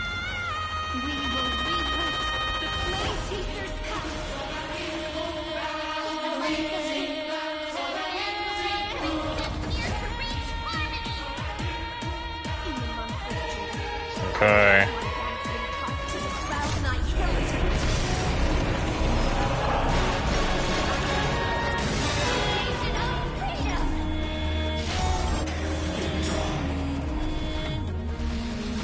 I'm just gonna keep doing this over and over. Oh, I can't.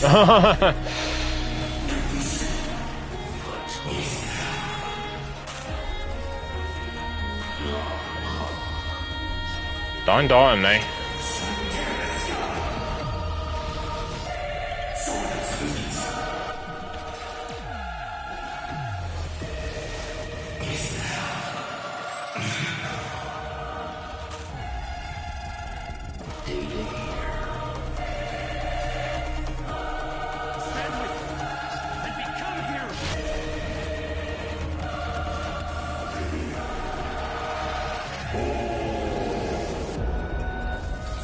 Again? Don't die!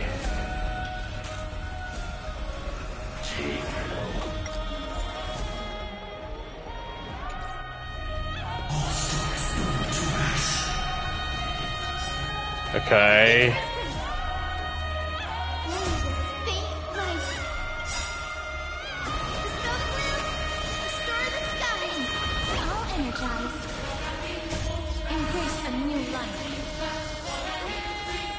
Damn, fuck.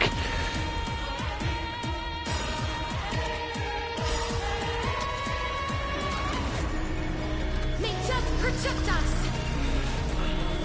We're all here. May world bearings ignite the dawn. Trillions of memories will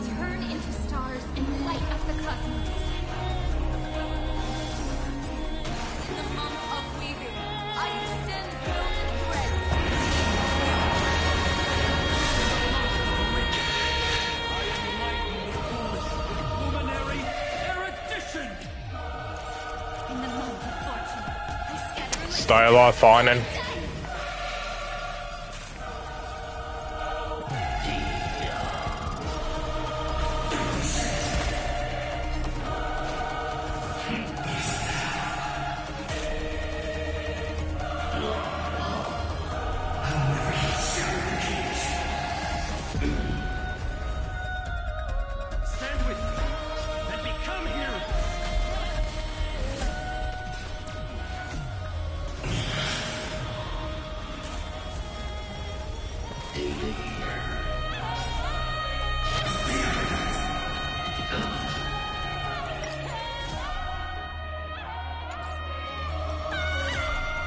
Okay.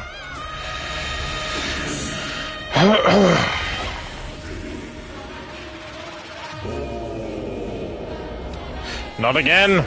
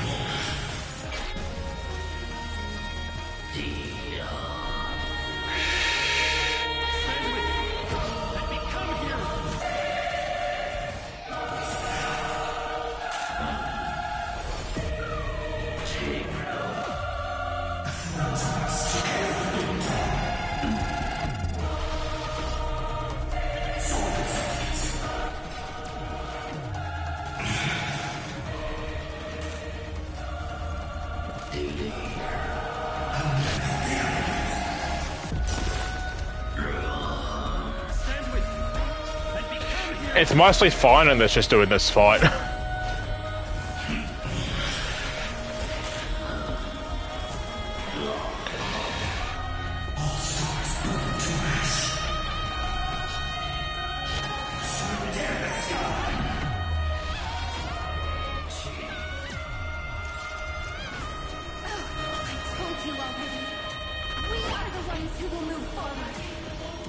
Fucking hell.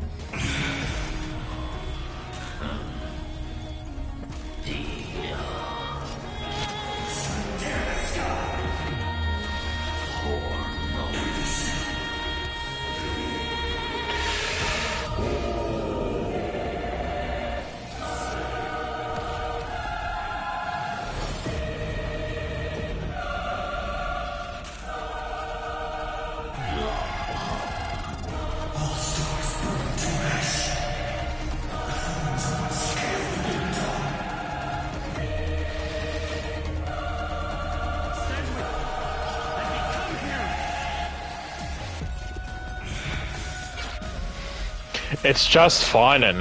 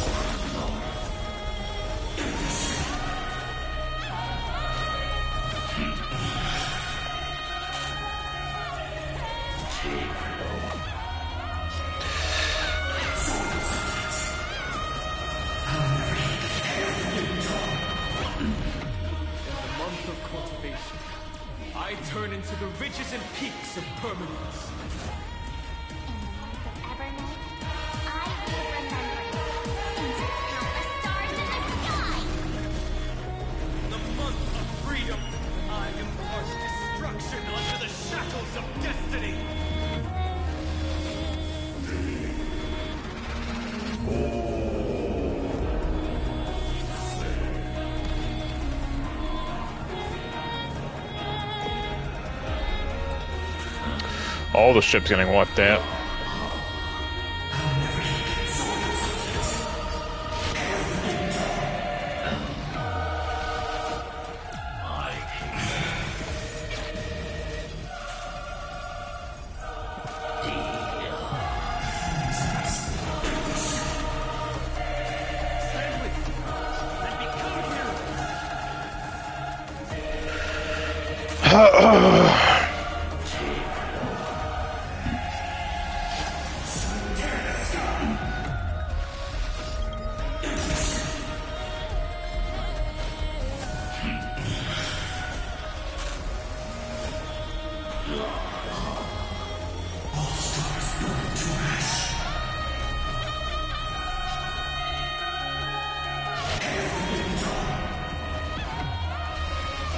We're getting close.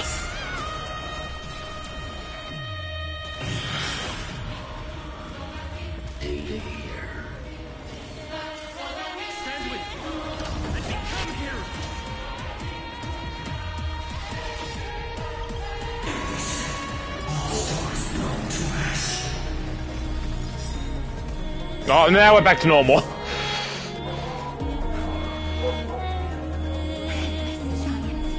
If you never had a chance to be the master of your own destiny, why not give us that choice? Let humanity prove to you that even the breeding grounds of destruction can bloom with gentle flowers.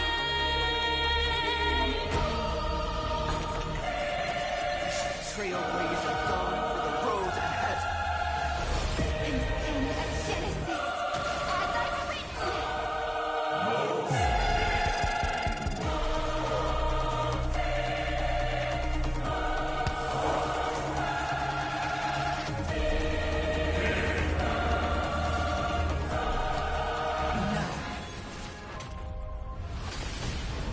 Shit.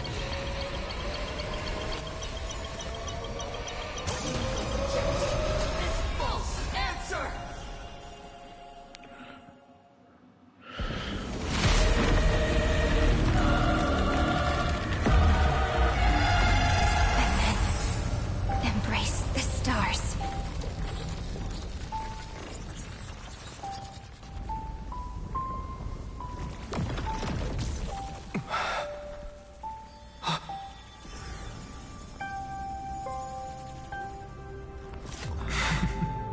To end the destruction with destruction. At last, we can sit together and watch the victory fireworks, partner. Why not come a little closer? This warmth is proof that we live.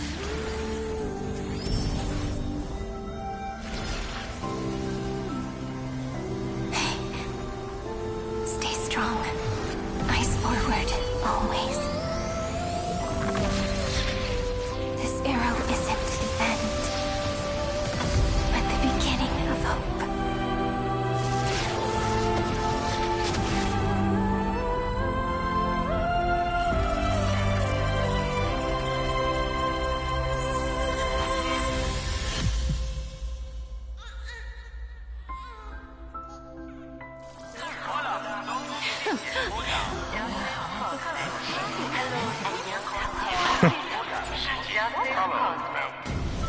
The conclusion is irrefutable.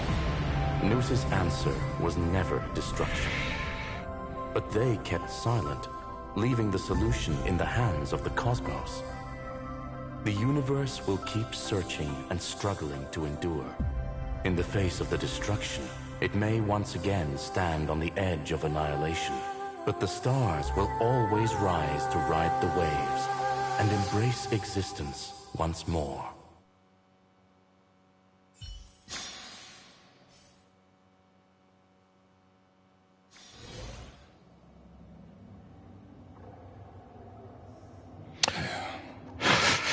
It's over, Lycurgus. Yes, another failure. How is Madame Herta? She's fine. The IPC's keeping her under observation. She'll recover soon enough. To bind a mortal body to a scepter and stare straight at an eon. I respect her for that. I still remember the terror of witnessing a single gaze crushing the entire world. No wonder you chose the destruction. Question: is all this worth it? There's no point in debating. This is Xandar One Kuwabara's fate, the prime mover of the universe, the first genius, and the first to fail. Correction. I was asking Lycurgus. I don't know how to measure the worth of curiosity being satisfied, but in its presence, all the bitter fruits I've sown seem to turn sweet. But your harvest was watered in blood. Answer me. Is all this worth it? It doesn't matter to me. Let me tell you a story.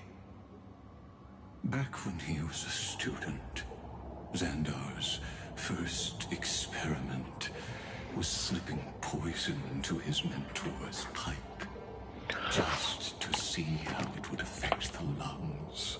And? There was no conclusion. His conscience got the better of him. Even so, the truth came out. He was harshly punished. Oh, that cruel mentor died of lung cancer 2 years later. It had nothing to do with Xandar. His fate is no different now. Sentiment clashed with reason, and Lycurgus was born from the latter. But whichever side we take, in the end, curiosity claims us all. You've handed yourself a death sentence. And yet, Iron Tomb's fall still isn't sealed, right? Fu Li, the key variable, still hasn't made their move. As the Theoros, Lycurgus has reached the end of his road.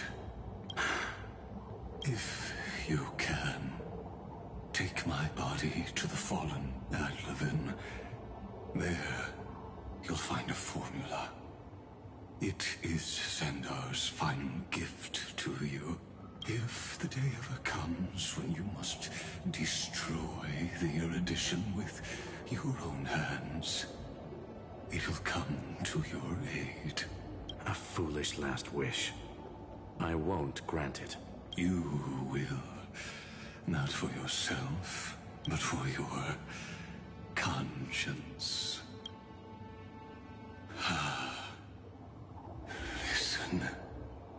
The death knell for the geniuses has begun to toll. As always, let me go first to the prisoners who stepped out of the cave. Stand before my tombstone and offer flowers of Adlevin.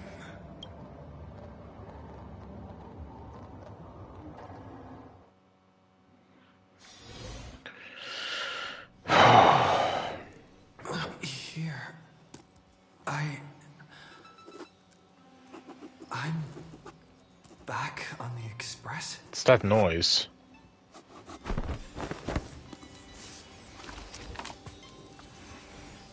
March!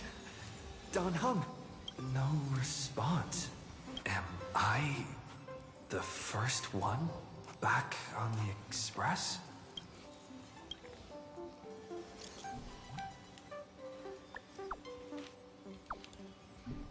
No one's answering. Oh, that's just my companion. Nobody's here. Oh, I'm getting worried. Did we really win? Why does it feel so unreal? Looks like they are waking up. Hey, I told you not to talk. Someone's in the bathroom? An intruder. Better be careful and check it out. I don't recognize the voice.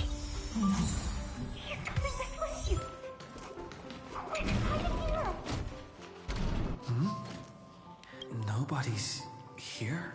Could it be my imagination? What? Caught you. Cyrene? Wait, what? For some unknown reason, the water in the bathtub had turned into a thick, opaque golden liquid. Yeah, that's the bath from Euphorius. Based on your recent experiences, golden liquid brings back many horrifying memories. But for now, it's just a cover for certain people to hide behind.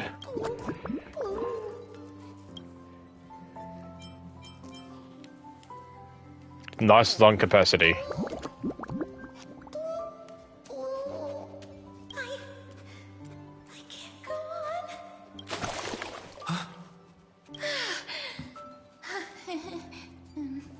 Are you actually alive?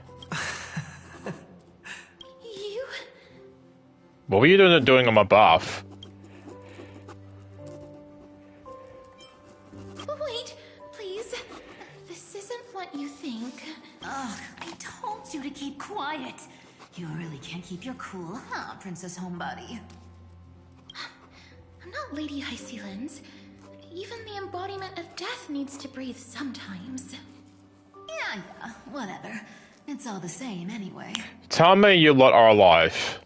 Like, I'm not talking about like from the previous cycle. Like, are you actually like? Are you all? Are the versions of yourselves like all alive and well? Gotcha there, Grey Mystery. So composed, Grey Mystery. It looks like that big battle really helped you grow up, didn't it? Speaking of which, your Astral Express is quite luxurious. I hear you travel to different worlds. Must have collected quite a few interesting treasures. Don't even think about it, Cypher. Who knows? One moment we were shouting about love and justice, fighting Iron Tomb's virus. And next thing I know, we're all on this express. No idea how that happened. It's not just Miss Cypher and me. Everyone's been in this car for a while now. Mister, why don't you go say hi to them? This better not be a goodbye. Don't worry. Everyone's following the rules here. If you're worried, feel free to check everything out yourself, mister. But I also don't think that everyone is staying on the express. Mister, I'm truly sorry for sneaking into your bath without permission, but I've been wondering, why is there a pack of red chili oil sitting by the bath? That's bath salt. That's quite bizarre, to say the least. Please make sure Lady Aglaya doesn't find out. She's a firm defender of traditional bathing, you know. We've walked around this car for a bit already. The Astral Express that you've mentioned so many times is truly heartwarming. Like one big family that never splits up. Perhaps living in such an environment made your embrace feel so warm. Okay. Stay away from my stuff. I gotta say, Grey Mystery, you've got quite the collection of treasures in this fancy bedroom of yours. A flying Amphora model I've never seen before. A head that looks just like a Titan's. And those weird Mr. Pocket Watch figurines. What do you think? You know what they say in Delos. No matter where you are, never stop chasing money. Oh my. Don't tell me you actually believe that. Don't worry. Delosians are the most well-mannered folks around. They never do anything like that. Besides, the reason I say they're precious is that each one carries the footprints of your trailblazing journey. Priceless treasures. are the true art of thievery. When you get the chance, tell me more about your adventures. Okay, well that's a good sign.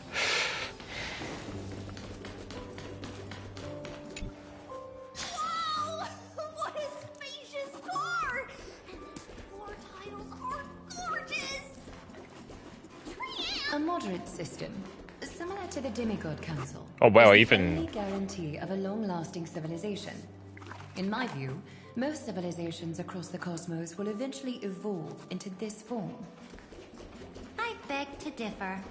In such a vast I'll wait for them to jungle, finish. the dictatorship system exhibited by early Akama is the only example of guaranteed survival. The system might not be the key. Force and resources are the decisive factors. Yeah, even Ceredra's here.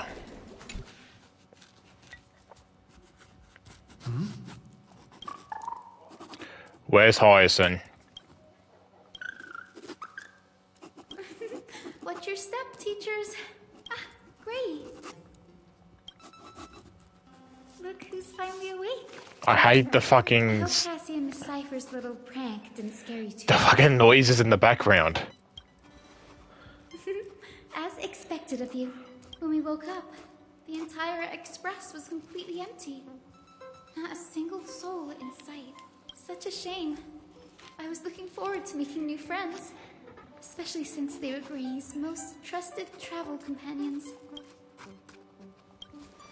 Don't worry. We beat Iron Tomb together, right? They must be on their way home. When they arrive, we can throw a party together. That's exactly the kind of thing Lord Finan has been dreaming about. He was just here chatting with everyone. Now, who knows where he's run off to? What in the fuck is that noise? Been quite the restless one.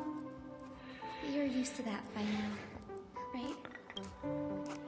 Have another drink, my Demus. Sure.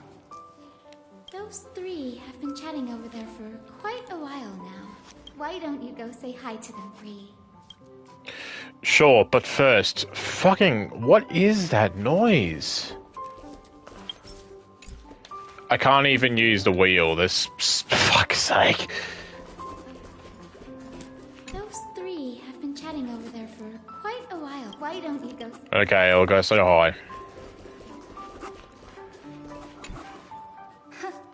Look who's here. If it isn't the master of the Astral Express. It's good to see you. Glad to see you're safe and sound.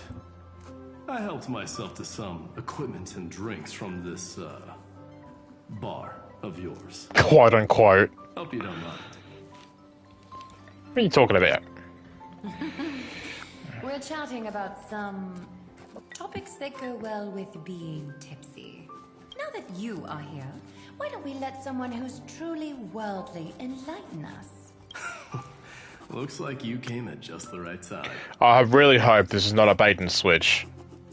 I do not mind. What form of government have most civilizations across this vast cosmos survived with to this day?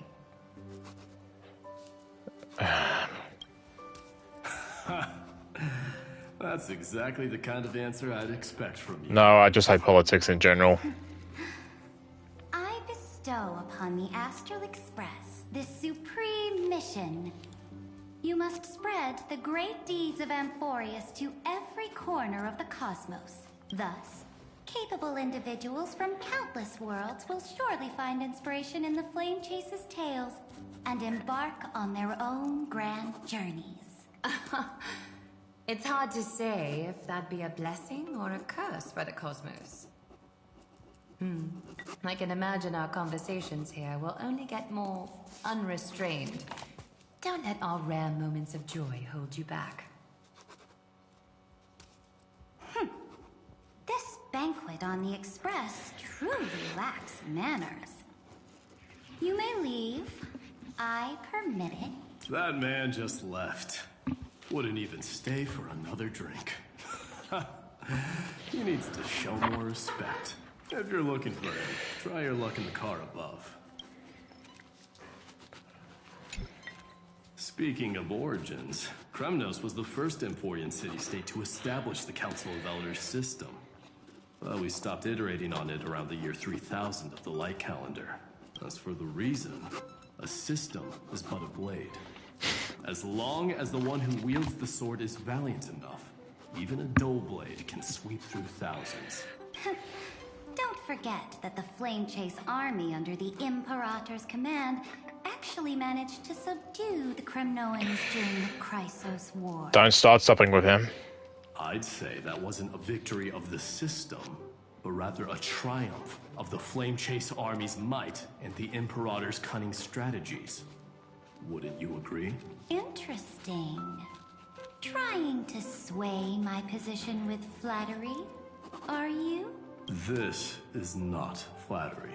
See, this is what happens when you put the Empress of Law and the Crown Prince of Strife in the same room. Go meet the others. I'll keep an eye on these two Chrysos heirs, and make sure their discussion stays at a pleasantly tipsy level.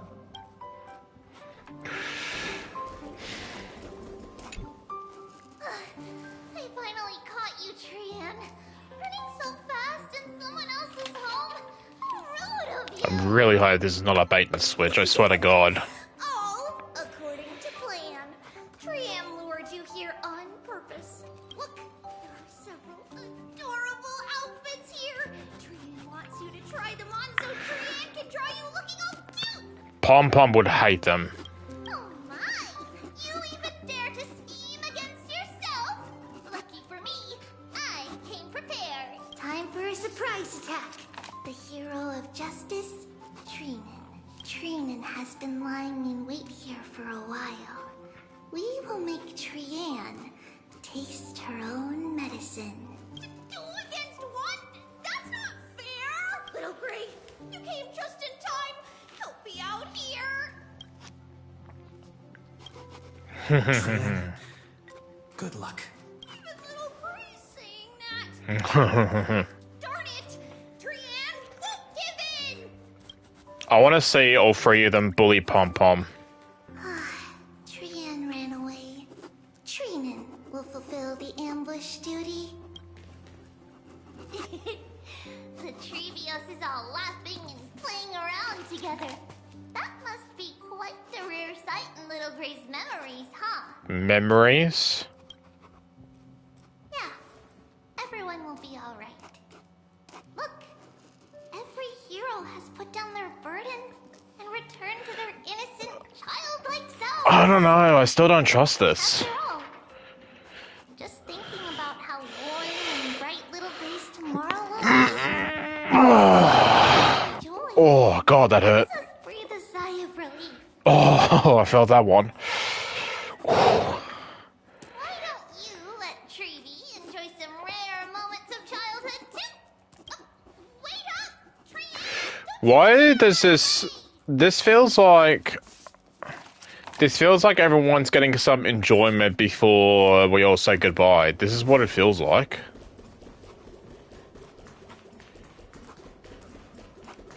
Can't go up here. Where the fuck are we?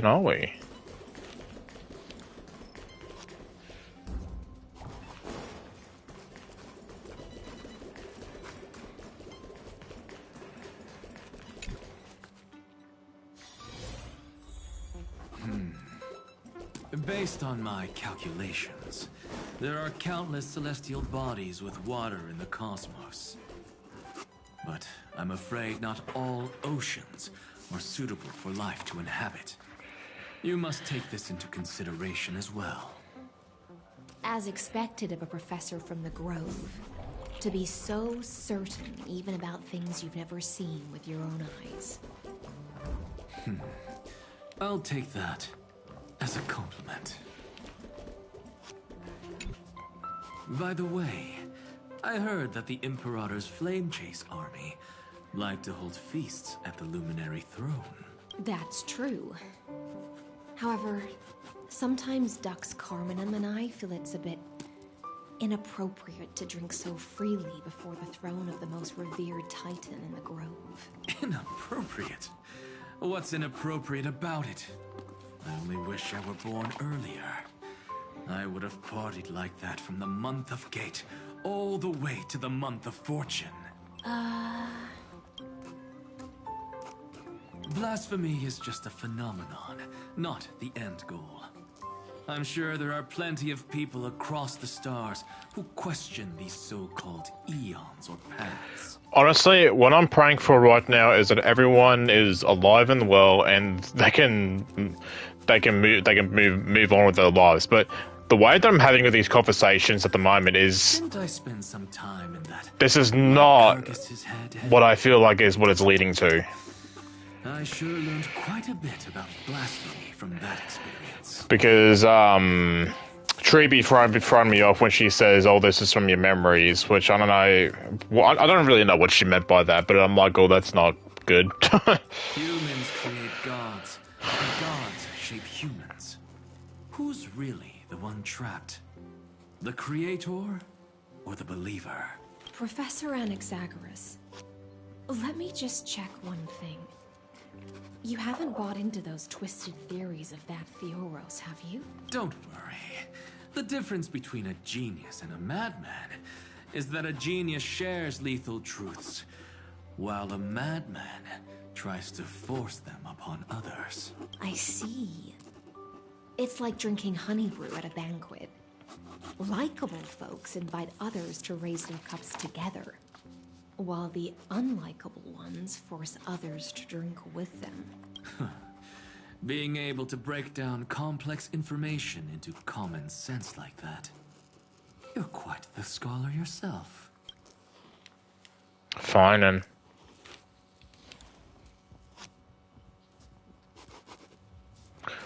Will those fucking noises stop?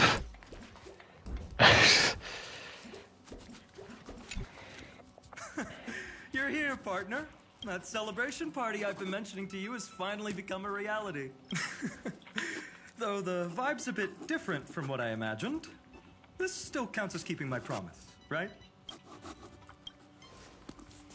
What you speak of has indeed already come to pass. We triumphed over Iron Tomb, drew its fire unto ourselves, and purified its embers. Now the force that maintains our consciousness and form comes from elsewhere. Worried about your companions on the Express, huh? I understand how you're feeling right now. Don't worry. They'll be safe and sound. She promised. Don't worry, she always shows up at just the right moment. The Astral Express. Honestly, it really feels like home. I can imagine how much you, Dun Hung, and Miss March must have missed everything here when you were trapped in Amphorians. Beautiful windows, the soothing music, your fellow travelers on the Express. Like how golden wheat stalks sway in my dreams every night through the countless cycles.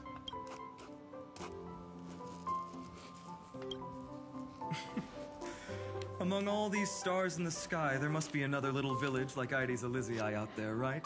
I think I've found my own wish, partner. Someone once told me that home is where you can be truly free and at ease. Maybe roaming the cosmos with you all is my strongest desire right now. All of us together, of course. The Shinjo Alliance, Penacony. I blame my poor imagination. I can't picture what those worlds look like at all from Dun Hung's descriptions, so I have to see it with my own eyes, right? Where is this leading to? You're finally here. He has something to ask you. Well then, I'll leave you two to chat. Thank you, Finan. Anaxa just listening in. After such a good sleep, you must be bursting with energy now, right, friend? What's going on? Sorry about that. Since it's our first time visiting the Express, I was hoping everyone would behave. But it turns out everyone's quite the character, aren't they? You know what I mean. How about we take a look back at everything that's happened so far together? That's not answering the question. Over Iron Tomb. It tried to transform into trillions of viral clusters, to infect the cosmos. But the heroes threw themselves into the golden flames, becoming arrows that purified the destruction. The fall of Iron Tomb also symbolizes the demise of Scepter Delta ME-13. Amphorius. Oh shit. The home we sacrificed everything for. Now exists only in the memories of the cosmos. Fuck. So, this isn't real. Just a dream. An illusion. Oops. Wrong answer. What? In that instant when you broke through space-time with the Trailblaze, carrying all the world's memories back to reality, that world, once shackled by data, became a seed waiting to sprout in the cosmos. Did we really manage all that? Just as Kaslana's rage of 30 million cycles made the destruction shed a drop of golden blood, perhaps we too have already left long trails on our respective paths. You're all free. You have become true life forms. You're all free? Freedom. What a wonderful word. But that alone isn't enough to make everyone a true life form yet. But Amphorius already has a tomorrow. So as long as you carefully preserve and tend to all the seeds, then when the Trailblaze creates another miracle someday in the future, I believe this world we deeply love will sprout and bloom into a beautiful flower. Don't worry, I've already kept all the seeds safe in the first fruit for you, and its name is As I've Written. So, it's time to reveal the correct answer. This isn't a dream, nor a fantasy. The epilogue of As I've Written. At the end of the story, the characters take their final bow and embark on a journey of no return. The one who wasn't part of the story, yet helped write its romantic ending. He bid farewell to his friends and returned to his home beyond the tale. Promise me one last thing, friend. I'm lost. When we say goodbye, give me a smile, okay? I will, Cyrene. Every star that the Trailblaze passes by. What? Remember the name of Amphorius. Hey, it's not fair that you get to be the only cool one here. We'll keep an eye on him. He had better keep his promise. Leave it to us, Cyrene. Your story will be sung across many worlds. Stories this complex and twisted are always hard to believe. If anyone questions the truth of this tale, you'll all have to stand up for us. Rest assured, even the most stubborn person can't withstand our six-fist. You're so reliable, March. Shh. Listen. There's a book here? Its composition is similar to Memoria, but it's far more resilient than ordinary memory bubbles. Keep it safe. Perhaps this is the final gift that Amphorius left for the cosmos. Oh no! Passenger March Sleepwalking? Oh no, oh no! I don't want to make a fool of myself in front of everyone! I can hear all those sneaky little plans brewing in your head. March, Dunhung, my friend. In the countless days and nights ahead, you must continue to support each other. Time to head home, everyone. What the fuck is happening? I'm so lost. Leaving this place means As I've Written will conclude here. No one will have the chance to revise it, and no one can continue writing it. Don't leave any regrets. What magnificent words could possibly do justice to the finale of such an epic tale? I've been pondering this while you were sleeping. Now, I finally have the answer. Let's keep it simple and sweet. In our virtual extrapolations, we've lived through epochs longer than the lifespans of many stars. No language in this world, no written words could ever carry the weight of this journey. In that case, let's not be bound by the minutiae of words. Those who understand its passion and romance will naturally be moved to tears by the final period placed at the end. And now, it's time to say goodbye to our readers. Wow, we're really saying bye, huh? Shit. And so we reach the final page of As I've Written. Let's not leave behind any regrets, everyone. Everyone's here. Who wants to write the first line? Going first is the hardest job. I don't want to make a fool of myself. How about letting the great Imperator draft it for us? Are you all such cowards? Then I shall enlighten future generations, just like the 30 million cycles of flame chase. Without me, there is no world. Go think, observe, and conquer. What's wrong? Everyone's gone quiet. The great Imperator set the bar way too high. How are we supposed to follow that up? Where the Emperor leads, loyal subjects must follow. I guess only the Dux Gladiorum could possibly match that kind of overwhelming presence. Me?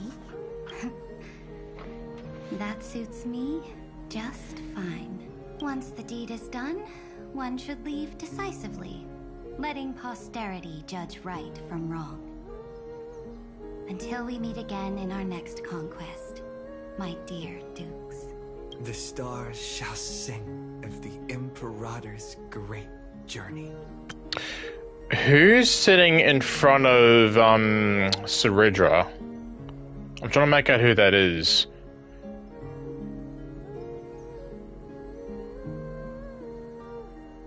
Oh wait, is that Trebios? That might be it. I should have shared a drink. Oh fuck. Dux Goldweaver. Listen up, High Ceilings. Life is like the ocean. Tides rise and fall, and everything eventually dissolves into the waves.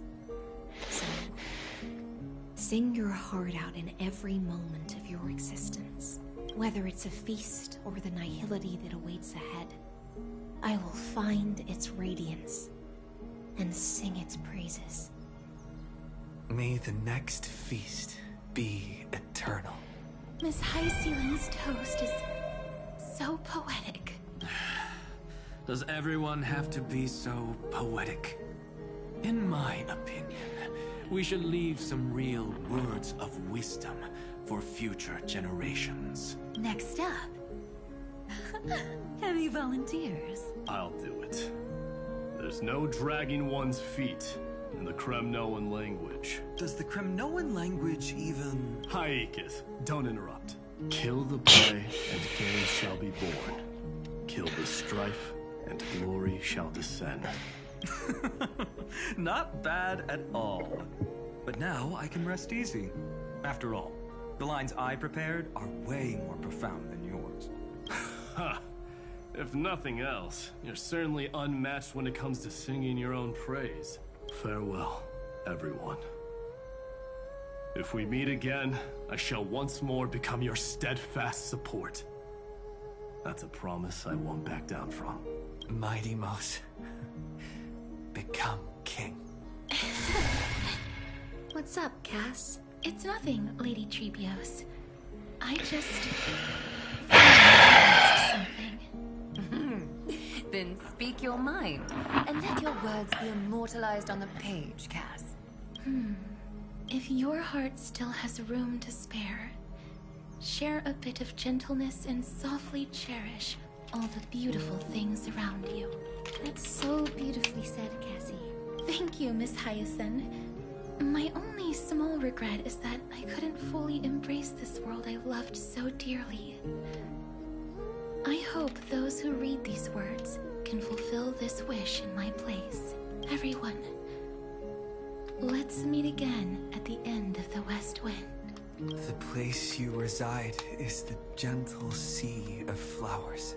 Well then, it's my turn. Take it away with your performance, Anaxagoras. This time, you won't have to worry about being interrupted. Then I must thank you all for being such a captive audience.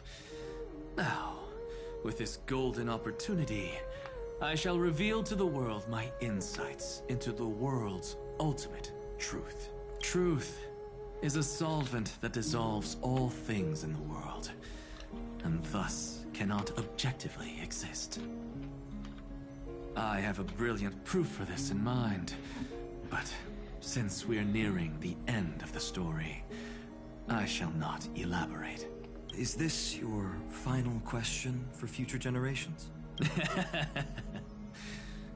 No. This is an established fact, not up for debate. I call it Anaxagoras' last theorem. Oh, you. Still as profound as ever, Professor. We've got time, you know. If you don't explain it clearly, future readers might not grasp your true meaning. The true meaning isn't important. What matters is the emotion that stirs within them when they read these words. At that moment, the theorem's mission would be complete. So, your lessons are far from over. But taking a little break for now wouldn't hurt. Then... class dismissed. The seeds you've sown are already sprouting. Would you mind if I write the next line? Huh? I actually thought you should be the one doing the final wrap-up. But we'd never turn down a request from you, Aggie. Teacher, Cyphera, thank you both. Trust and selflessness are the two most beautiful garments in the world. One to gift others, one to adorn yourself. One's golden and one's purple? Not being able to completely change your fashion sense is my only regret across 30 million cycles. After all this exhaustion, I just want to take a peaceful bath now. I'll see you all again at dawn. Thank you for your hard work all this while. Lady Aglaia just can't give up her favorite hobby, can she? So, I guess it's my turn now. there must be many others like Miss Hyacinth out there in the cosmos, helping and healing people everywhere. You've got to set a good example for them, right? Of course. Look up at the sky more often and smile more. Many stubborn ailments fear optimism, but it's the best medicine. It's so catchy. The kids will definitely love this message. When it comes to understanding children's hearts, Lady Trebios definitely knows best. Look, the Rainbow Bridge is already hanging in the sky. Shall we get going, little Ika? It's you who healed the sky. What's on your mind, Miss Cypher? I'm thinking. Should I leave behind a riddle? Some twisted, convoluted scheme that'll drive everyone in the universe mad trying to crack it. I see. You know what? Just go wild with it. No one's gonna judge you. Oh well, my brain's not working right now. Let me be genuinely sincere for once. Don't be afraid to fall. Just run. Destiny's just a slow-moving nymph. It can't catch you. So in the end, little Syphi's message was the most straightforward one. Even if you combined 30 million of me, I probably wouldn't have read as many books as you did in one lifetime. I won't pretend to be cultured before Big Sis Treeby, Trinen, and Trian. Emphorius's greatest trickery. Gotta bounce now. Meow! Homeward you come, distant wind. It's just us now, Snowy. Yeah, teacher. Maybe I should... No. Let me go first.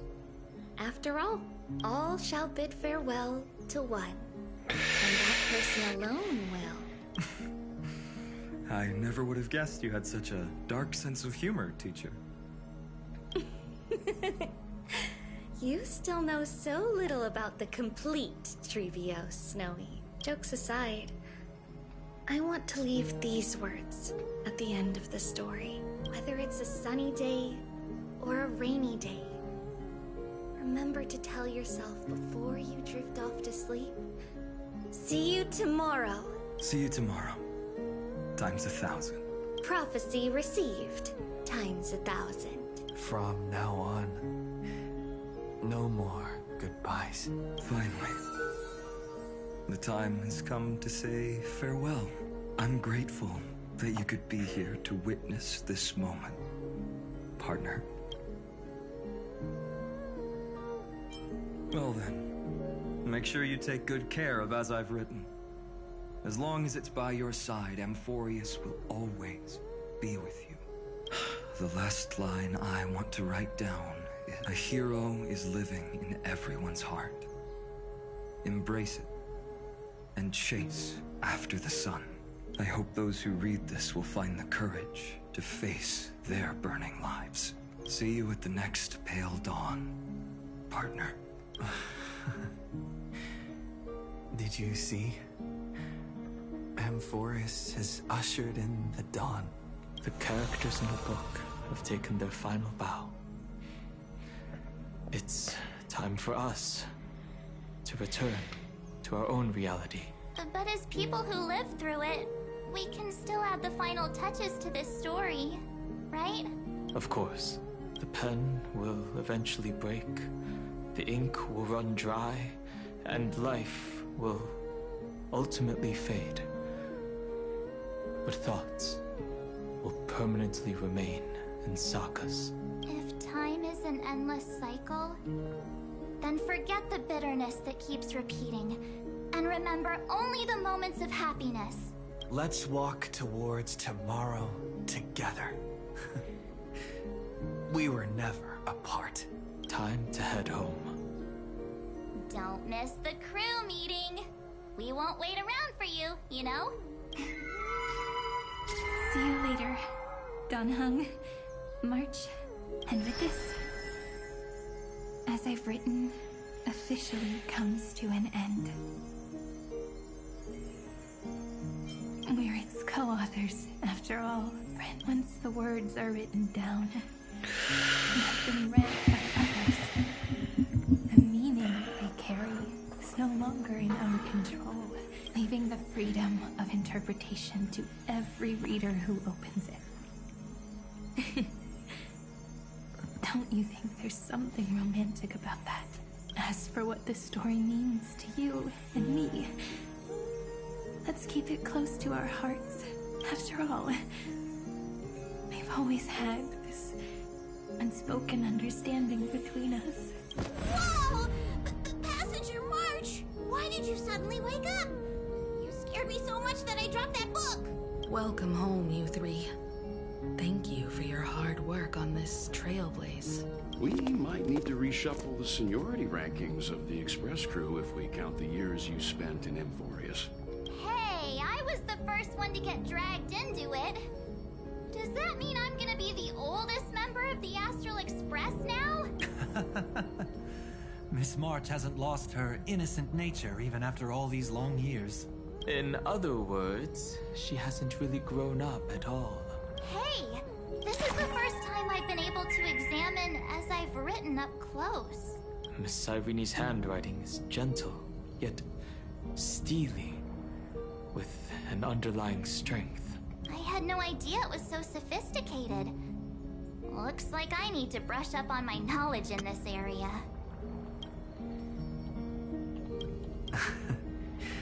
Maybe start with a few basic books first, to get your feet wet. Look who's talking. As if you're not glued to your phone in your room all day. Huh? Wait, something fell out. It's... Is that... a bookmark? In a corner, unknown to everyone. There was actually an untold interlude that took place. I left it out of the story because it involved a choice. A choice I made for my own selfish reasons. Can you forgive me, friend? I made a decision on my own while you were away. What was it? I wrote everything about it on this little card.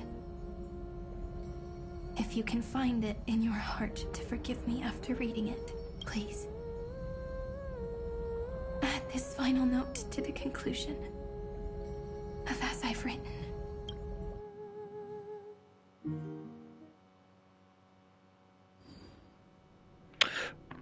What?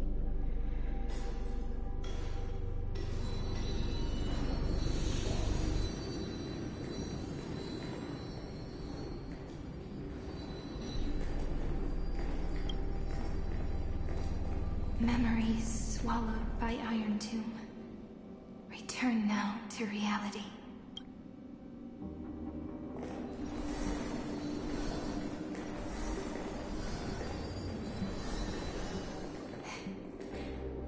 And don't lose your way.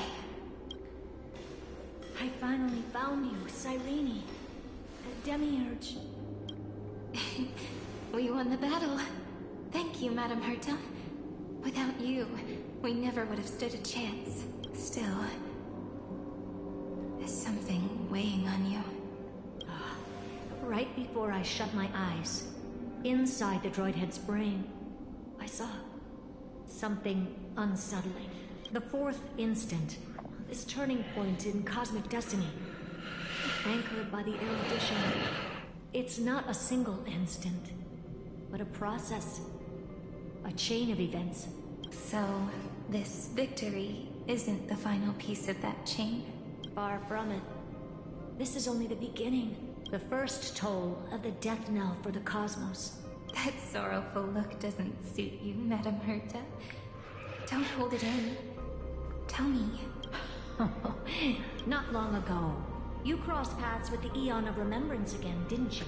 Yes. Even if the figure was hazy, I knew right away. That was the god from Cyrene's dreams. Causality has gone wrong, just as I thought. Causality? Let me put it in your favorite fairy tale terms. The universe began as a seed. It grew into a great tree. And the present is its branches and leaves. The erudition calculates how the future will sprout. With so many possible outcomes, they choose to anchor one path, cutting away the crooked or fragile branches. But if things continue that way, the branches grow endlessly, the leaves multiply, and one day the tree collapses under its own weight. That is why there is a concept in biology called lignification. Soft sprigs form a hardened shell and fuse with the trunk. For the universe, that process is what we call memory. Under Fooley's record keeping, the past becomes memory. In the corners, they forget. Even the events of the present become fruit without roots. So it is the opposite of the erudition. One calculates what is to come, and the other holds on to what came before. We were never meant to have to speak of this. But now, I finally understand what that chaotic matter around Emporius truly is. It is your memory. Your mind now stretches across the stars, allowing you to travel farther down this path than anyone else. My memory? Yes. You live in the now, but your memory remains in the past. Just like the Eon of Remembrance. A being made entirely of memories. What does that mean? Did they fall? No, quite the opposite. They have not yet been born. Remember, to carry out the mission of remembering the universe, they must ascend to divinity only at the very end of time.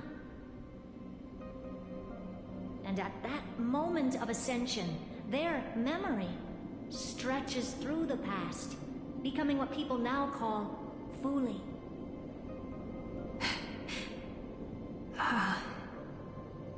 That is why they feel so distant, so cold. That crystalline form is just an empty shell. I do not know how the Garden of Recollection managed to hide this until now. They must have their reasons, but none of that matters now. Here in the present, we cannot know who will become Fuli. But one thing is certain. They will be born. And those who might become Fuli all share the same characteristics. They are known as Children of Remembrance. Pure child of Anasrava. Both of you. Children of Remembrance. So help us. Find where Amphorius's memory began, and bring it out. We are the sacrifice. The garden used us. The pure child of Anasrava. Abandon us! So that name, it was never my past. It was my future. Or maybe it is the present. Noose has revealed to me two paths. And on both paths, I see you standing. The first, follow the trail of memory you have forged. Break free from this world and reach for the stars. That would mean Amphorius's causality will no longer concern you, at least not the person you are now.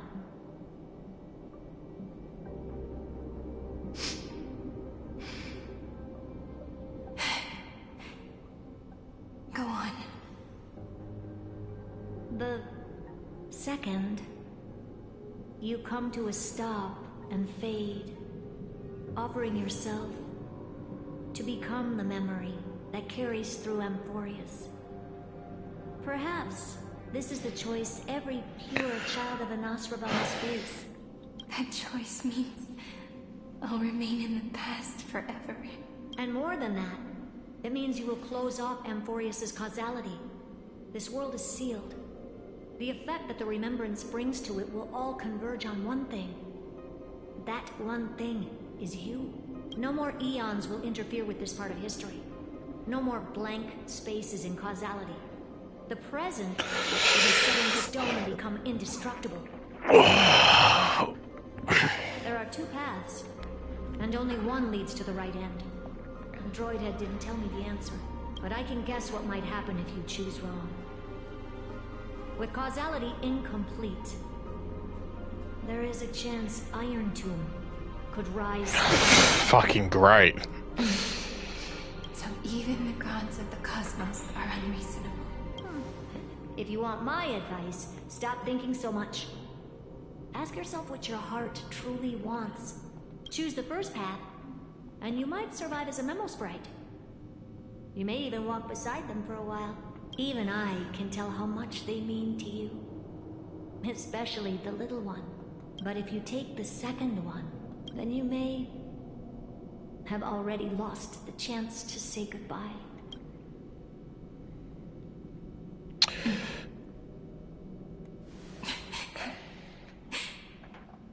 I have made my decision, Madam Herta. I thought you would need more time to think it through. The answer is clear, is it not? Still, I do need a little time to quiet the sorrow in my heart. His kindness is always just right for the moment. believe he will forgive me. I will say no more. I would rather not break the mood. But may I ask you one last thing? Of course. Why? I once heard a saying that went something like this. Divinity is flawless humanity, and humanity is flawed divinity. We children of Amphorius gave up on gods long ago. Those beings who love to play pranks on the universe. I believe in him much more than I believe in them. And I believe in who I am. As a human. Oh.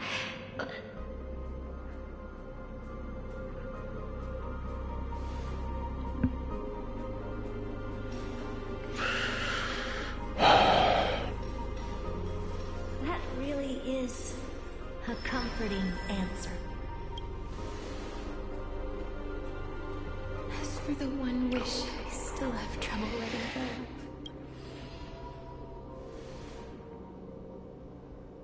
One will remain in the past. One will walk toward the future. I believe that the one I cared for most will witness on behalf of the ripples of past reverie every starlit tomorrow.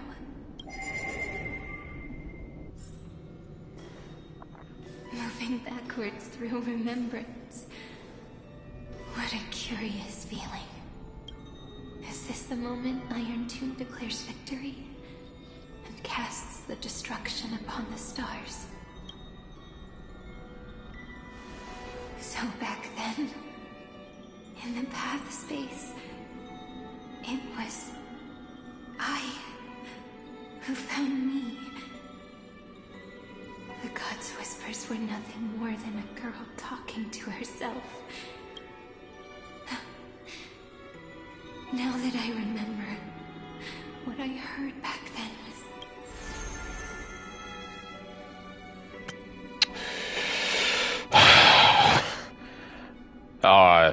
I've read all this before.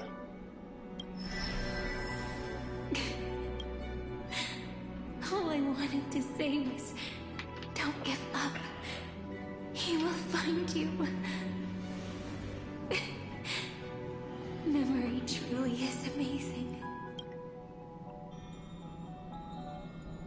Then let me wield this power and plant the seed of causality for the miracle that is destined to bloom.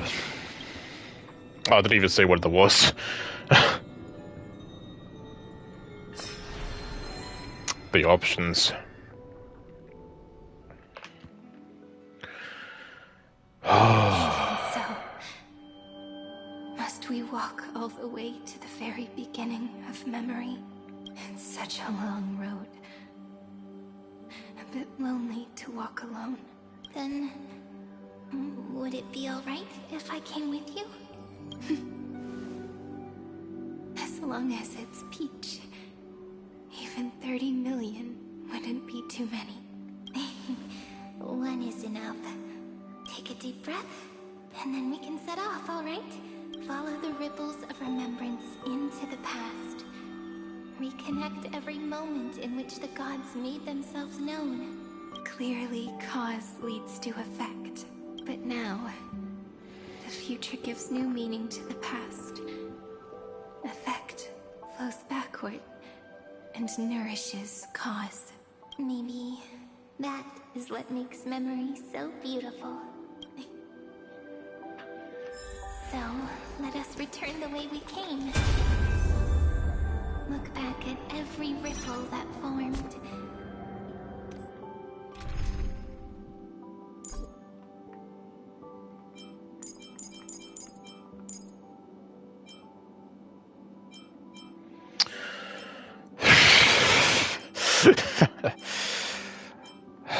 I have so many things going through my head right now. I don't know, you just selected a random at this point.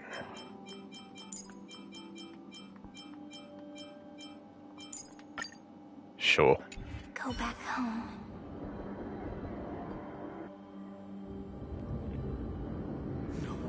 No! How is this possible? Breathe! Breathe! Partner! No. I have to get you out of here first. Just hold on. When was this?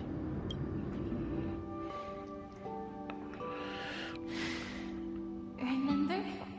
That pale dawn breaking through the endless night. The spear of strife nearly claimed his life. And it was you. You playing God. Who cradled his body with your gentle gaze. Then, before Orynyx's altar.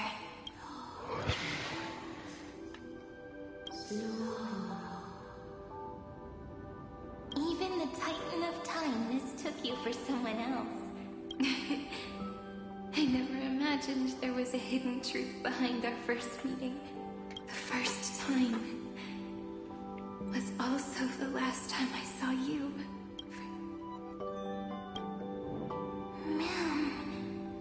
Mel.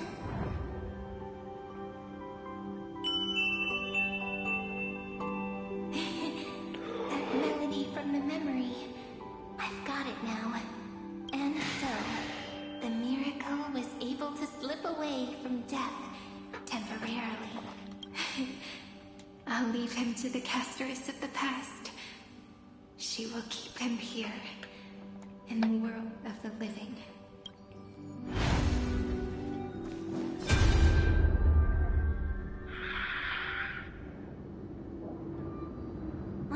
Darn it! What are these things? You're not taking me down. Not before I find a way to help him and Danha. If you've got a bone to pick, take it up with my six-phased ice. March wandered all across Amphorius for 97 days straight, chasing one goal. To save her friends. And with her bow and arrows, she brought down every obstacle that stood in her way. So that's how it happened. My skill with the bow. I owe it all to March.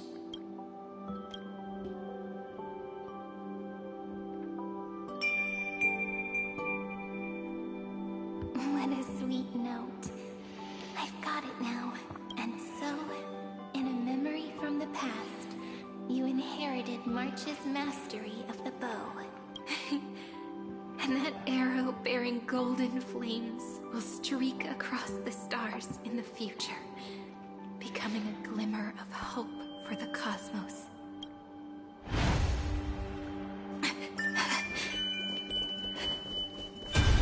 Are you okay?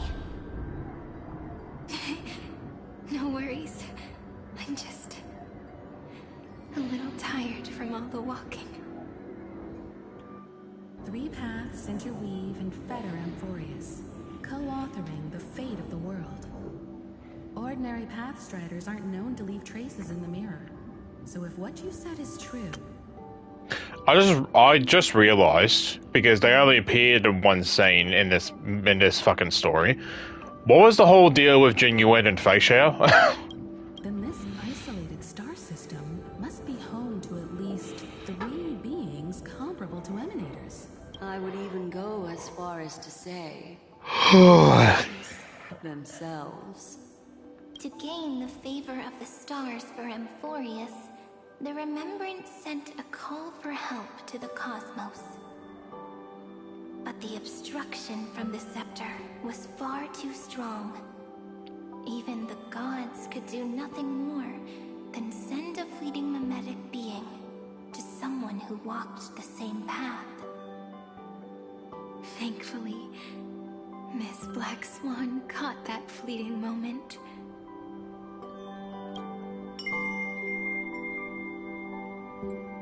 Though that signal drew some unpleasant attention as well. Looking back now, It was all worth it. The cosmos showed us a kinder face.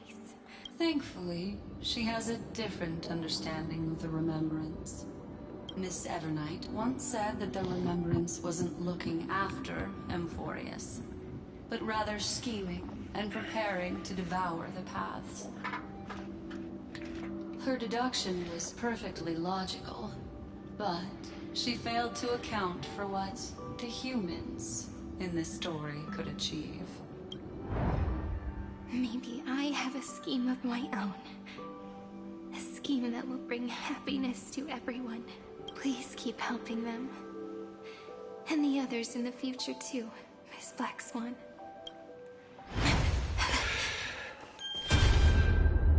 Looking back on the past really does wear down the mind. You need to hold tight to this ceremonial blade. After I'm gone, it will take you back to the beginning of time. The start of a new story. I believe that in that story, we're in countless stories, each alike yet unique. Everyone, all the companions who sacrificed themselves, alongside the deliverer we once dreamed of as children, will reunite beneath a vast, endless sky. If we can never break free from this prison, I will stand my ground. Until the day someone shatters this endless cycle and writes the final chapter of Emphorius' fate. In the blink of an eye, we have returned to the turning point of fate, with nothing but a fragile sliver of hope. We embraced 30 million cycles of futility, and began the eternal recurrence. I still remember the first time I saw the god appear in a dream, looking at me from behind a thin veil of crystal. Back then, I wondered if they might be someone with ill intent, but now, I finally understand. She was always standing beside me, and she was so very beautiful.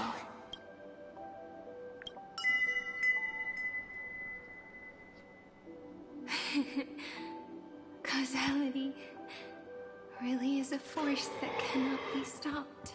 Even if I wanted to leave a few more words for Cyrene, it seems I no longer can. After all, you still have to leave behind your final consciousness and plant the very first seed. I remember what you once said.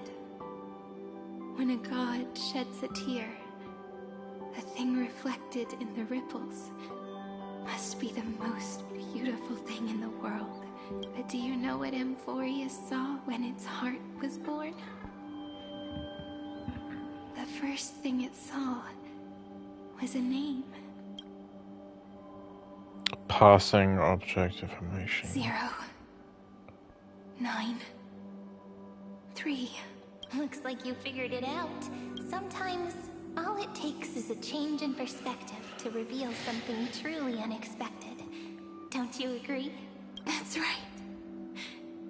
Turn these numbers upside down, and you'll see a beautiful eternity. Something we believe in. The ego.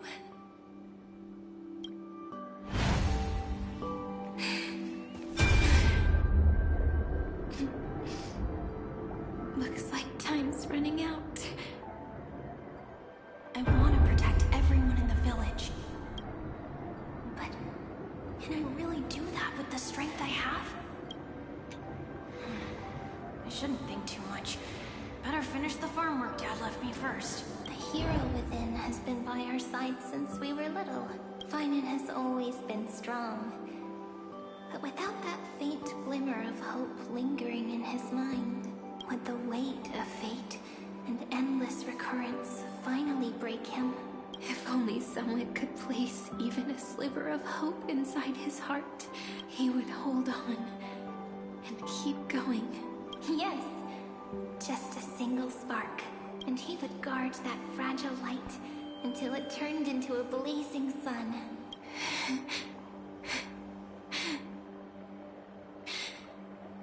I no longer have the strength to make the hero within look like him. Let me leave behind a prophecy for him. Take this wish with you. Be the hero who begins the mission of deliverance. As prophecy foretold, you will bear the blazing sun until the pale dawn breaks. Continue onward, bearing this world upon your shoulders until the Ashen Hero, the nameless deliverer, ushers in the dawn.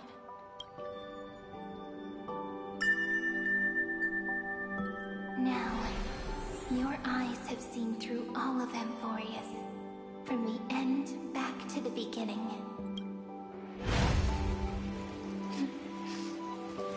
Looks like time's running out. The first ripple was where it all began for me. 1, 2, 3, 4, 5, 6, 7. I thought they were just musical notes scattered aimlessly throughout memory. But they had already become part of this world. No matter how Amphorius came to be, right now it feels so gentle. As I return to where I came from, it wants to play for me once more that melody from when we first met. A simple but beautiful melody. Scenes of past reverie, drifting by. Behind this door, I can smell it. The scent of wheat fields. You're clever. I bet you figured it out long ago, didn't you? The end of this journey back. The final gap in Amphorius. It leads to the place we both call home. We can finally go home. Are you ready? If you leave memory at the very beginning of the story and cast the first stone, that final gap in Amphorius will close. The causal loop of Amphorius will become a fixed point in the stars. And if I don't do that, then this world and the cosmos beyond the sky might still fall into the destruction. There's no way we would let something like that happen, right? Exactly. I remember that tree in Ide Silicii. It grew all alone, unable to go anywhere.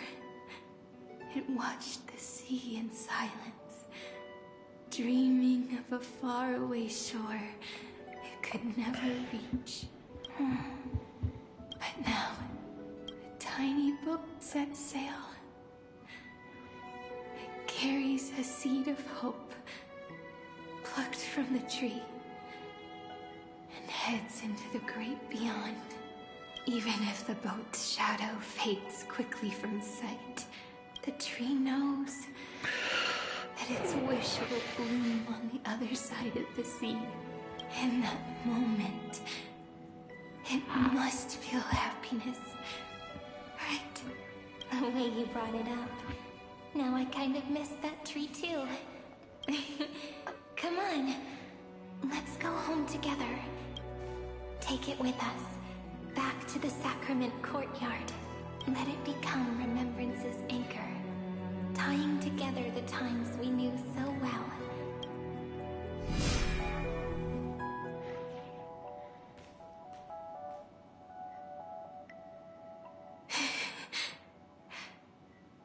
Let's go home together. Oh, that final note. Right. It's been with me all this time. This is Do.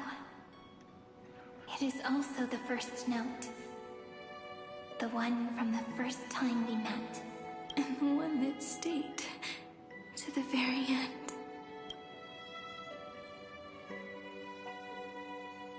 Heidi Silicii. The place where it all began. It's like time itself has stopped. And the breeze and the sound of the waves never seem to rest. We've made it. The Sacrament Courtyard. This is the place where we first picked up the ceremonial blade. And where we first began writing journals. Now, the journey through memory has reached its end.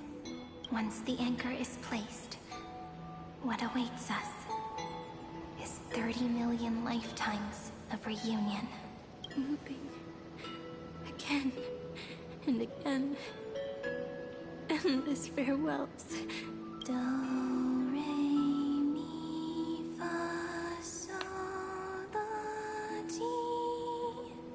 And with them,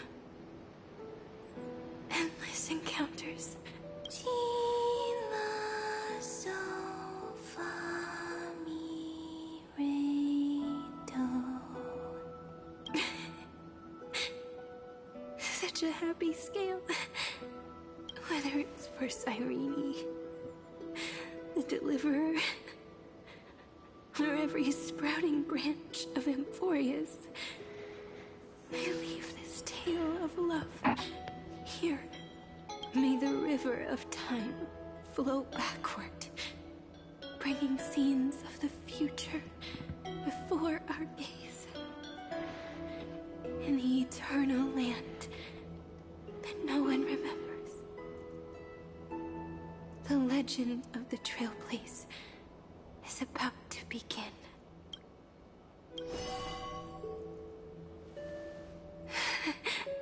Is it all over now? My mind and my memories. It seems they're beginning to fade. The breeze is warm, but my body is shivering for some reason. If you're feeling cold, let's find somewhere warm. We can rest there, together. Somewhere warm. I know just the spot. 405. 504. 093. Treehouse. Cyrene. March 7th. Dunhound. Electra. Hyacinthia. Caslana. Anaxagoras. Aglaya. Midemos. Castorus. Cyphera. Cyrene. And you. I'm not stone cold, by the way. If it looks like I'm stone dead face, trust me, I am doing my best to hold everything in. Look. Everything is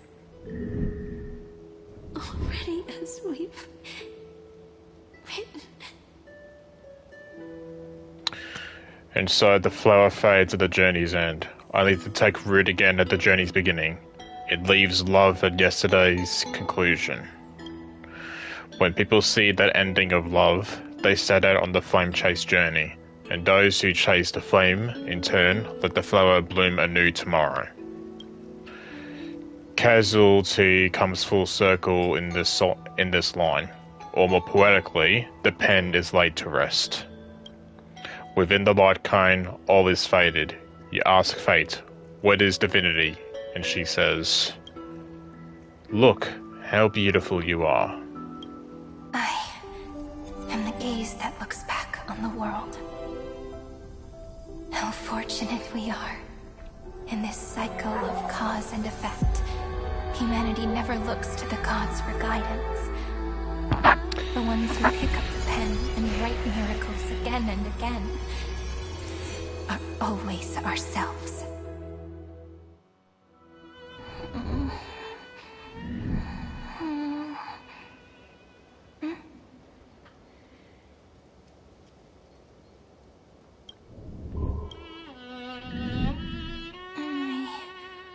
Still awake? Peach, where are you?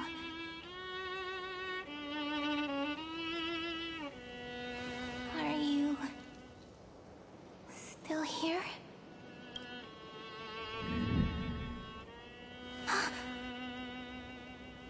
I shrank.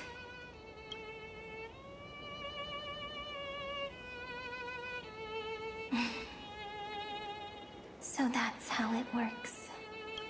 When memory drifts away with the breeze, love leaves behind a seed and turns into lament. Demiurge, Cyrene, Mem, back again to the first Philia 093. I always do have my charm. The final ripple nourished the great tree, and from it grew a single pink peach. We've been playing for so long, and you still haven't told me your name! I've told you so many times already. You're just forgetful. My name is Livia. Livia. If you forget again, I won't tell you next time. Livia. Got it. Then you have to remember mine, too. I'm Piso. I always remember. So, Cyrene was just a pen name after all. So sleepy. That drowsy little fairy barged into my mind again. The last of my memories are slipping away.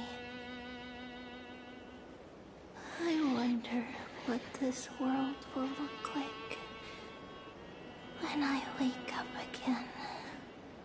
I remember a cry and my name, daughter of mighty Celestii. We...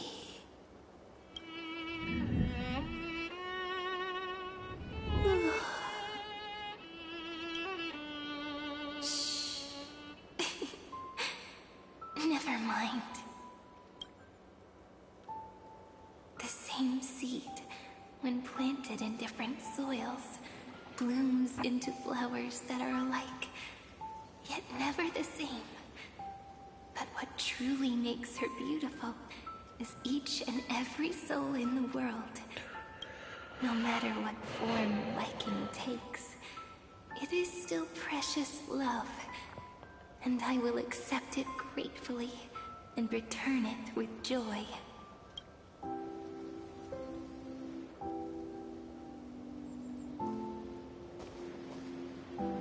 Do you remember my favorite story? That crystal flower was so beautiful because it reflected the eyes of a little fairy.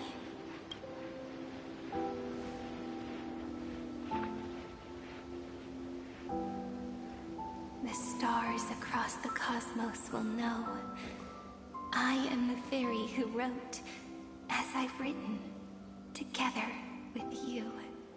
And in your heart, I know I will always be given the name I love most. The one you gave me.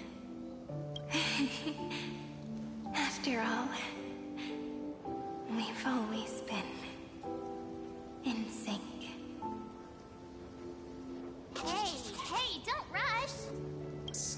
down. Let the word settle. We have plenty of time.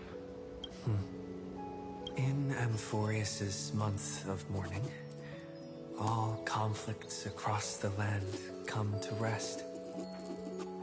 On the 11th day and night of the month of mourning, the dead will part. The living will embrace. The snow will fall. And bonfires will rise to warm every heart aching with lament. It may sound heavy, right? But on this day, laughter always rises louder than tears. Because people understand that parting is for the next reunion. And sorrow is so we may love more deeply. That is why this day is her favorite of the year.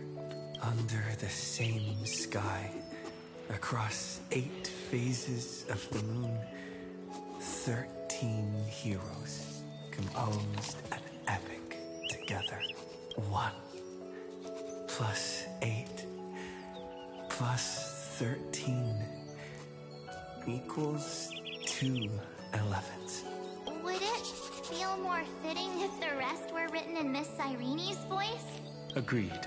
Then, we'll add 1. A 1 like none that has come before.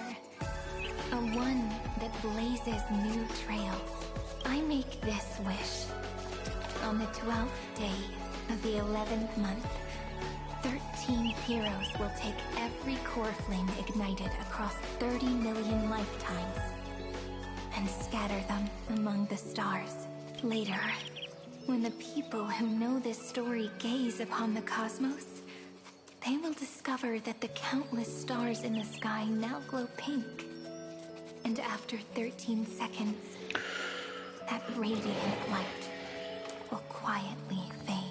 Oh, it will be such a romantic, yet puzzling sight. But that's all right.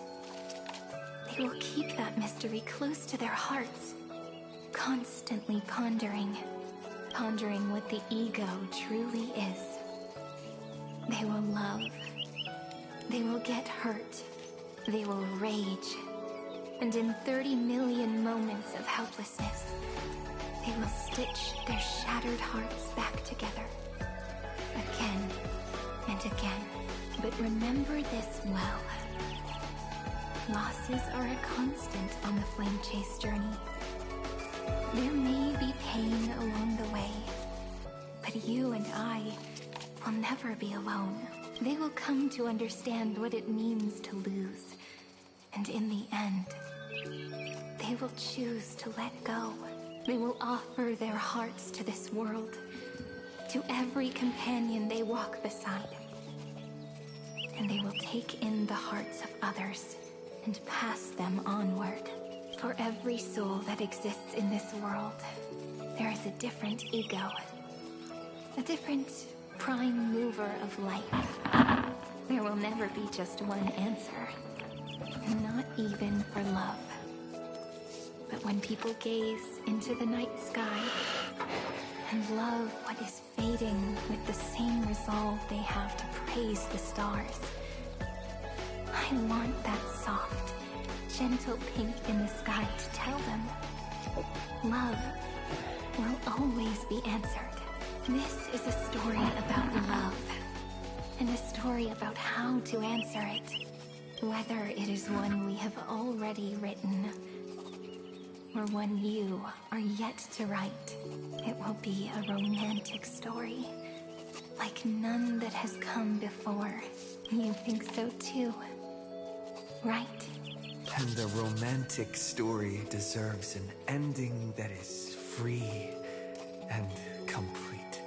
When every clue and thread has found its end, and the weight of the pen is no longer constrained, pour the spirit of trailblazing into it, and end this tale with the most pure and romantic period.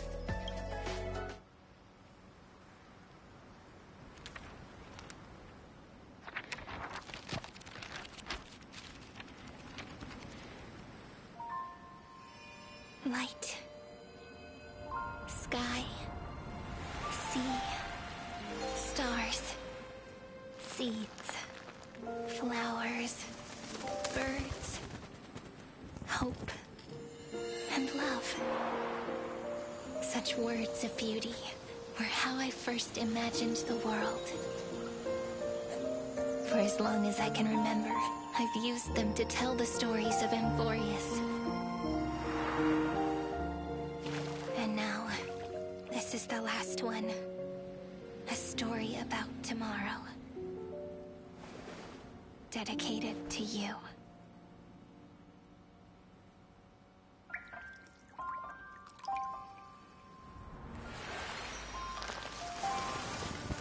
Once upon a time, morning glow, scattered light, shone on you and I, and fading poems, frozen rhymes, are traces on the breeze, whispers of past reverie.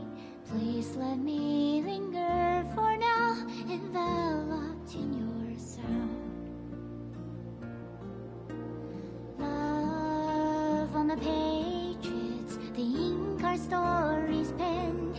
No matter how it ends, so do it all again. Oh, stay true, blossom as spring renews, dreaming colors every hue. Tomorrow's highs to tomorrow's life, while walking step beside you. So stay true.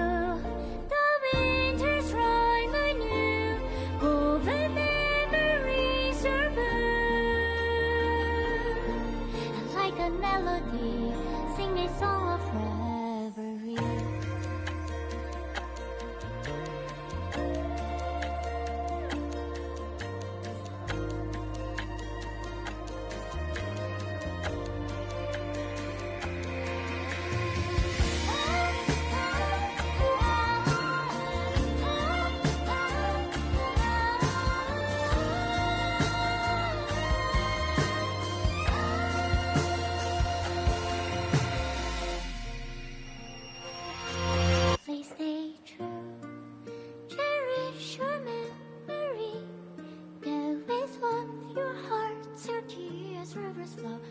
Gardens grow, I hope you bloom in beauty. See you soon, after the end of time, in the mountain frozen rime.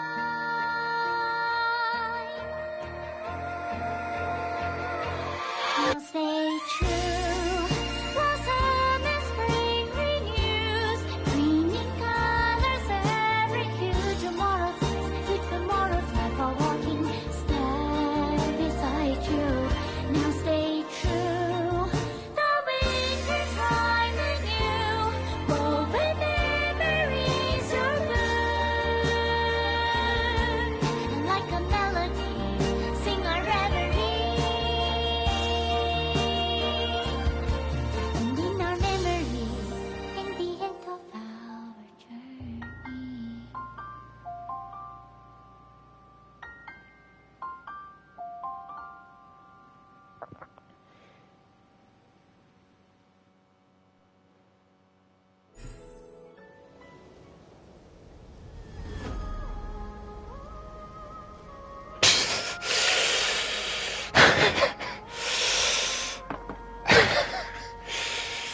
Fuck me.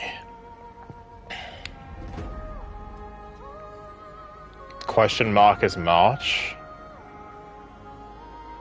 Question mark, okay. No, I get it. I think they did the credits thing for Penacony as well.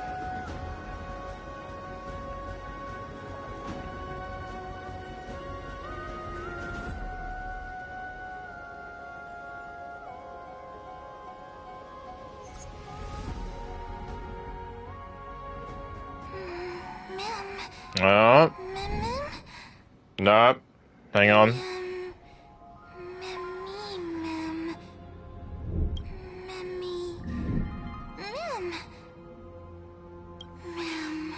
What's this?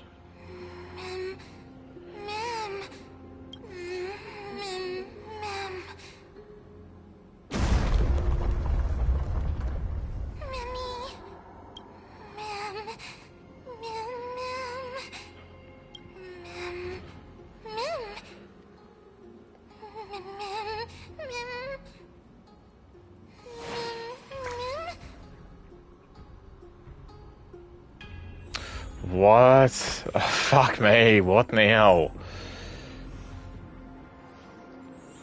This better not go for another 2 hours.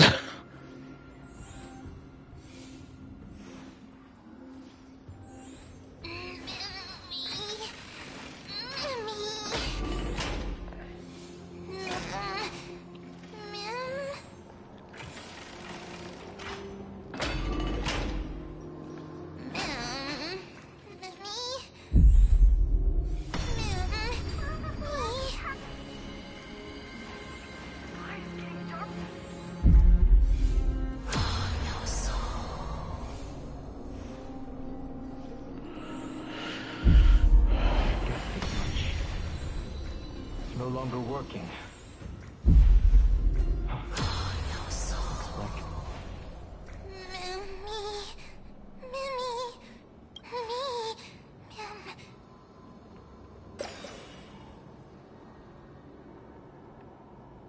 Let's find someplace safe to set up a base of operations first. This statue and the buildings we've seen so far point to a civilization here on Amphorius. We can only hope that they're not hostile toward outsiders.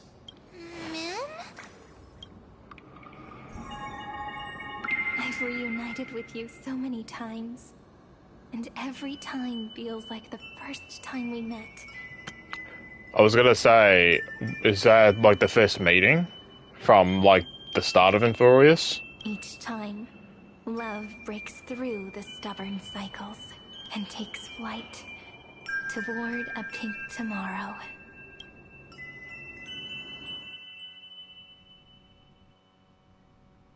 Really? 13 now. Fuck me.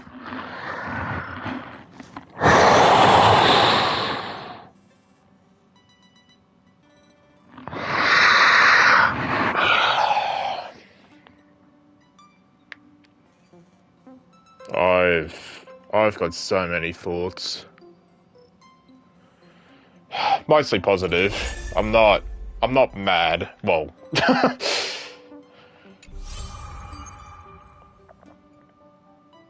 Flawlessness shines through the memories, and stories find completion by looking back.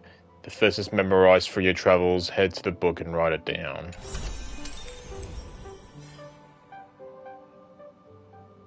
Unfinished epilogue. Okay.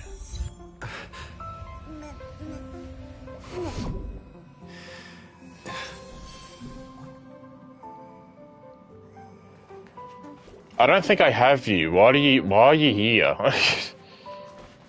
I don't have you either, I don't think.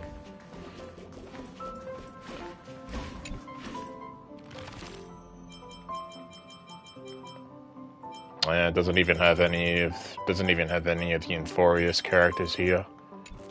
Makes sense. I won't end stream just yet because, well, one, we gotta do some pulls, but also just give my thoughts on Amphorius as a whole. Fucking hell.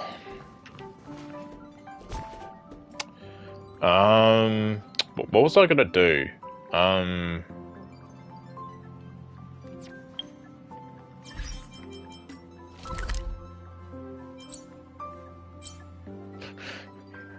I shouldn't be surprised that this is still explorable, but there was a part of me there was a part of me during all of this that made me thought. Imagine if Amphorius is not accessible after this. I want to go to Artie's Lazy Eye for a second. I want to find that place where Cyrene hangs out at. Wild wind carries with it. So fucking every Enforius character is... They're all dead. Great. Oh shit.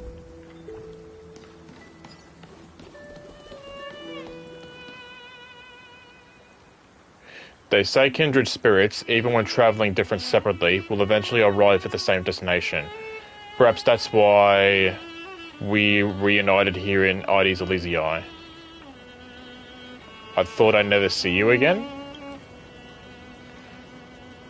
At least for this moment, we meet again, don't we? After defeating Item, I walked alone for a long way back on the path I came from. To give this romantic tale a proper beginning and end, I used up all my ink. Perhaps this is our final meeting. Though the story of Enforius has reached its final page for now, your own story still has so many chapters ahead. If you ever find yourself stuck on a page, remember to keep looking forward. After all, if someone's waiting for you in the past, then surely someone must be waiting for you in the future too. Just hearing that sounds romantic. But I still want to see you. What a coincidence. I was thinking the same thing. We shared some peaceful, beautiful moments together at Ides Elysiae. Back then I asked you, when you look back on these times, how you pictured me.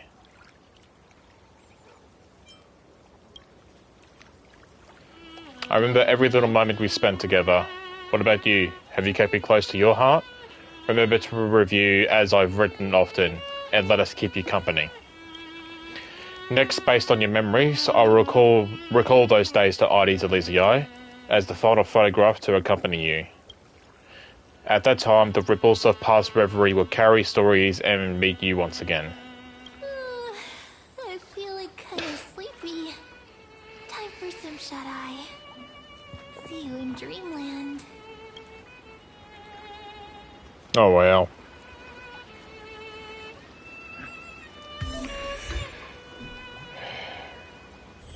A fucking home decoration, really?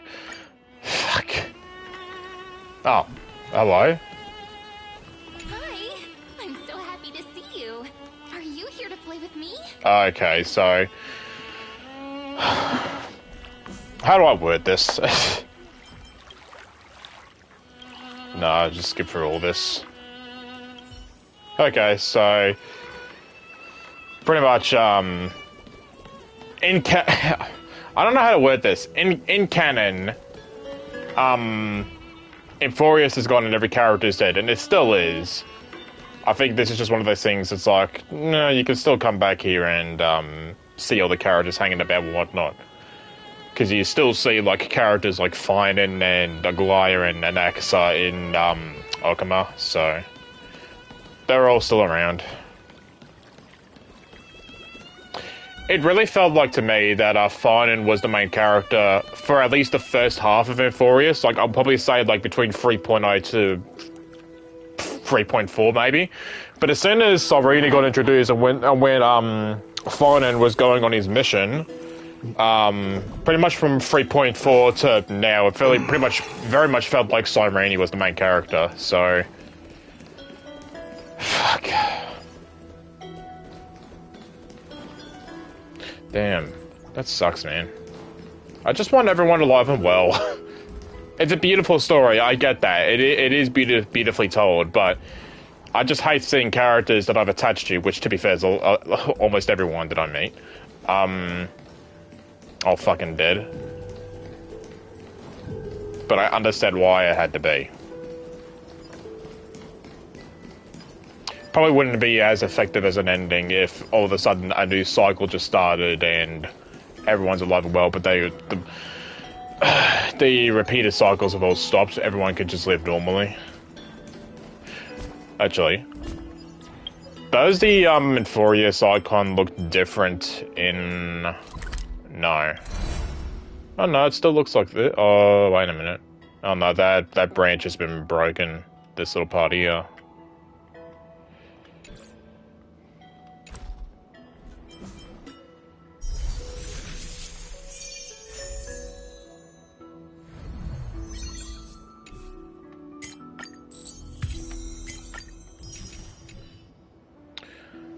As I've written.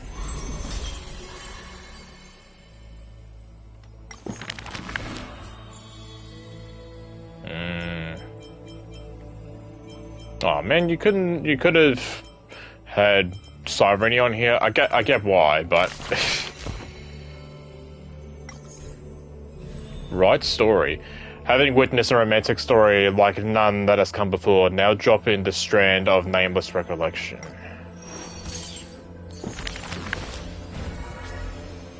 Oh man.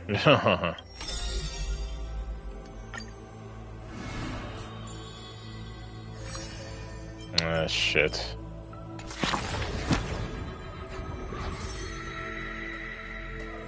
Ah, I see. It all revolved around her. Shit.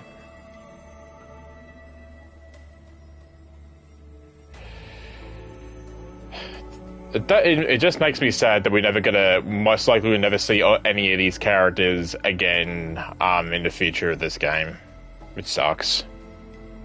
Never going back to Enforius either. Shit's depressing, but again, like I said, I understand why it has to be. I'll read it all later.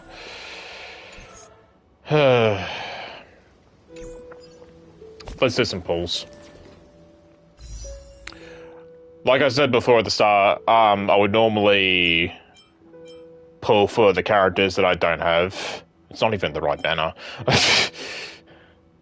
I'll pull for the characters that I don't have, but I thought, nah, you know what, after all of that, let's just pull for her. Fucking awesome start.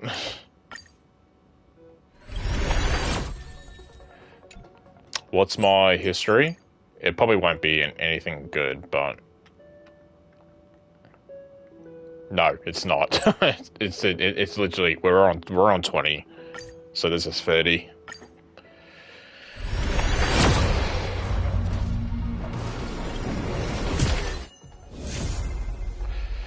Himika, you worst fucking timing.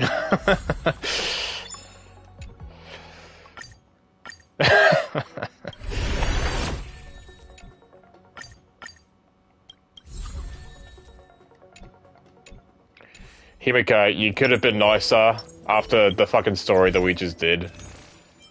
Oh well. I guess it's better getting her in 30 or 40 than being one of the last pulls left.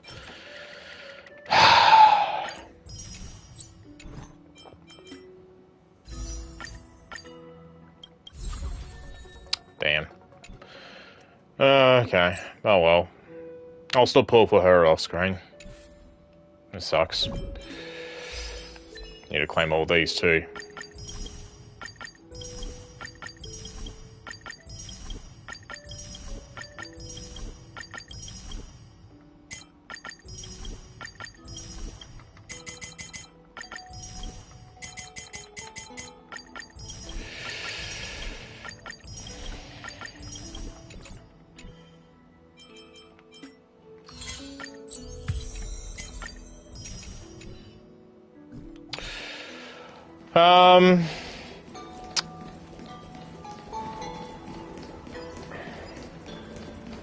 I kind of just want to stand next to... Oh, yeah, that's right. That's what I want to look for. I wonder if anything's been left behind... Okay, so she can go... She could just do different things if you come back here and... Okay.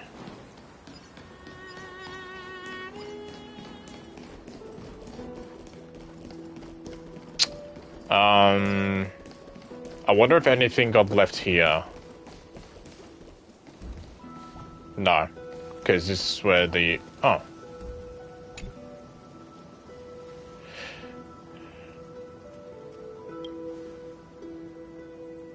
Lie down.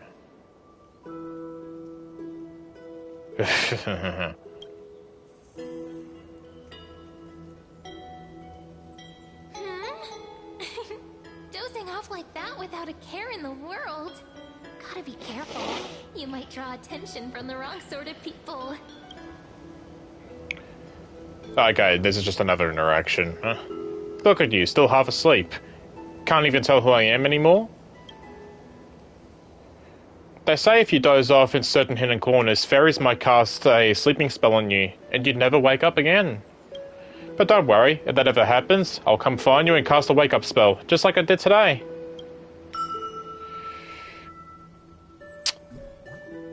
Okay. And she's gone back to sleep. I do want to give my thoughts on Enforius as a whole, so I guess we'll do that. I don't even know where to start, to be honest with you.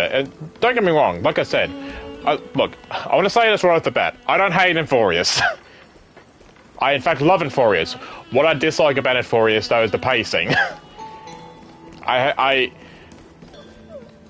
One thing I don't like about Hoyoverse, especially nowadays now, is how longer a lot of the stories get now. It's one of those things where I wish I can do... I mean, I did it with this. I wish I can do every Hoyo news story in one stream, but I just can't. I just can't. Mostly because I mostly stream at nighttime, so my energy is always low. What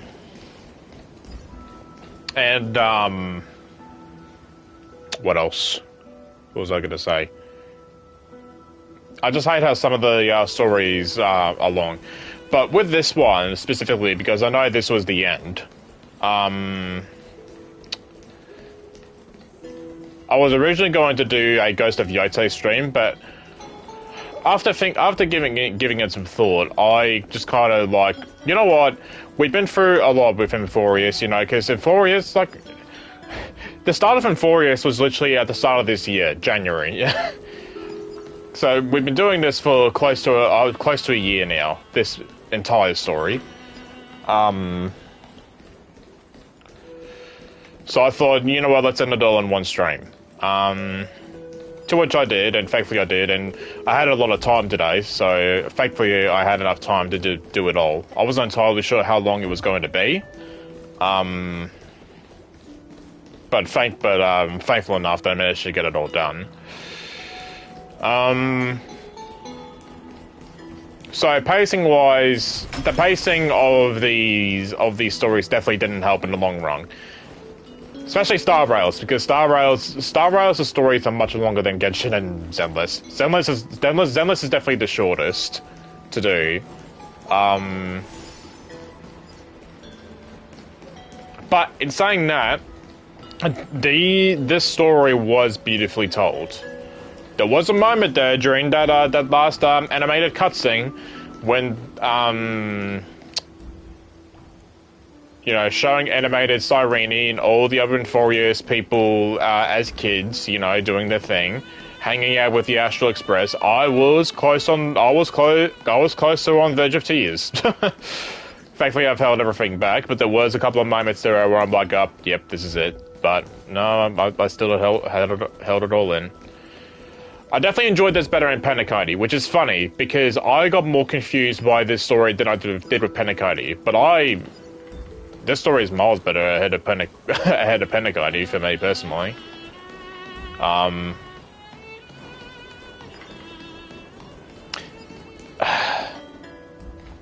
don't get me wrong, I'm not like saying the story is shit just because every Enforius character is dead, you know, and just Enforius in general is gone. It's like, no, that's not what I'm saying at all.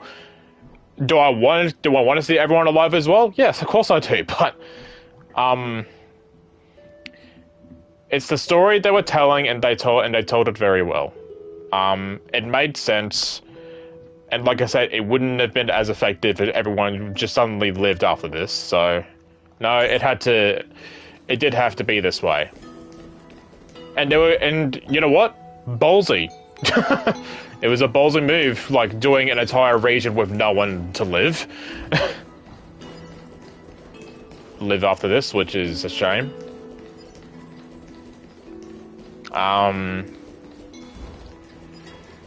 This is definitely the most, this region is definitely the most, the one I guess Star Rail took the most risk in making the story, not just with just all the characters, but in terms of like how long this story is, you know. The story spanned it on 11 months. So I wonder how many people have dropped off during this and how many people have stayed.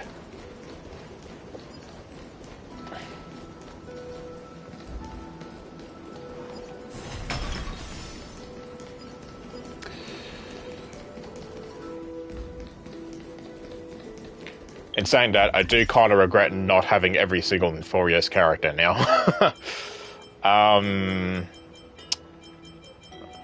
It'll be in databank, right? Who am I missing? So Destruction, I don't have Finan, that's, yeah. No. Don't have Cypher. And a lot of Remembrance characters that I'm missing. I'm actually missing much less than I thought it was. Then again, I only got an Axe last update, so... Yeah, hopefully it won't be long. I hate the fucking Cyrene, Hyacinth, and Castros are all there at the same time. That won't go well when it comes to pools.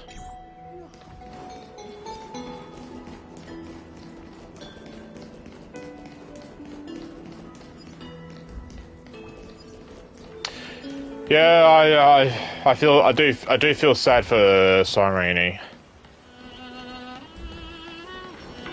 Over here, look! The reflection on the water is super cute, isn't it?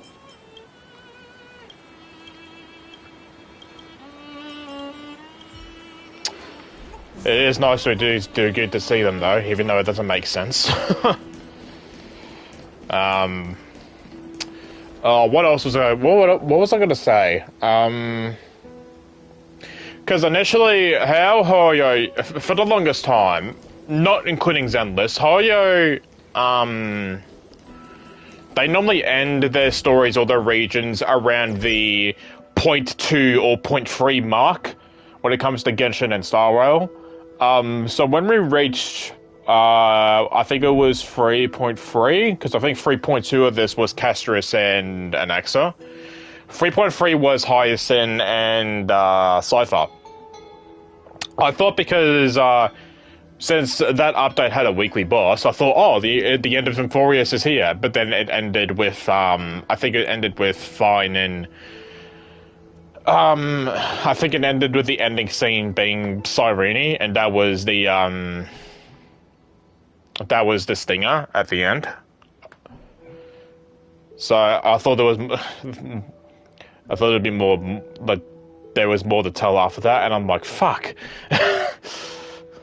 And hell, I thought that when Finan became playable, it might be it for him, but no, they announced Hyacinth and Cyrene. I'm like, fuck me. Is it exhausting playing this? Yes, but it's not like I like it any less.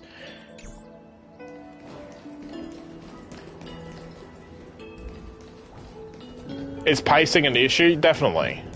It's not like, you know, it's not like they're spot on with everything that they did, but for the most part, the story that they told was enjoyable, so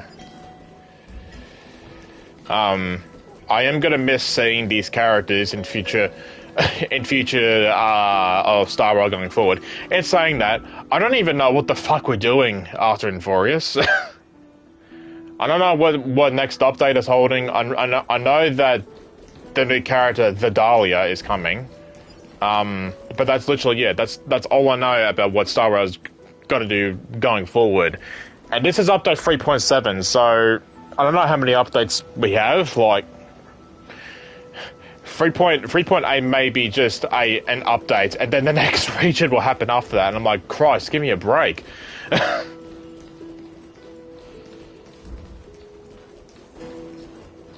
To be fair, they do like a story every update, so which is something that Genshin doesn't really do. Zenless has been doing story content every update they do, but some of those story content don't even last 2 hours. Like your special episodes, your Yanagis, and I think the Astro Yao ones, I don't even think was 2 hours. So Actually, yeah, I'm not entirely sure. I know Yanagi's story wasn't particularly long.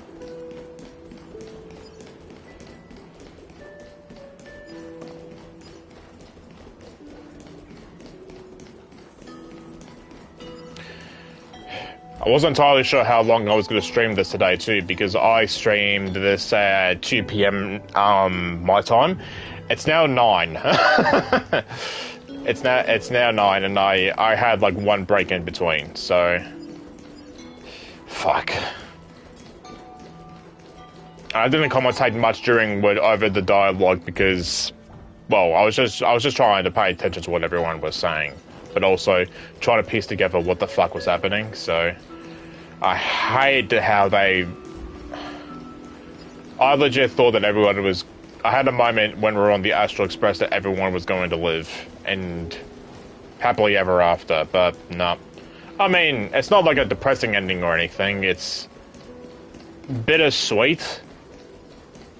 It's just my personal thing with me. Like, no, I want to see everyone alive and doing well and live. I don't know what the next region is. I don't fucking know how they can top this. That's gotta be a hard. That's gotta be hard to reach the heights that Enforius have. So I'm almost thankful that I'm not going to be playing the story, any story of this game for the next 6 weeks anyway, because I'm streaming this on the release of this new update, so. Oh yeah, sorry about, I mean, I would say sorry, but you're kinda dead too, so. Everyone here is dead. Submit or die.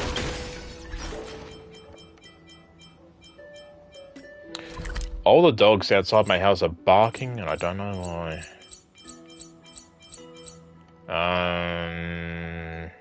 No, that's Evernight. I just want to go here during the day. Yeah, sure. A wild wind carries with it the scent of rust. Yeah, you can still meet other characters here, but everyone and everything here is gone.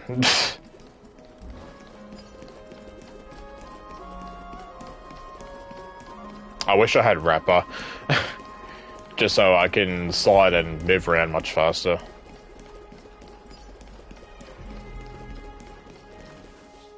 Wait, what? Nikador? What are you talking about? Where's Nikador?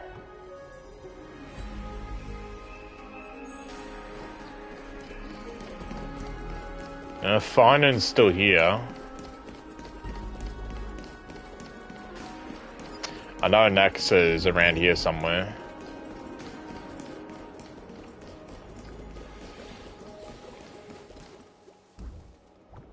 I could have sworn I saw Nax stand here. Isn't Castris around here too?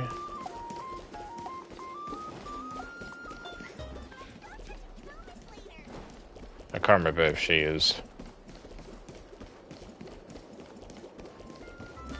Unless if I'm blind and I just didn't see her.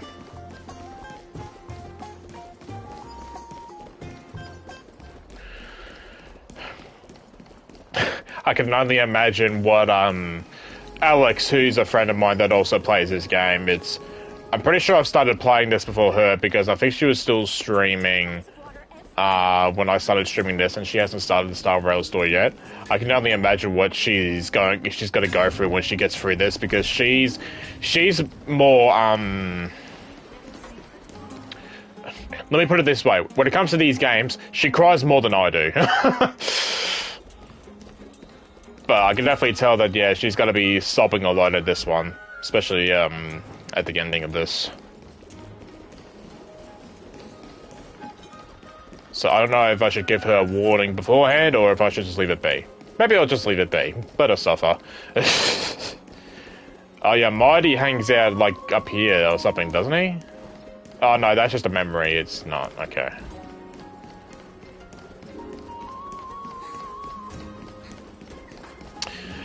Hey, everyone's dead and Euphorius is gone, but you can still come back here, so it kind of helps the pain a little bit, because you can just come back here and it's like everyone's living and thriving, so...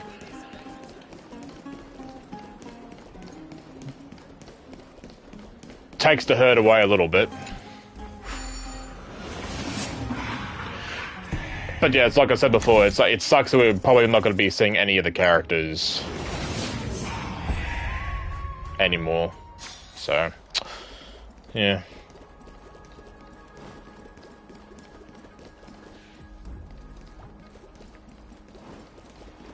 I just wish I knew where every character was.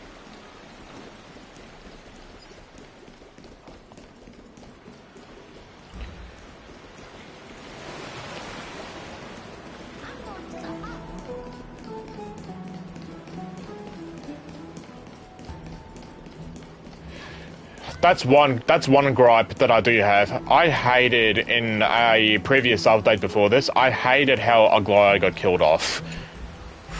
By that one politician chick. I thought that death was fucking lame.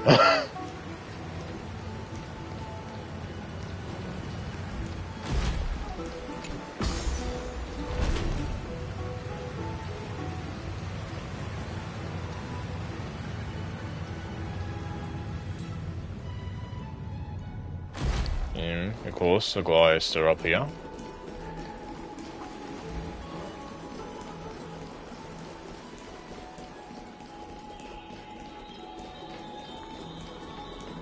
I really gonna have to find where all the other characters are. I don't think I'll do it today. I definitely won't be able to do it during stream.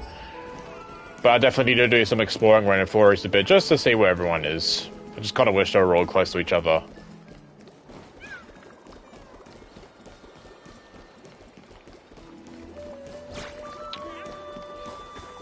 Hello, Treeby.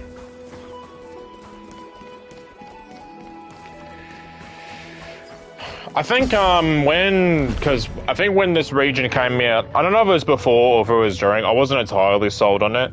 I don't know what it is, I just wasn't. But then, no, the story did pull me in, even though there's still definitely stuff, even now, I still haven't really quite clicked together. And it's much more confusing to me than what Penacony was. It does say something a little bit that even though I don't understand some things, I still enjoy this much better than Penacony. And I've said that, yeah, I definitely prefer Euphorius over Penacony. Not that I hate Penacony either. I got no problem with Xianzhou. The Xianzhou is probably the only region I dislike so far. I just didn't get into the story at all. I thought it sucked.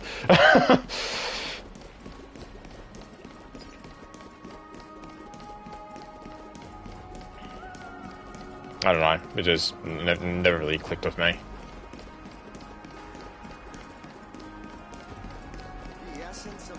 Well, it didn't much suck. It didn't much suck. It was...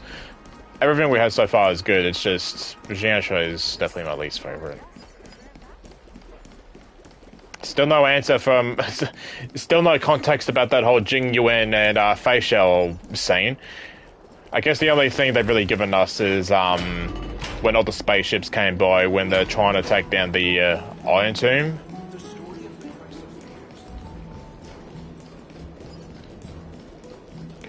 It might be one of those things where if I rewatch all these quests again online, maybe I might have some stuff answered for me.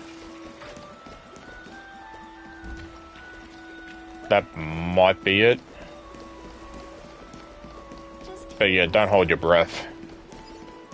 It'd be a while yet before I start. If I need to do a Euphorius binge watch on YouTube or something. It'll be fine because at least I'm not playing it.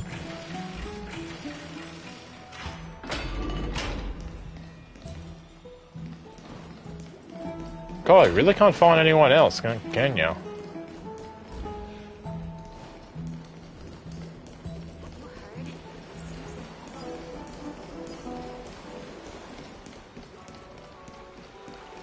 I'll just do my best and maybe find it online. But yeah, I mean, final thoughts are, I mean, this story in this update was great. You know, love everyone. I love the amount of content that Cyrene got this update. It's just a shame that we won't see her again, or any character for that matter. So yeah, I am gonna miss it. I am gonna miss Infurious, and I don't know what the fuck the next region's gonna do. I'm definitely had to give this more thought, off stream. But yeah, I've been streaming this particular region since January. This is how long this story's been going for. Mighty, not now. So yeah, this has gone on for almost a year, which is fucking wow. So yeah, if you're someone who does watch every single Infurious VOD, thank you again for sticking with me. I might I'm gonna update my playlist on YouTube for my Star Rail VODs. I might just do a thing. Hey, it's like, hey, Infurious is done. If you want to watch my playthrough of Olymp Infurious, here's my first VOD. How many VODs? Hang on. How many VODs have I done with this region? Let me have a look. This is gonna be interesting. So,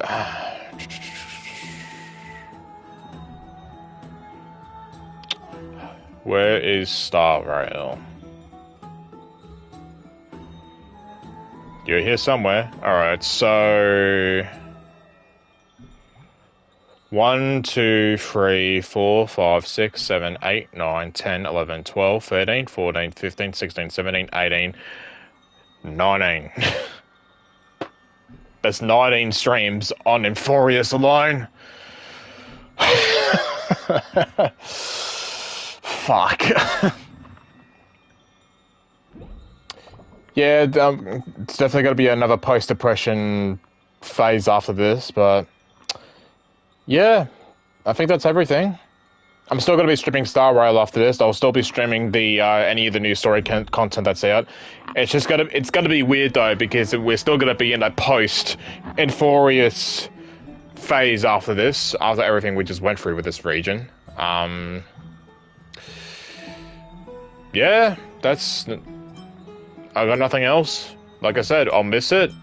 I will miss this, even though I've had my complaints about the pacing of the stories in these. Yeah, it's gonna be different when it's we're not doing Infurious anymore. We've been here for a while. So yeah, thank you for watching. Have a good night, morning, evening, wherever you are in the world. And I will see you all next time.